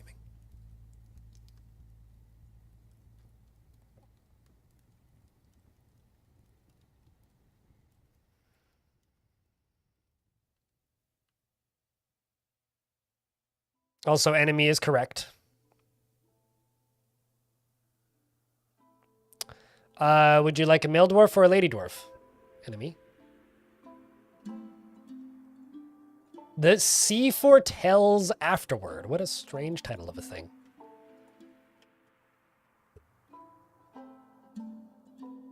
Man, there's so much stuff here. I'm just going to send them and tell them to free captives belonging to any civilization. And then I will also start up another mission and just tell them to, like, do everything else. But I'm just going to wait a little bit. Anyone? Okay. Happiest unnamed dwarf is Udil. Udil is often filled with joy, is very impolite and inconsiderate of property, is somewhat uncomfortable around those that appear and usually live differently from himself. He is trusting and he's not particularly interested in what others think of him. He likes to brawl and he tends to think before acting. He tends to avoid crowds, and I think you're either in a... Yes, you are in a military squad. He's not particularly interested in what others think of him, and he likes to brawl and he tends to think before acting. He tends to avoid crowds, and he sometimes acts with little determination and confidence, and occasionally can overindulge. Dreams of raising a family, and personally sees freedom and independence as completely worthless, and doesn't care about art one way or another. He likes bismuth, bronze, and onyx, and giant platypus leather, giant mink parchment, and the color sepia, coffins and flaxen lilac, and the sound of the flaxen lilac and the sight of the indigo aquamarine when possible prefers to consume duratha and turnip plants and lychee wine, and absolutely hates blood gnats. And welcome to the fort.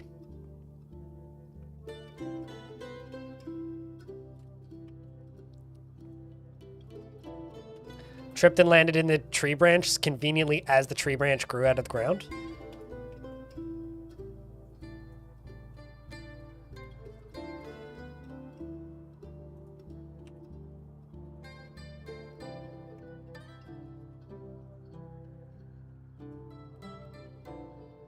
And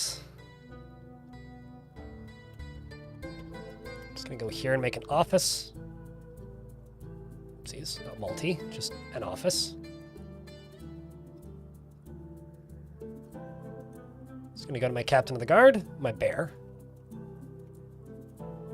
And down here is gonna be a dining hall.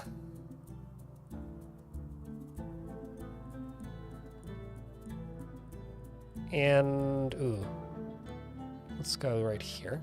I missed a tile as well, I saw that.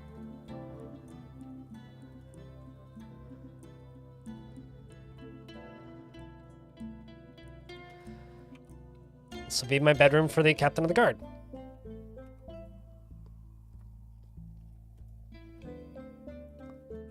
I'm also going to go into here, and I'm going to go armor stand and armor stand. Oops, that's a terrible spot for that.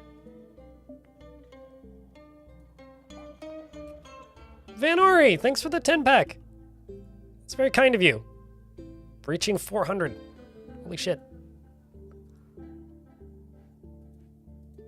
Thank you so much, dude.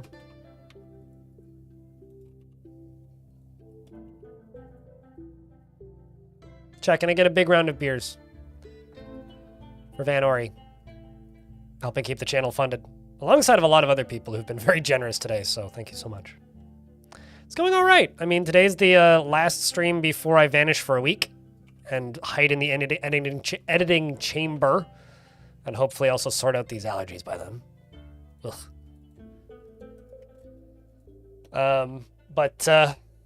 Yeah, no, I'm things are pretty good. Things are pretty good. It's been a solid week. No complaints. But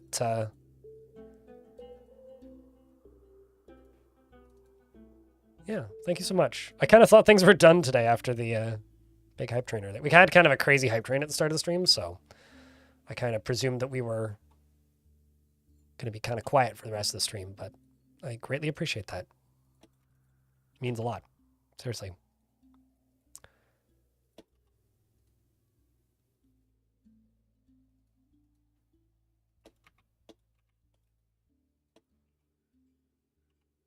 Can I throw gems into here? Dwarven Mango! Thanks for the 5th month. Welcome back.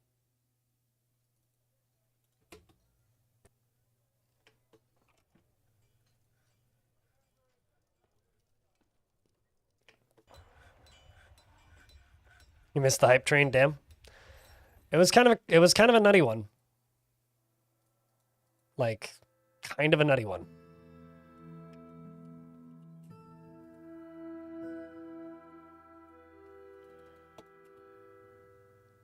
But, you know, there will likely be a next time. Whenever that may be.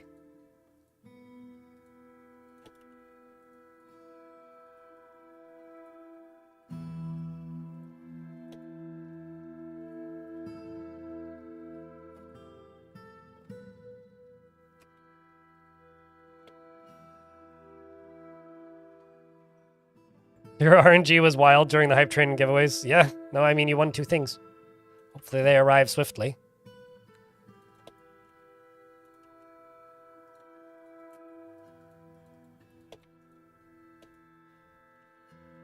Right, Snail is now satisfied with their space and stuff.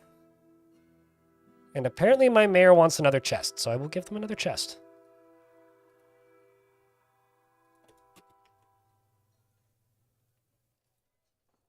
And Josh, my other bear, would like to join the Abyssal Torch as a citizen of Filthhammer, who's also going to be my next bear cop squad member, who's also hauling a mug, which I, again, think is funny. Except you are going to get a different weapon. Oh, no, you just went and equipped it. That's exactly the weapon I wanted you to equip. How did you know? The abyss, the giant primeval great axe.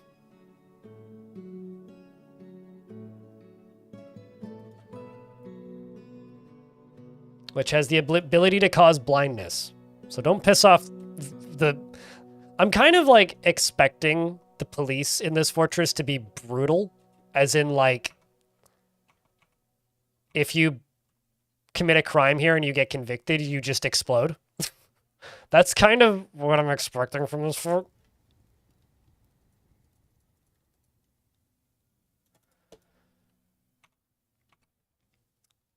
Smarter than the average bearman?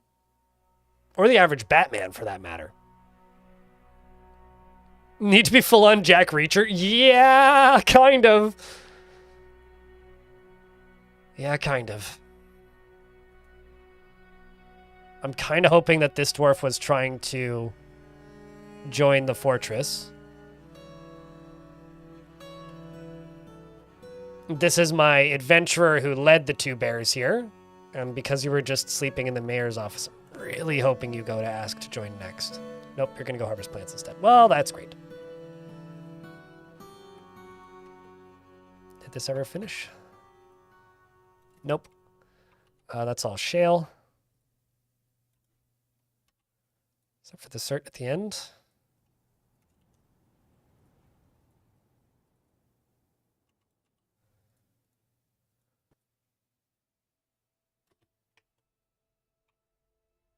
Cthulhu Dancing, thank you very much for the gifted subscription.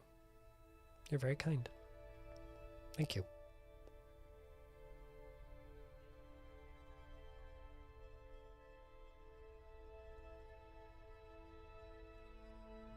Oh, those are floors. I need walls.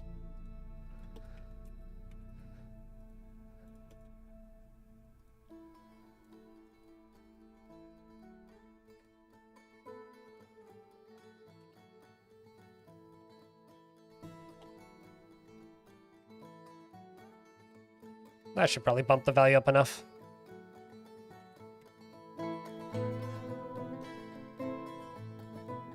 What's a good weekend breakfast? I'm kind of like a scrambled eggs and toast weekend breakfast kind of guy. I don't generally eat scrambled eggs and toast, but if it's like a weekend or like a weekend that I feel like is worth kind of pretending I'm celebrating something, even though I usually am not, that's a scrambled eggs kind of thing. I guess we finally, or rather we've cleared out that place. There's definitely no prisoners there. So we're going to send these guys here and see if we can find some individuals down there.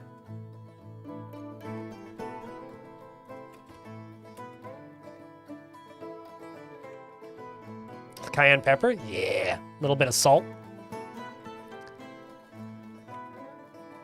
Sweet, that's that done.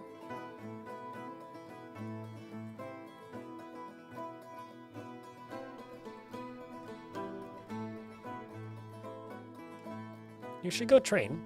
Something that's weird about these Bearman adventurers is they tend to walk really slowly.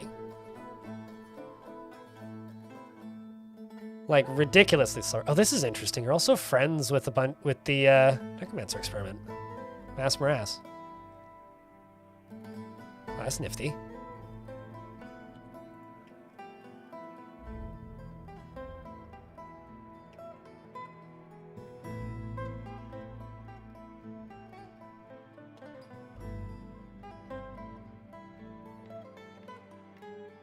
Basil? Basil's good on most things. Basil's kind of like garlic for me, where it's like, yeah, no, I will put basil on whatever I can legally put basil on.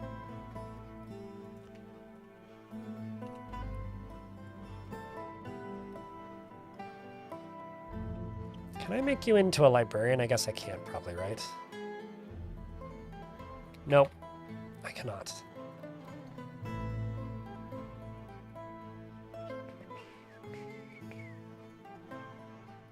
I'll just get you to hang around and read. You seem to like reading. You're down there meditating on longevity.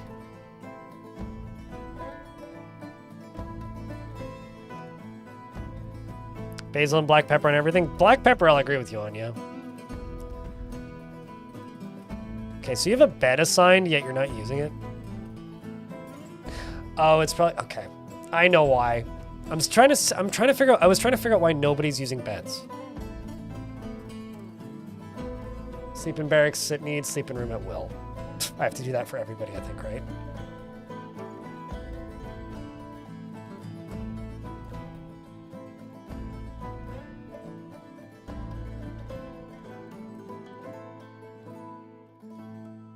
Seeing a lot of dwarves randomly sleeping on floors, it's like, at the very least, sleep in your dormitory. And then I should also make a dormitory and attach it to this, but I don't actually have a proper barracks yet. I should make a proper barracks up here, because that would be fitting.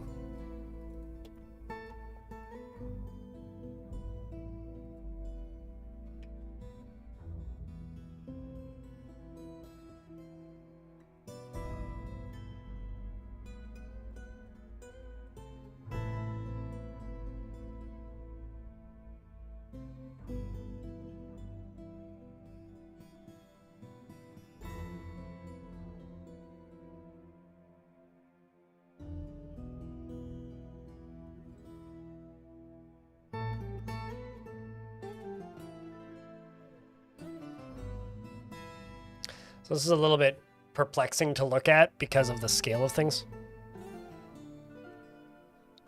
It's actually there. So 5 and 4, so this will be 5.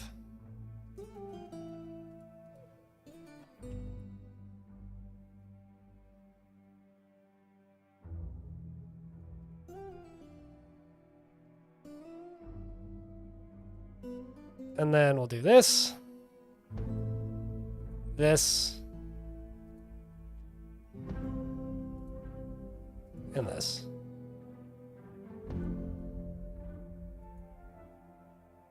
And this.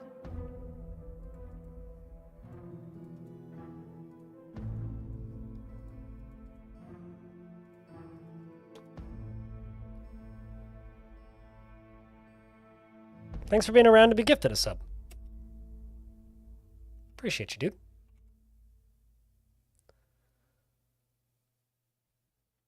You guys are just going to be set to constant training.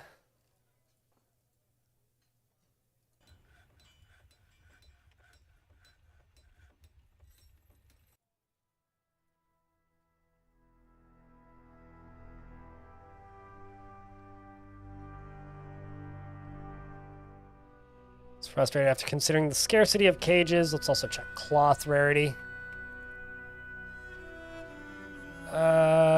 Let's make silk ropes. Silk rope 20. And my prison. Ooh. Where should the prison go? I feel like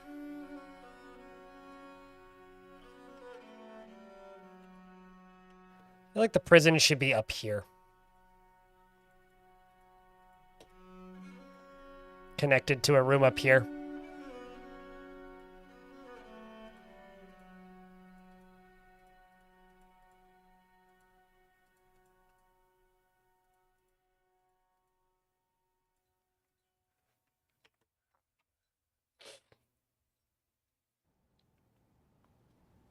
I mean, I learn something every couple streams as well, too. Turns out that's not a viewer exclusive feature of this channel. I know exactly how I'm going to build the entrance to this now. I hadn't decided yet, and the one I'm kind of using is sort of temporary.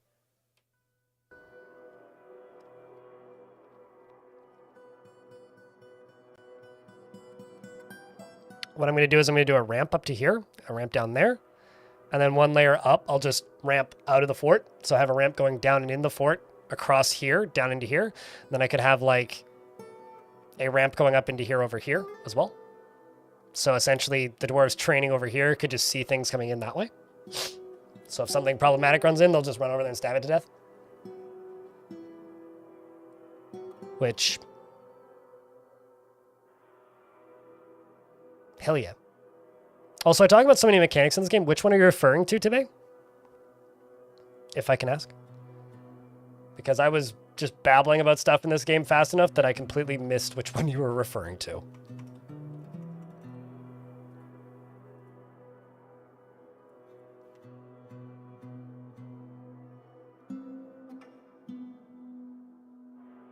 The bedrooms and squads one? Right. I mean, okay, to be fair, I forget about that one. Or I forget about that one, but I forget. I forget about that one quite often.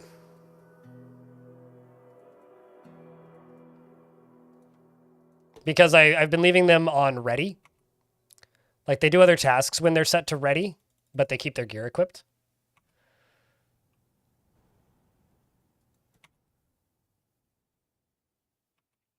So when I'm doing that, they're not sleeping in beds. Well, most of the squads are set to ready, not all of them. Just most of them.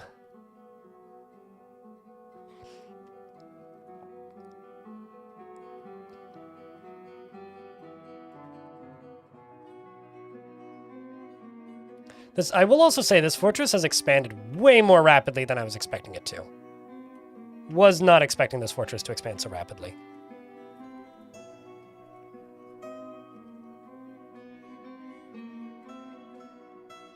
Was very much expecting this one to be a bit more of a slow burn, but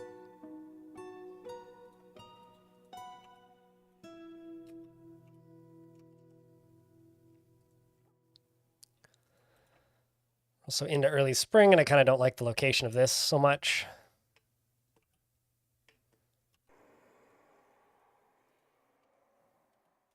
What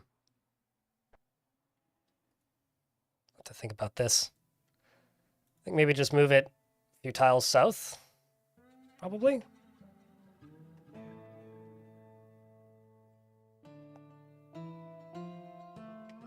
It's the most, I think, like, probably the most obscure ones are, like, actually quite widely talked about.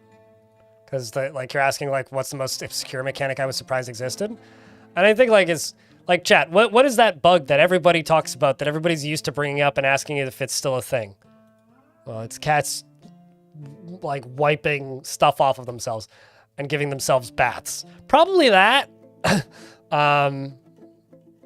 Because I didn't know that was a bug that was discovered during a period of time when I wasn't playing the game. So probably that. But that's probably, like, too easy and not really in the spirit of the question. This is very much an older version of the game thing, but the day that I realized that you could hit a hotkey and then expand zones to meet up with the walls instead of having to, like, because, like, making zones used to be a lot more tedious with the keyboard and much slower. But there used to be a hotkey that you just click a center thing and then hit plus or minus on the numpad, and it would just, like, expand the zone to the walls automatically. It was like a flow fill tool, basically, that I had no idea existed. That kind of blew my mind. But if you mean, like, maybe more under the hood type mechanic,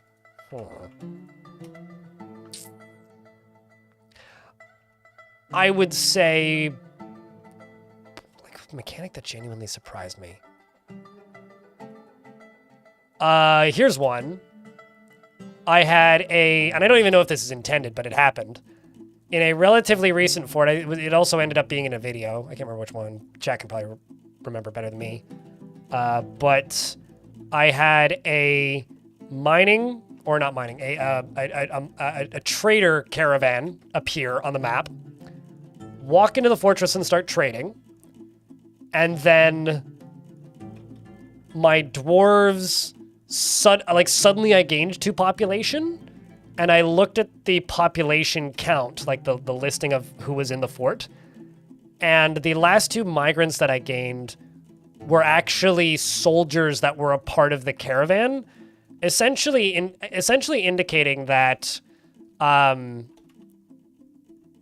and the reason they'd become members of my fortress was because they'd had a kid. So essentially, if there are friendly characters that are on your map that are not part of your faction that have a kid on the map, then they become part of your faction. That blew my mind when that happened. Because, 1, I had never even contemplated that. 2, how the fuck what? Does the game even account for that? Or is that just like a happenstance of, like, unintended mechanics manipulating each other? That blew my mind.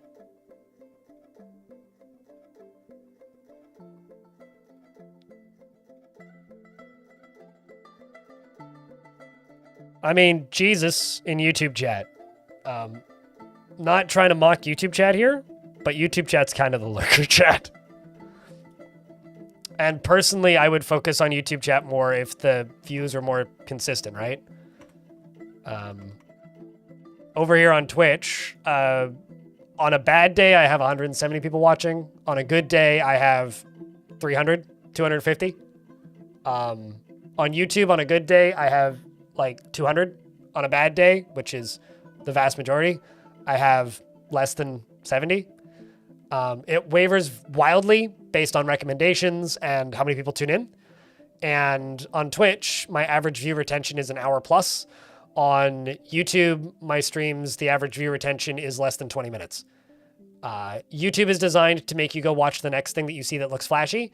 Twitch is designed to build a community, which the platform is not designed for the exact types of streams that I do, for the frequencies that I do them, so I prioritize the platforms accordingly. And because of how I prioritize the platforms, that makes the platforms either suffer or do well. So, you know. Anvil baby. You know, honestly, I prefer anvil babies because anchors don't really exist in Dwarfort. Which is better than saying hammer babies. Although, that being said, YouTube, thanks for the 100 likes. Appreciate ya.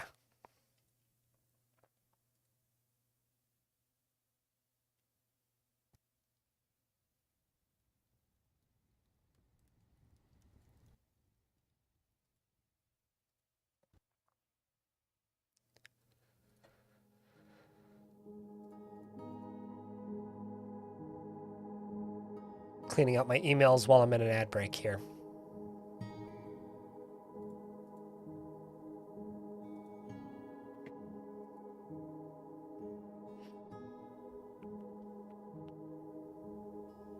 Well, no, the parents and the kids both became members of the fortress, right? Hung like an exile?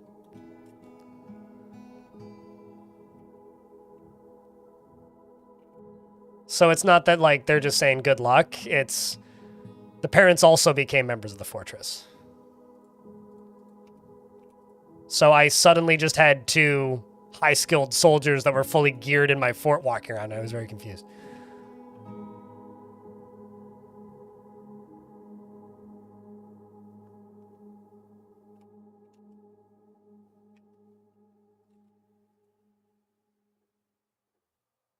Called Offhand Baby, where you fight while carrying a 5-pound bag of flour with a balloon on its head. And if you fail, you're unalived or the balloon pops. You know, my one true interaction with the SCA, aside from being like forced to go to one of their camp, well, not really forced, aside from going to one of their camps once, which wasn't a great time, because the weather was just terrible. It was just way too hot. Was back when I used to help build haunted houses as part of a charity group. Well, not a charity group, as part of a sports team that would raise money via this haunted house. You build like a room and your community group or whatever would get a portion of the revenue that the haunted house made. And this, to put it simply, their idea of making a haunted house was just like, this is a room with 2 zombie knights dueling that then chase you out of the room. So there was like a headless knight, and then there was like a knight that like had a very big bludgeon wound on his head, and they would go, hurrah! And then chase kids out of the room into the next room. It was kind of great. Because, like, you know, they have all that stuff. They just have suits of armor and shit lying around. Like, what are you going to do? Okay, like, get a bunch of, like, medieval enactment society people to, like, build a haunted house. What are they going to do? All right, well, we got knights. So, scare children. Good times. That was a fun event. It was also like kind of ominous because you could hear them like on the other end of the haunted house, just like thwang, twang, smack. And then occasionally we get quiet for a bit and it'd be like, all right, well, I guess there's nobody in the room right now, or they're taking a break.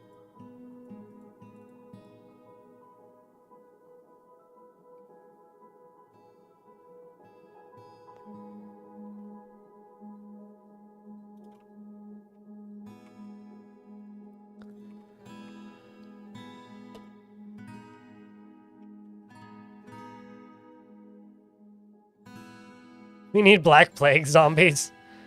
Wait, zombies that spread the Black Plague? Oh, that seems pretty brutal. We have 222 books, chat. I'm starting to wonder, how many books is enough?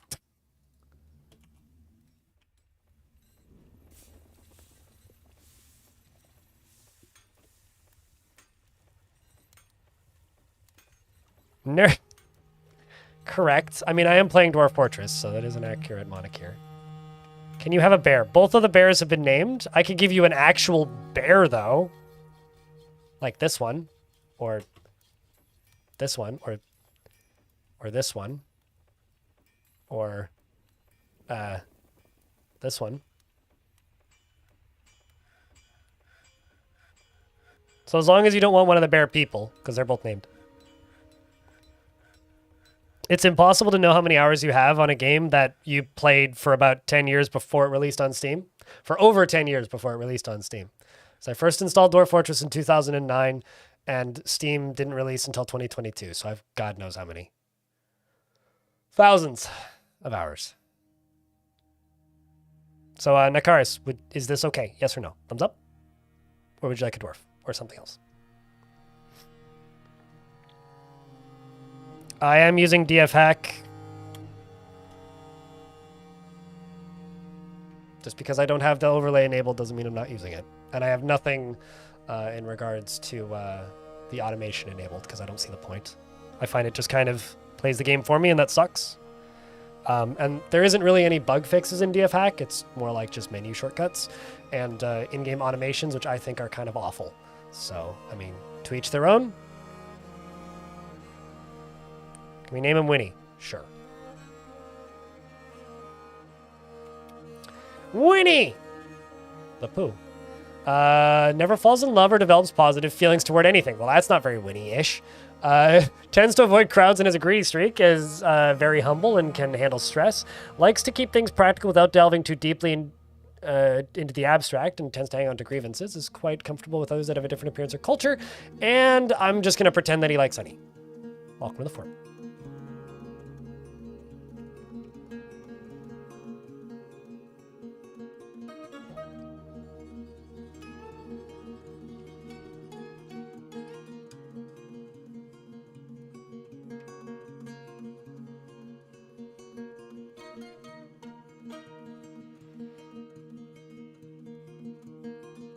Although I didn't start streaming Dwarf Fortress until about 2018, Chris. Late 2018.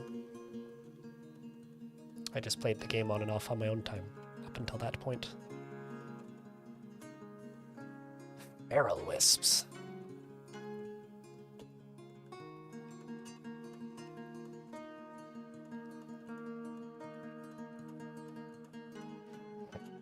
No, I don't. Because it's not a sufficient answer in regards to DF Hack.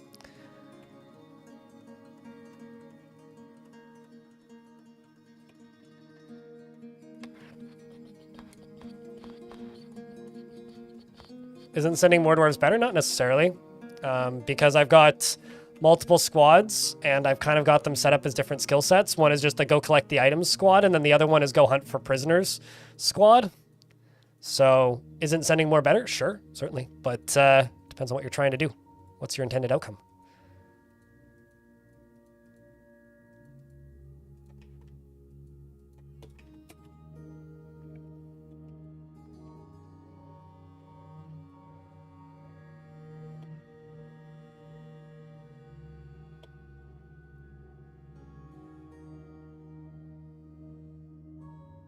Long Death is the one you're thinking of, Burton, in YouTube chat. That fort I played for like 1,600 hours? Ish.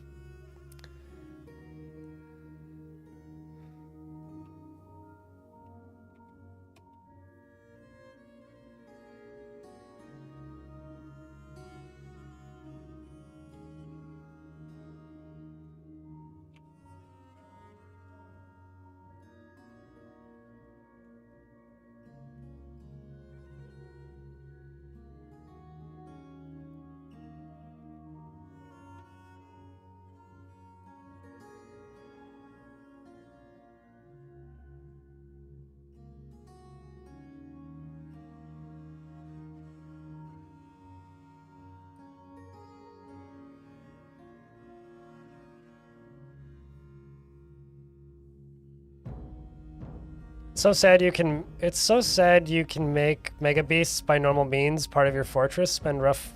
Why is that sad? What? I mean, mega beasts are kind of supposed to be like a one-off thing that it's like crazy that you run into them. I don't know why it's sad. If you want more mega beasts in your world, like if that's the problem, just adjust your world gen settings so you have more mega beasts. Like if that's the issue, just make more. Or make a world with more, rather.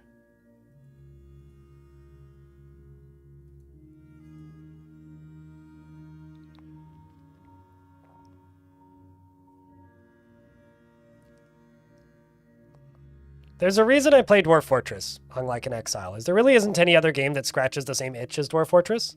Like, there are some games that, like, do an okay job of like emulating the feeling, but there really isn't anything like Dwarf Fortress, which is why I like it so much. I mean, Songs of Six doesn't really have much simulation going on under the hood. It's a solvable like puzzle almost of a game that I talked about it at length the other day, so I don't feel like doing it again. I mean, there's like the obvious ones to point out, which are, you know, there's CDDA, there are games like Stationeers, there's games like Space Station 13, there's games like Caves of Cud, but they're all trying to do very different things. Like Dwarf Fortress is kind of unique because of how Dwarf Fortress does the things that it does. There are games that have similarly convincing levels of depth, but they're trying to achieve different goals and going about it different ways. So I think the reason I find this game so compelling is because nothing really feels like it. Like I know a lot of people like to point at RimWorld and be like, well, RimWorld's a very deep game that's hard to learn. Sure, certainly. But so is Skyrim if you mod the shit out of it. Like it's trying to do very different things. It's trying to get very different things out of its player base. It's trying to make you learn different skills and play the game in a way that it wants you to play it. Dwarf Fortress is just this very open, kind of weird sandbox that you could play forever. Similarly to how like Aurora 4X in theory is a game that you could kind of just play indefinitely. But like, again, I don't think it's anything like Dwarf Fortress because what it's doing is completely different. How it's trying to achieve that is completely different, and the way it goes about achieving that is completely different. So there really isn't anything quite like Dwarf Fortress. There's just games that market themselves because they're trying to be like Dwarf Fortress. And Dwarf Fortress just kind of holds a special place in my heart for that reason. And I stream this game as much as I do because I like it. It helps that I am lucky enough to be one of the fortunate ones out there who, you know, had people find the stuff that I do with this game and support me to the point where I can just kind of play this game for a living. Not many people end up in that fortunate situation, but I'm one of the lucky ones. So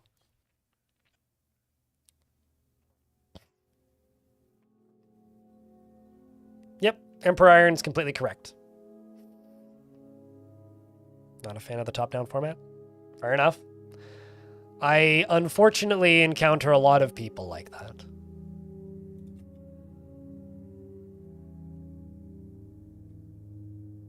But, you know, that goes back to the old school saying that Zach and Tarn used to say all the time. Although I do honestly think that this saying kind of did more damage to the game than not, which is people who play Dwarf Fortress are the beta testers for Dwarf Fortress, and people who are actually experiencing Dwarf Fortress are the people reading about Dwarf Fortress and the stories that the people who are playing Dwarf Fortress are writing. I do think that there's probably some semblance of truth to that, but at the same time, like,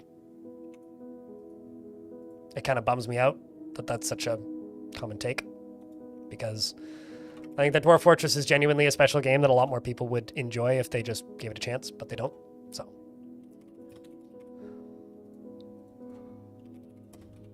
Just gonna make iron stuff.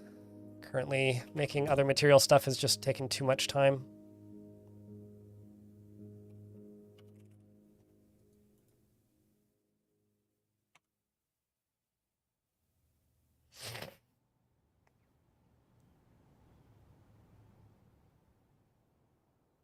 Yeah, I mean, Dwarf Fortress is the only game that I've ever played where I can spend 11 hours just basically in what this game's equivalent of the character creator is, generating worlds and then reading the history and never actually playing the game. You know, it's, or even like, I guess, starting the game, I guess, if you want to consider that. It's the only game that I've ever played where I've talked to my older sister about it, and then she's picked up the free version and played it, but the way she played it was using it as a template to generate D&D worlds for her tabletop games. Or tabletop worlds, I guess, for her RP games. So,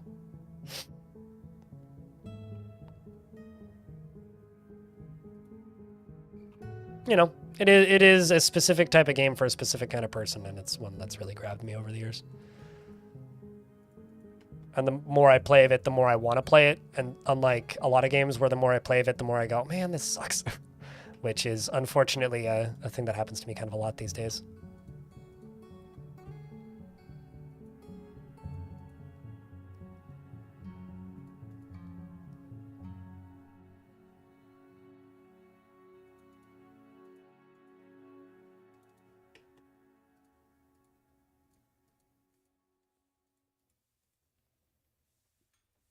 So it's like really windy.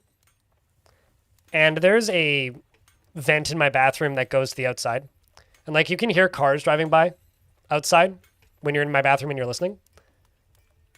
And I can hear like that vent, like the top of it getting blown back and forth right now. It's kind of wild actually. Maybe I should go look. Maybe I should go look at that upstairs, going to the roof after the stream.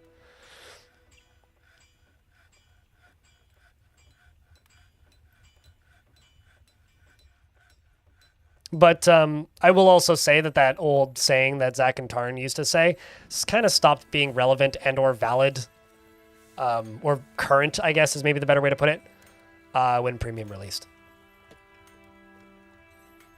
Because the number of people that were actively playing this game went from like, you know, a couple thousand to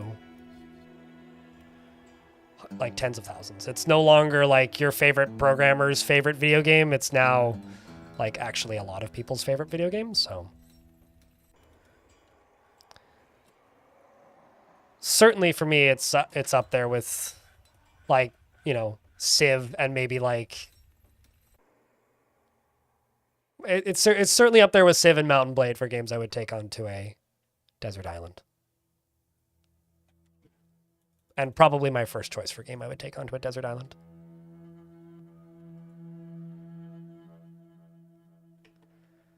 See how those last two sieges went. Viper X is one that we keep repeatedly going to.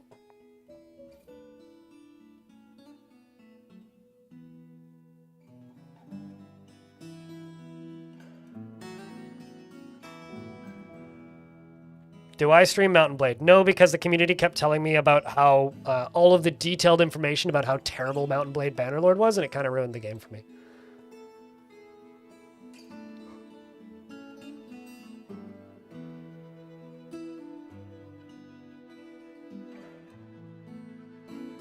Otherwise, I probably would have streamed quite a bit of it. Instead, I only streamed about 15 hours of it and said, fuck this shit, it's not worth the annoyance.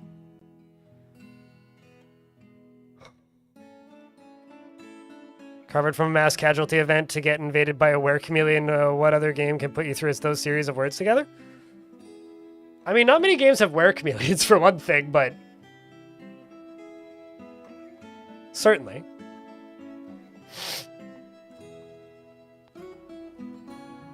I love Mountain Blade. I hate the community for Mountain Blade. It's almost as toxic as the Stalker community, and that's like saying something. Okay, so this is the one that I'm actually curious about. Same monastery, Feral Wisps, that I haven't gone to before. So if there's prisoners here, there's a chance that we'll...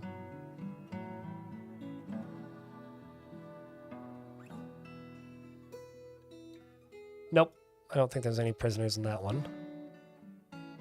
Let's go to another one I haven't gone to before. Clobbered Papers, I think we went to. Smile Hug! Sorry, that's a funny name. Let's just let you do anything. Then send the rest of them down to Feral Wisps.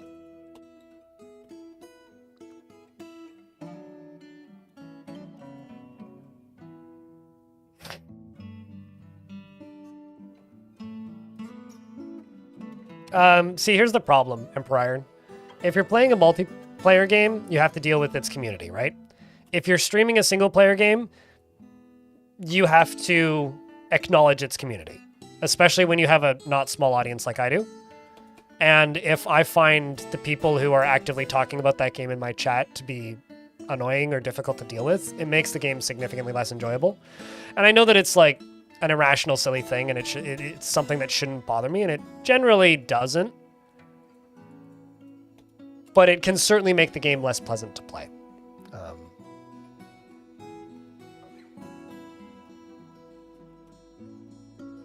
Sure, we'll send the 2 pairs out. Why not?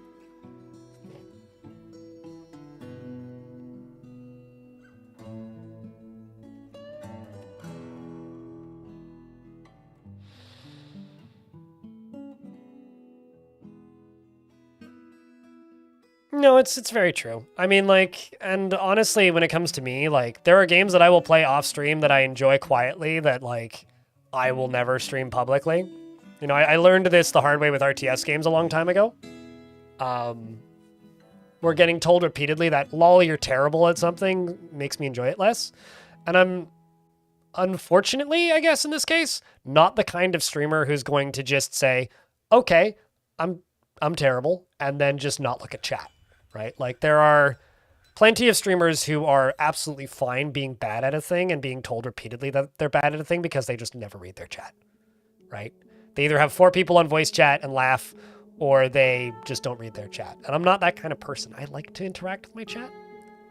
So because I like to do that, I run into this problem where if it's a game that I'm terrible at, that I know that I'm terrible at, one of 2 things starts to happen, which is either people give me advice on how to improve, which is fine to a point and after a while gets frustrating.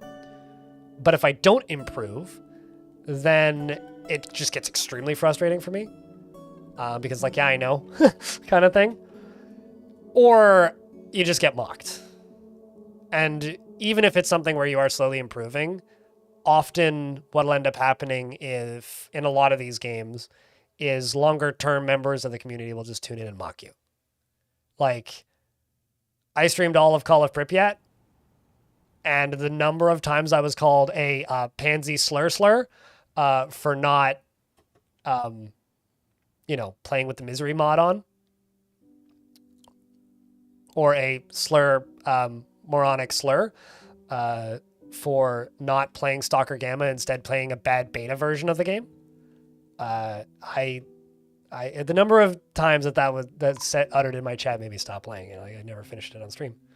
Recruit's been found dead. Not even sure why. What? Did you do it? No. Weird. Wild. What happened?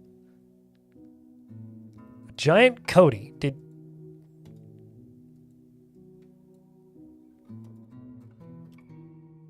Huh. A giant Cody just killed this dwarf. Huh. I'm not going to say it because I'd rather not, like, get my Twitch account banned. So, you know. Or just, I'd rather not say it. It's not a principle. Like, one is the R word that gets thrown around in that community a lot.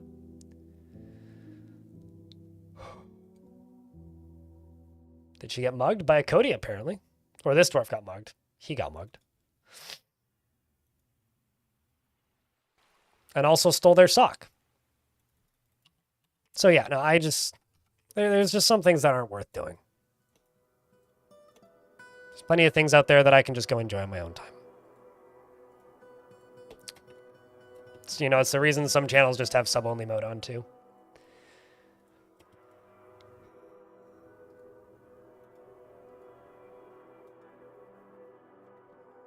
Squat's coming back.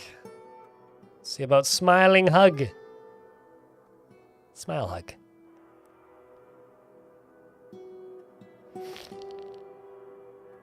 I mean, here's the reality, right? The stalker community is totally fine if you're really good at shooters and play the game exactly the way they want you to. Or if you're better at ignoring people than me. Which, I'll be honest, I'm not great at it.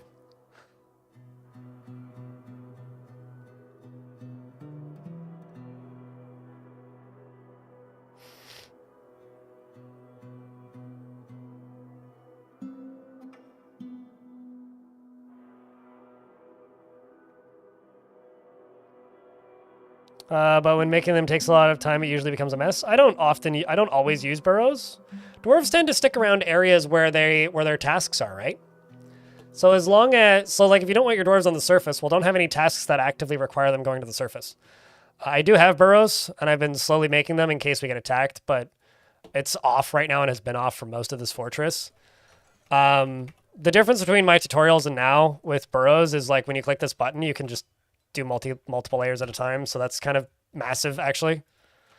Like, you know, I don't worry too much about burrows. Like, you only really need them in extremely vile, evil biomes, and this is a terrifying biome, and I haven't agitated the surface, so We're pretty okay, aside from the giant Cody that stole that dwarf's sock and killed them for it. But that's just kind of funny, honestly. The usual madness for Dwarf Fortress, then? I mean, a little bit more so than normal. I mean, look at this. Look at this, man. I have like half a dozen of these guys, maybe more. Little bit abnormal madness. A 200-year dwarf fort with no burrows, so don't worry about it. Yeah, people I think especially the wiki, over-relies on the value and importance of burrows.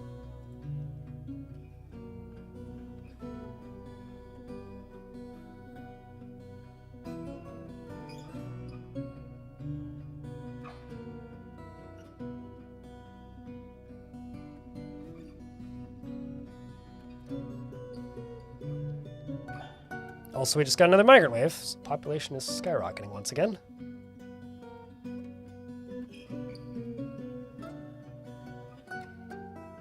Round furs. Let's send you guys to go explore round furs. Also, you, what's your gear look like right now?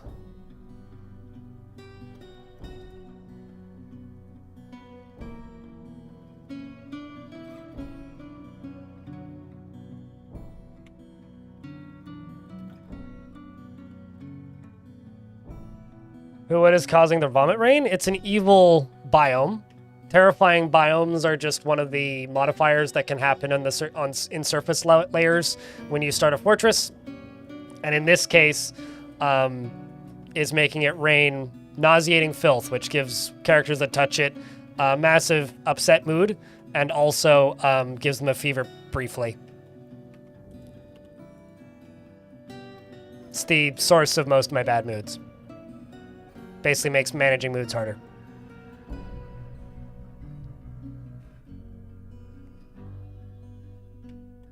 That, or I like the idea of sick angels. It's like in heaven they had a real bad spat of food poisoning. The clouds ate too much raw chicken. It's clearly what happened.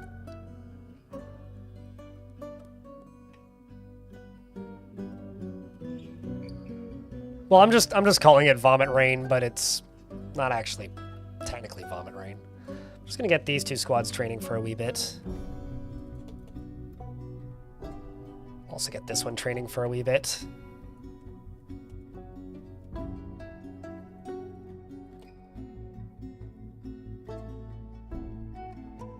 Although this one's gonna go down here and train down here, which is the Ores of Alchemy, so those guys. So these guys will be everybody but the Ores of Alchemy.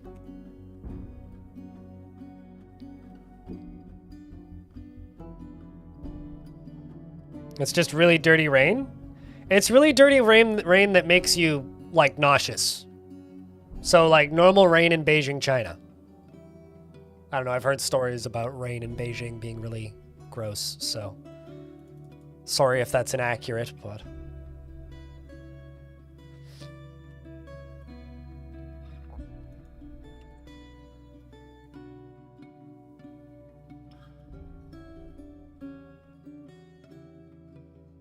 Most dwarf is less stressed out than they were previously, which is good.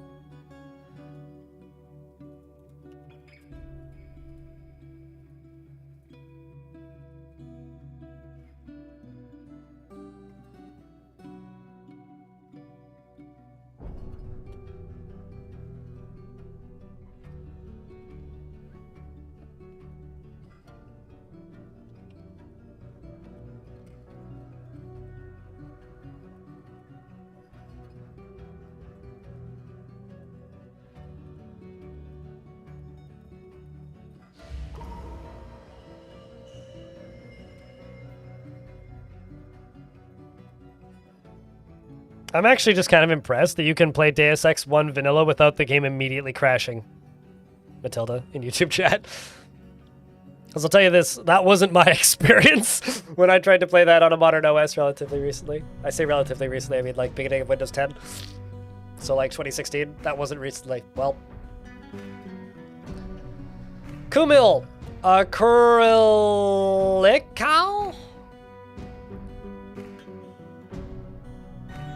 The dwarven child withdraws from society.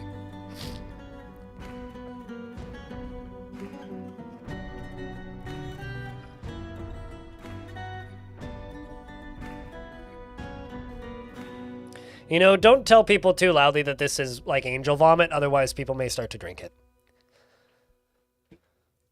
Oh, speaking of mechanics that genuinely shocked me, there was one time I had dwarves that were very thirsty because I ran out of booze because I wasn't paying too much attention. Anyway, it was in a haunted biome like this, and it was actually raining vomit. And I remember reading a dwarf was disgusted after being forced to drink vomit line of text. That blew my mind. It's like, dwarf felt disgusted after being forced to drink vomit. That surprised me. Also, child with the strange mood.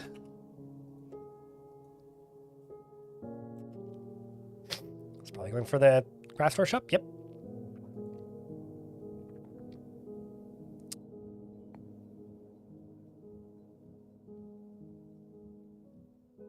Bones.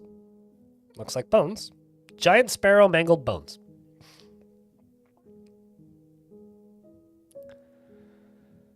You still see Tay Zonde commenting on YouTube randomly? He also streams sometimes. For a good chunk of time there, he was streaming on Twitch pretty consistently. Oh no. Got a bunch of random animals I don't want. How dare I have a bunch of animals I don't want? Hey. Okay, well.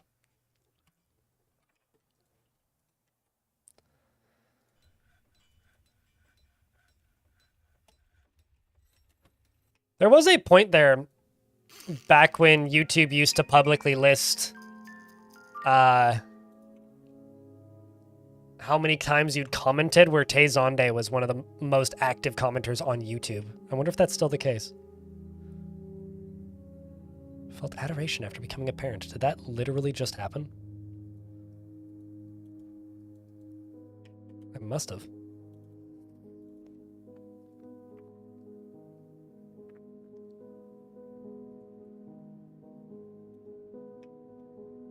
Did I have children? I don't know. Did you, Emperor?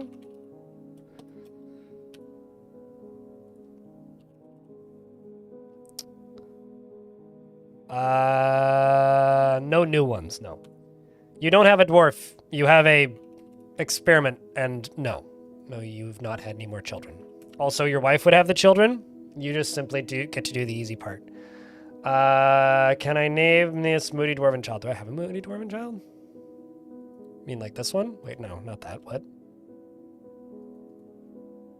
Oh, you mean strange mood. I thought you meant like upset dwarf. This kid? 13? G?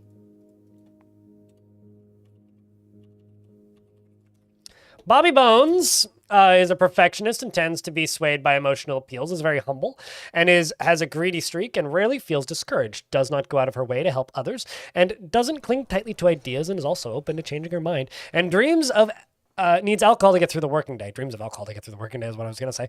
Personally views decorum as a high ideal and is deeply offended by those that fail to maintain it, holds well-laid plans, and shrewd deceptions in the highest regard. Strongly believes that a peaceful and ordered society without deceit is best, and dreams of crafting a masterwork someday. Likes orthoclase and brass and pipe opal and clear glass and the color moss green, scepters and goats for their eating habits, and giant brown recluse spiders for their venomous. I don't think I've ever seen giant brown recluse spiders. I've seen brown recluse spiders and giant cave spiders, but I don't believe I've ever seen. I've also seen giant jumping spiders. I don't think I've ever seen giant brown recluse spiders. Anyway, she prefers to consume dwarven rum and finger mullet and absolutely hates toads. I'm sorry. Why are you such a bad person? And you have created Uzol Kizbiz, Kaz stole Ritas, a giant sparrowbone scepter, and claims it as an heirloom in the name of the family ancestor Doran, who's your dad. So.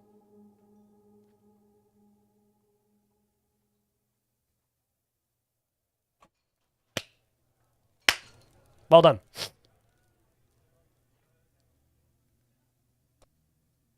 But you keep coming back to re-gift your Prime sub. Hope it helps. You're 6 days early. It does help. I get about $2.48 or something every time you do that. So It does, in fact, help. This is a giant sparrow bone scepter, all craft store ship, is of the high qualityest. And the object is adorned with rings that hang and are made of sparrow bone, that are of the giant variety. The bones aren't that giant, but the sparrow was. And I'm going to put this right here, this pedestal. And it appears all the squatties is back. And this is going to be for that scepter.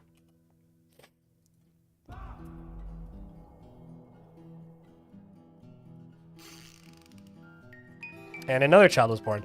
Also, me forcing these dwarves to all hang out in the military together like this, honestly, probably going to rapidly increase the size of this of the population through new births, like babies, because they're all just like hanging out there. And the reality is, while they're all just hanging out there, okay,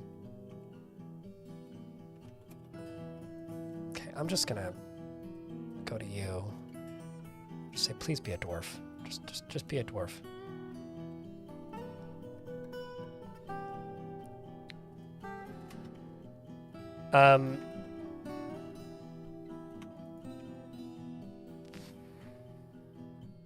Because they're all hanging out there, they're all gonna make friends quicker and also get married faster. Which actually isn't a bad thing. Because they're all just talking while it's sitting there. Like making friends and getting to know each other.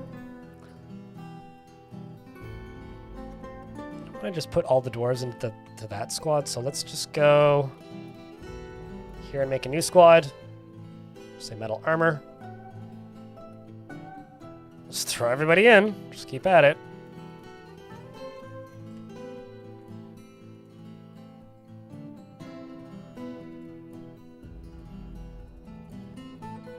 Oh, hey, it's Oblivion.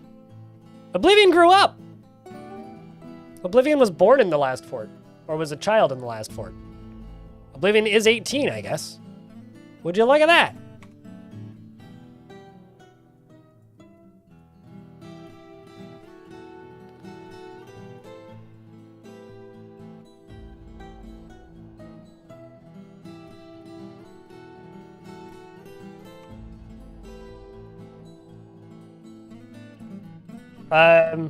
Well, how old is actual Oblivion, the game? That dwarf was named the day Oblivion came out, by the way. The Oblivion Remastered came out. More books, more books, more books. Are you doing civilians in armor? No, everybody joins the military. We're going to war with anybody, but I'm just way too fascinated by all of these temples because I keep finding old slaves and freeing them. Most of them, whenever that happens, tend to be Necromancer experiments, which is why there's so many Necromancer experiments in this fort. So I'm building a giant library, warmonger, slave freeing fort. But also the prisoners that are slaves also tend to be in location.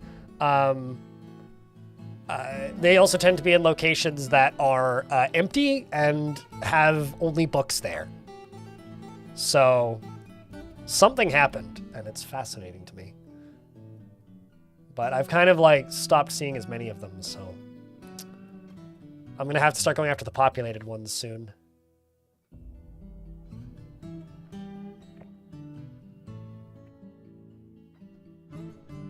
What happened to the Necromancer? I'm not sure. Server gent. My life was looted. The elf, my life, was looted from that location.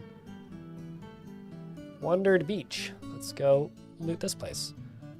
Let's go to this place. Let's go to this place. Let's go to this place. Let's go to Neo Amazed. Uh-huh. The New Amazed. And also, is that place called Double Blades? No, it's called Dubbed Blades. Oh, man. Double Blades would have been a cool name for a fort.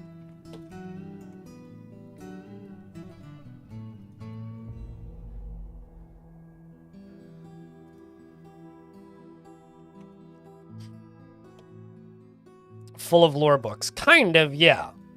It's a Fallout game.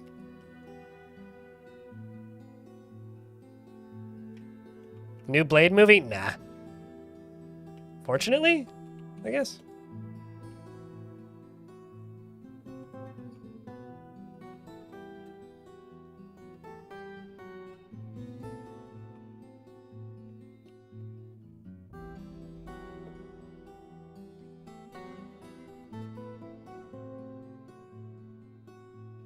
Also, there's a lot of babies in this fort right now. Hot damn.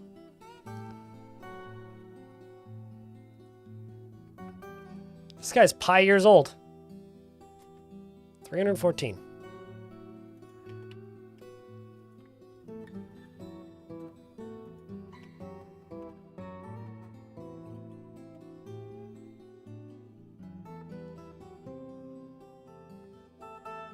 Also, this dwarf is gaining skill in sword stuff. Using a pick. I'm starting to think that maybe it's swords dwarves. Otherwise, you wouldn't be gaining skill in... Okay, well, we'll have to keep an eye on that.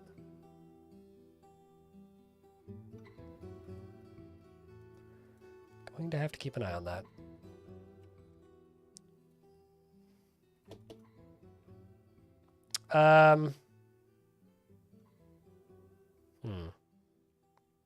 I just read something and thought I forgot to name somebody, but no, I didn't.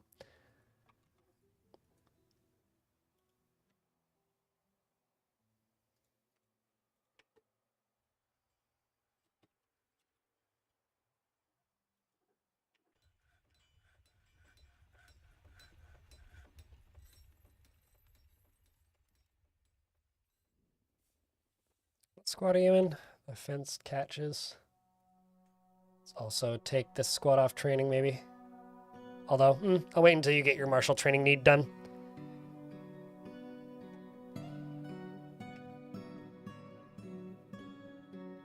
That dwarf played half sword? Yeah.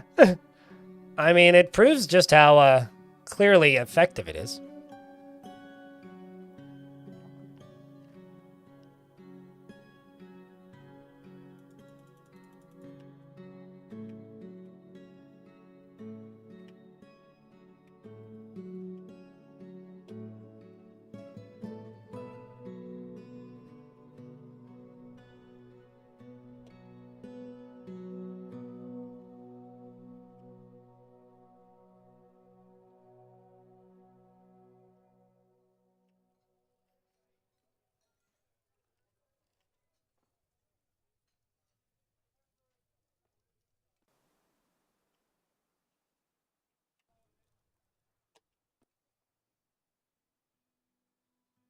There was a game called Shovel Knight where you used a weapon hybrid. Yep, Shovel Knight. It's more than one game, actually. It's a whole franchise.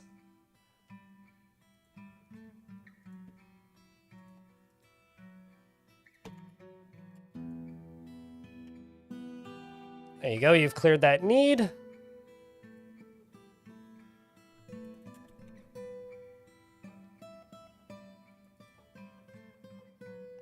Cthulhu Dancing should be able to go and do the dwarfing thing now.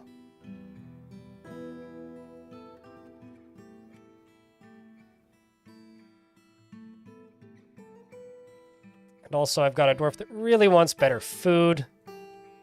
So I'm just going to go over here. And go grab kitchen.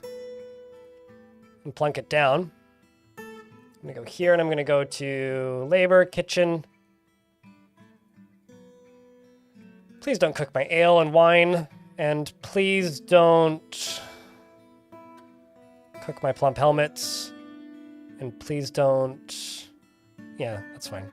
Actually, although do seeds, yes.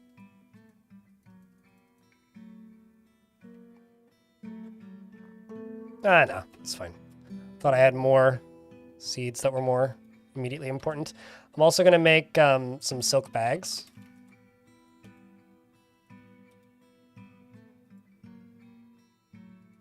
Then you. Let's go prepare lavish meal. Sure, just monthly.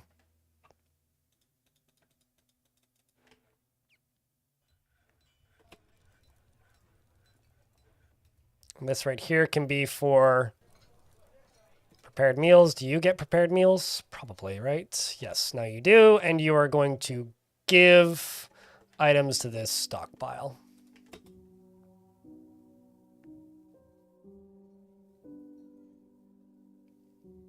Deep Rock Galactic equals me immediately getting motion sick and wanting to throw up. So, I wish it equaled Dwarves in Space. That'd be cool.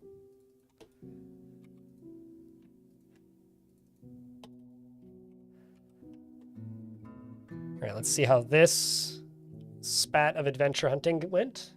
Or item hunting went.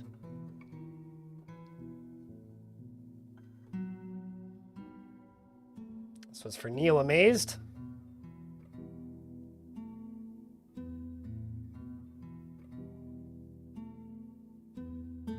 Just a lot of books again.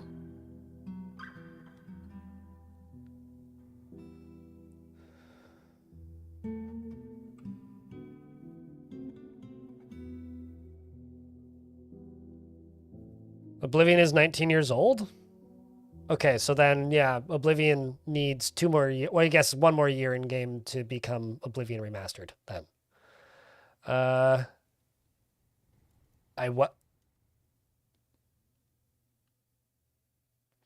The forces of the Abyssal Torch freed the human necromancer Ted Agurisped, the Fist of Stukos, and the Fist of Stukos Sennam Hopperloved. Huh.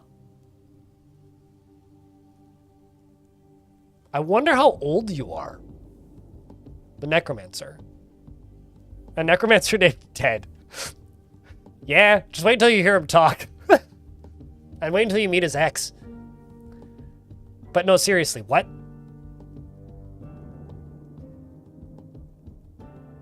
Did you find anything else? Nope, that was all just books. No, not an experiment Necromancer. I don't think the Necromancer was an experiment. Anyway, I'll check in a sec. I'm just gonna go through the rest of these. But a Necromancer and some experiments. I'm not sure what the Necromancer was. We just know that he's named, or that they're named Ted.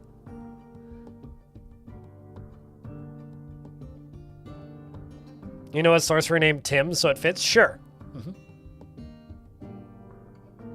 These are all books again. Granite rubs. Not sure if I want a granite back rub, but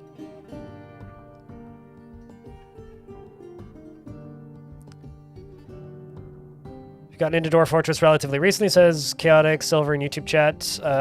People need to stop overhyping how difficult and complicated this game is. I've been saying that for years, like literally before Steam came out even. No, I mean, Dwarf Fortress is obtuse. It's not difficult, right?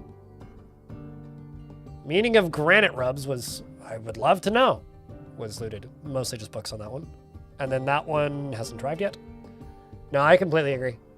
And I've been saying that for years. Like, Dwarf Fortress is kind of a complicated game, and it's kind of a lot. But, like, difficulty-wise, it's not that difficult. It's just complicated, and there's a lot to it. But once you kind of get past the basic mechanics of the game, it's all just discovery from there. Start your day with beliefs was looted from the Faded Chapel. No, I think I'm good, thanks. Unless you're saying bay leaves, and you wrote bay leaves funny. Okay, so I guess these characters haven't entered the map yet, so we'll have to wait until they re-enter the map. Okay, so this is the Fist of Stukos. This is a new Necromancer experiment person. This one is small. Small one-eyed humanoid. It has a... Oh, and then there's a Necromancer. It has a... Its skin is sleek and smooth. This night creature was first created by the Dwarven Necromancer Stukos Whisper Trades. And that's Ted. She is 47 years old, apparently. Her master's name is Kogan Zarelistan Nagasalmis. Z-I-R-I-L-E-S. I'm curious. I need to know.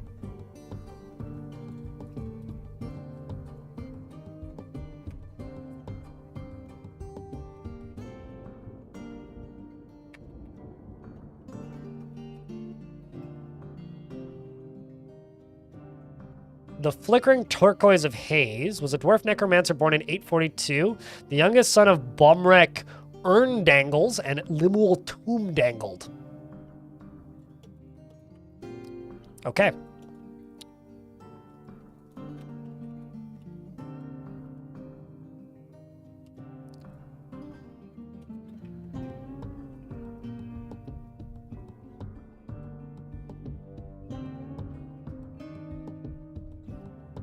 I'm actually kind of curious as to why they're just sitting here. Are they waiting for the rest of the group? Maybe?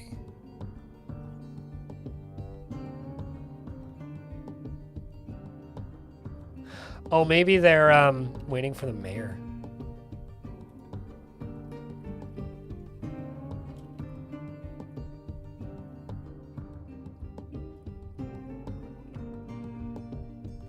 Well, anyways, I guess we're about to have a human necromancer in the fort. The clothing management of this fort just keeps getting weirder. And this character previously killed 5 grizzly bears and blushed allied. And you've killed nothing, but are 340 years old.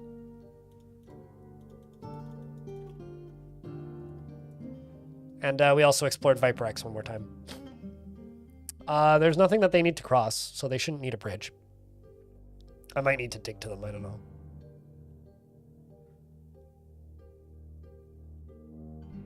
But they should be able to path inside without any problem. Treaties on the elves. What was that one? It was this one? Nope.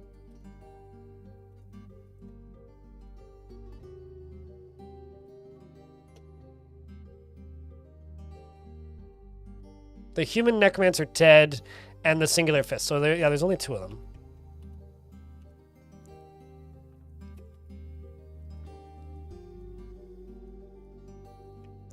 Was also... You were a former slave of the Soapy Nation. Which is an elven group, I think. Huh. Well, that's a new one.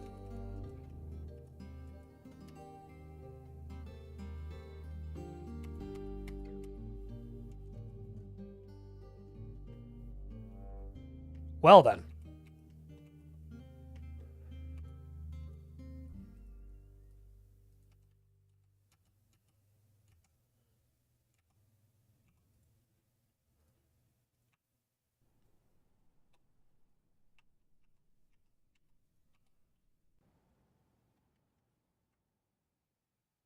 Also, I don't know why there's a claystone weapon rack there, but there is.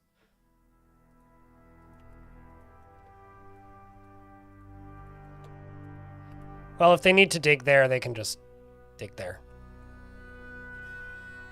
All right, chat. I'm quite hungry. I've streamed for 6.5 hours, and I'll be honest, talking is difficult with these allergies, and I'm starting to lose my voice. I think we've made phenomenal progress on this fortress. It's not an artifact. It's just, I think probably one of my dwarves carried it off screen and then came back with it. Although let's actually check if we got any more artifacts on the map that I didn't make. I apparently have this, which I certainly didn't make. That's an elf bone buckler. All craftsmanship is of the highest quality. This object is adorned with hanging rings of persimmon wood. What else do we have for artifacts that I didn't make? We're aware of that door because Knights Are Slow made it. Yeah, it's just that. It's kind of cool, actually. All right, chat. Like I said, I think now's probably a pretty good time to call it.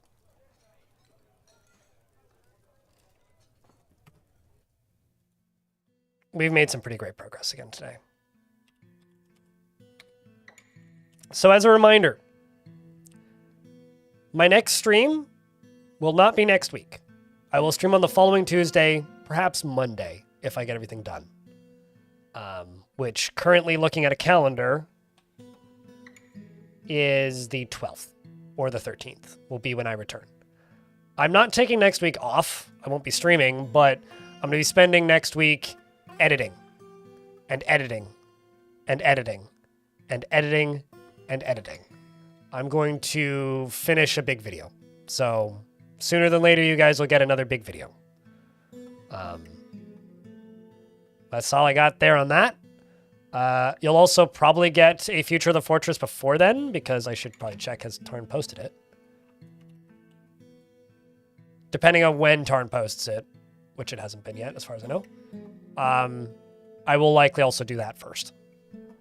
So thank you very much, by the way, to everybody who's supported the stream, because I will be making a lot less money this month because I'm taking a week off. And hopefully I'm able to figure out the source of these allergies and get over them. Or at the very least, find an allergy med that's strong enough to make them a non-issue. One of the two. But I'm going to shut down the recording feed here for a second, so I'm going to vanish.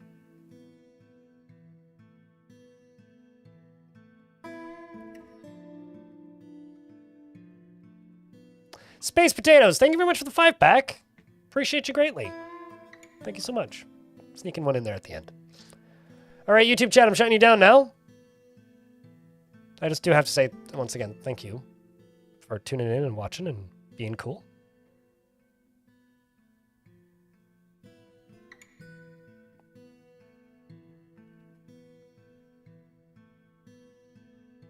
So, thanks for hanging out.